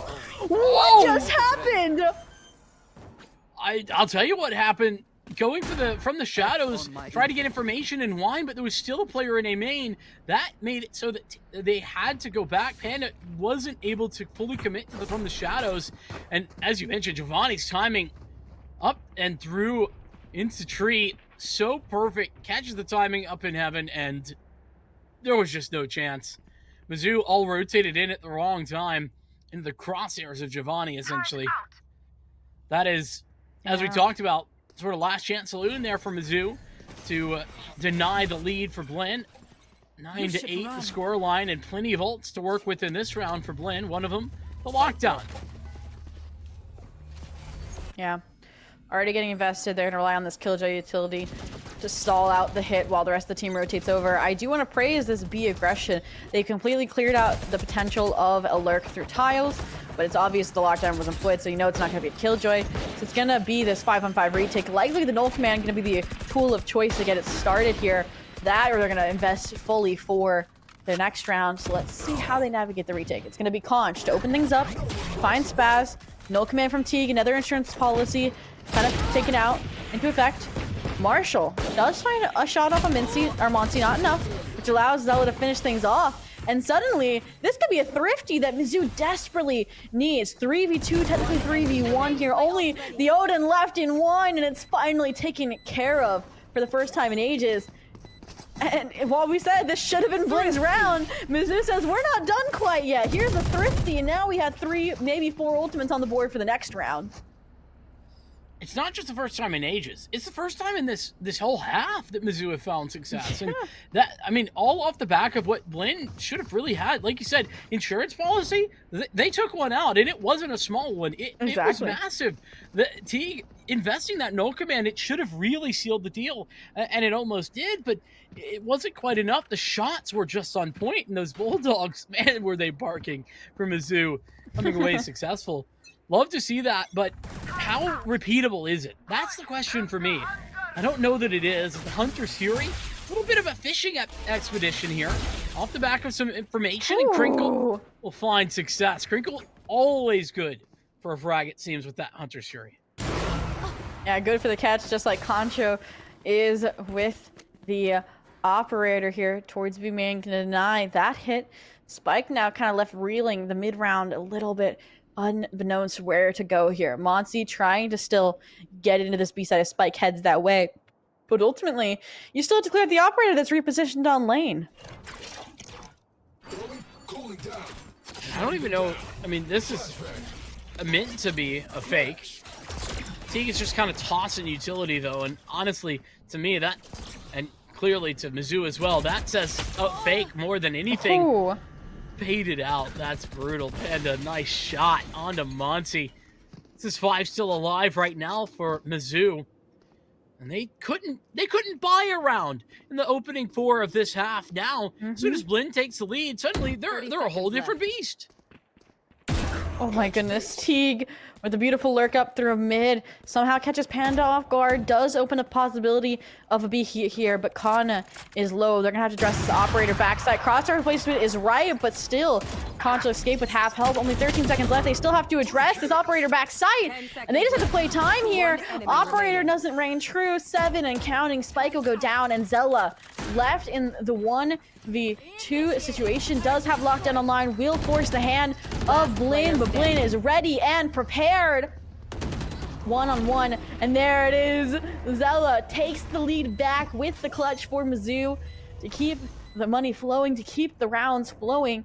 And once again, it's literally, they only use 2 ultimates, so they still have 2 ultimates to bring in the next round to continue this streak.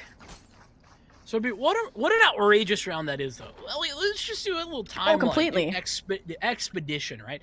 All right, Mizzou, opening pick, gets the opening op duel as well, alongside the Hunter's Fury. So it's 5-on-3, right? Blinn, they should be losing the whole time, right? No. They got back into B, off the back of some incredible shots, and it's suddenly down to a 1-on-2. Doesn't matter. Alex still with a lockdown in hand, able to bait that out and take those fights early. I don't know how that round goes that way, but it was impressive. I think they were so focused and expectant of Blinn to be stacked up B main. They didn't expect Teague there that opened up the B site. And then you have an operator only backside. Like, you have a Phantom, you have Vandal there. I think Conch wins it. But ultimately, just in the wrong gun in the wrong place there. But like we said, Zella, not afraid to use the ultimate, not afraid of the clutch scenario, and gets it online. Now, Blinn, not in the best space economically, are going to use the Hunter's Fury to try and force their way into the A site, paired with the Bladestorm entry. But for now, the Alarm Bot and these Swarm Grenades are going to deny the tree pressure, and the spray as well coming through. 4v3 in favor of Blinn.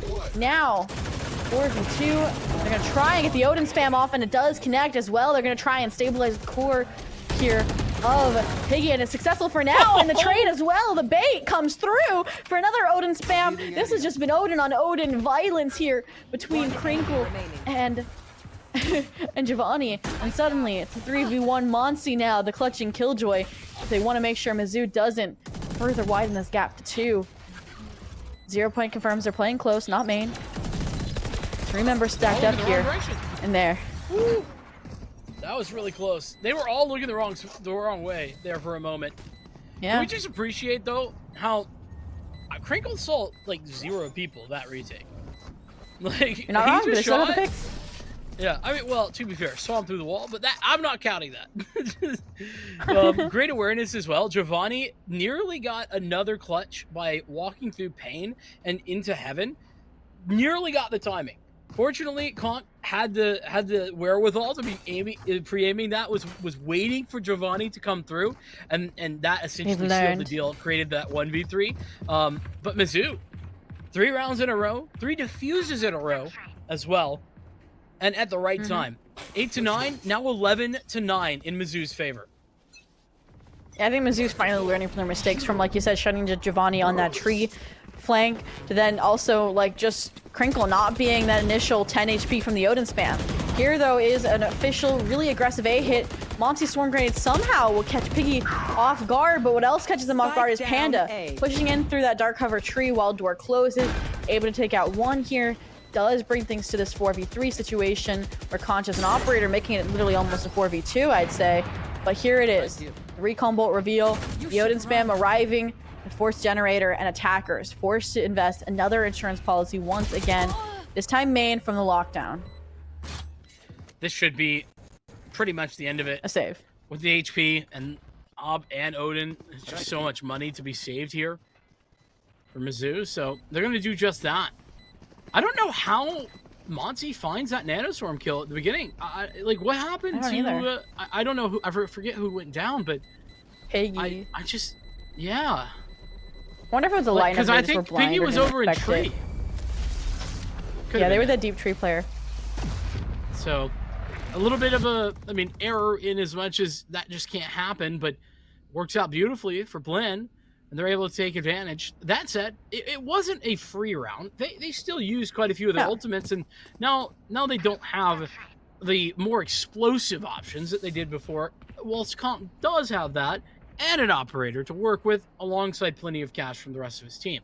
So Mizzou positioned well to find an answer to what Blinn just punched back at them.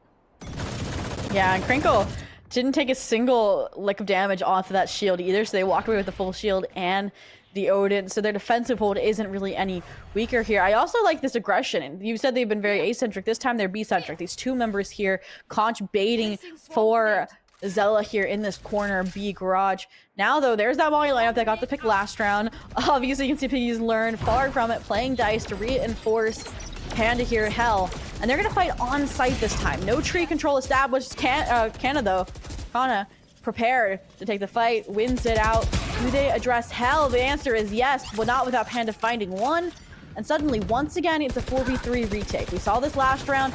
Now to the 4v2. Odin spam not connecting, and once again, a save. Forced into it. There's no choices here, really.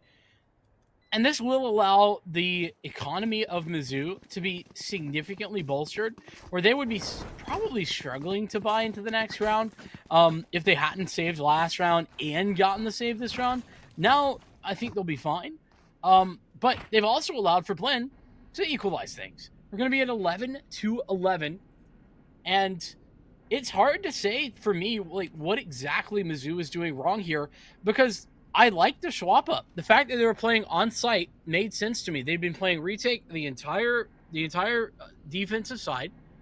And so, okay, let's change it up, try something different. And I don't know how Blinn were so aware that there was just two players there on the site, but they were. And I just got to say, I'm impressed with what Blinn was doing. That's brutal. Crinkle going down. They needed that operator, that Odin. And now you can see instead, it's gonna have a Stinger for Piggy instead of, say, Crinkle being able to buy weapon for them.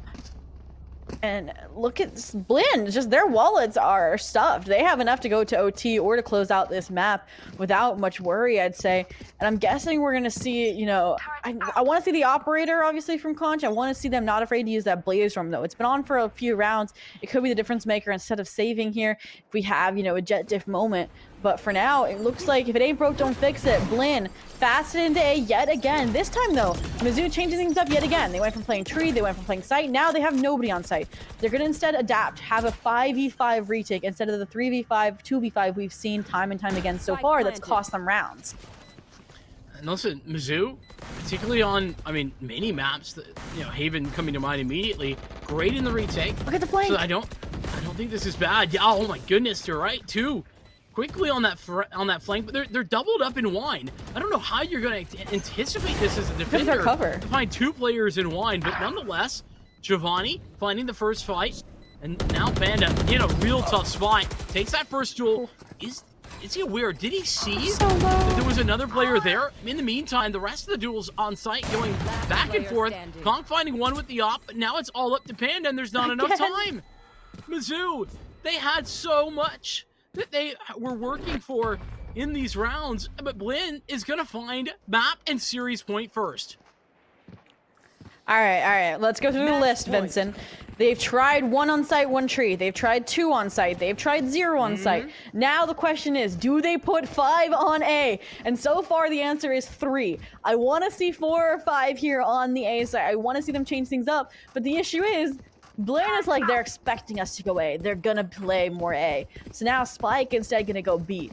I'm wondering if Mizzou is going to read this, but their B retakes are pretty strong. We've seen Zello do it alone, and even with the team, it's stronger. So let's see how the Odin spray connects here. Lesser weapons as well. Keep that in mind. Oh! For Mizzou, poor Crinkle, first to take damage. Again. Immediately, yeah, again. Finding himself on the worst end of a spam battle. Giovanni has really, really made that very tough for Crinkle on this defensive side. Mizzou, though, still 5 alive. Those blades that you were talking about have been activated.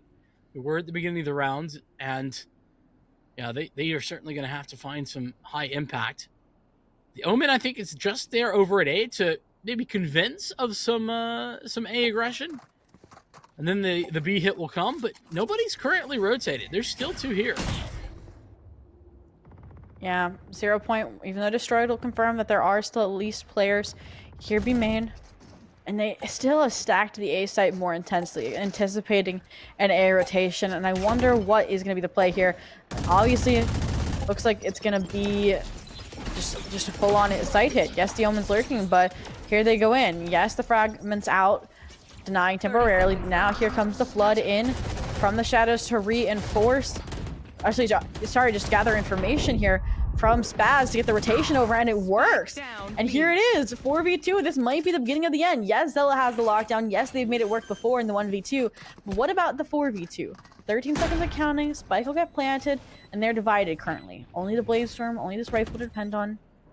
Swarm Grenade in lane to address the extremities. And the operator, blades, that's though. not what you want on a retake. These blades are relatively good. Oh, but both get scanned by that Recon Bolt, 15 HP. Lockdown confirmed. Hunter's Fury to deny. And Conk is down. Monsi finds Alex, and that is Blinn taking the victory over Mizzou, 13-11 in a 2-1 series. I mean, I could not have asked for a more competitive 3-map pool grand finals for the Summer Showdown Qualifier 2. And I'll say it, the Buccaneers caged the Tigers this time around.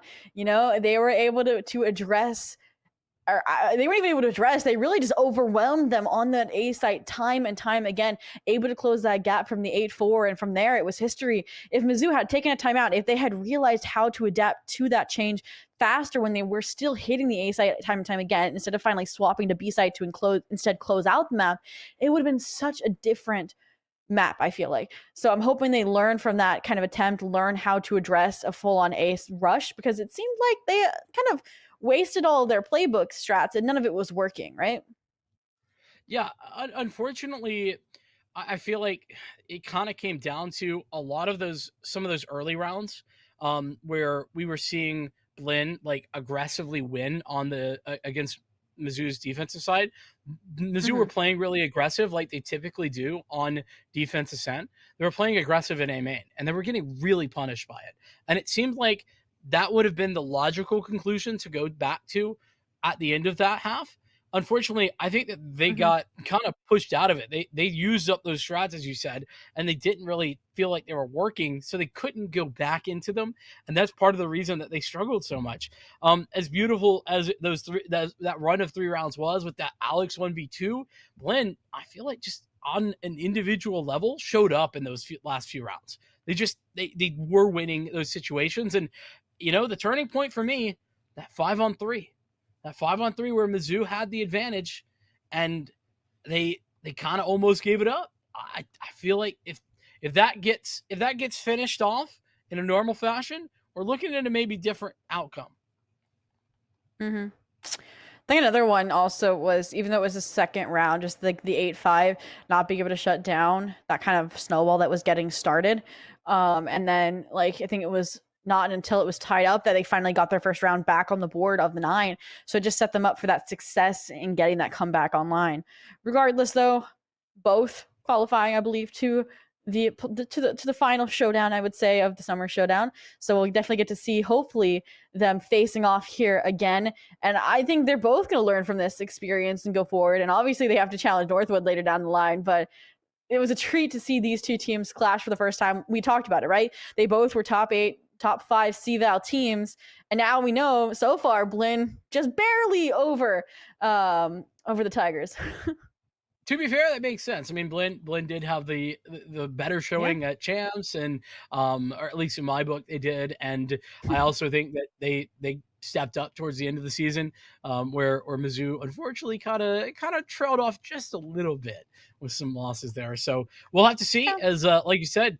We head into the final plays of this. Is LCQ up next for Summer Showdown. The chances for anybody who didn't have such a good time in these qualifiers to get themselves into that. I don't know what date those are, but regardless, keep your eyes out. 2 weeks, I've been told by Adam, our producer.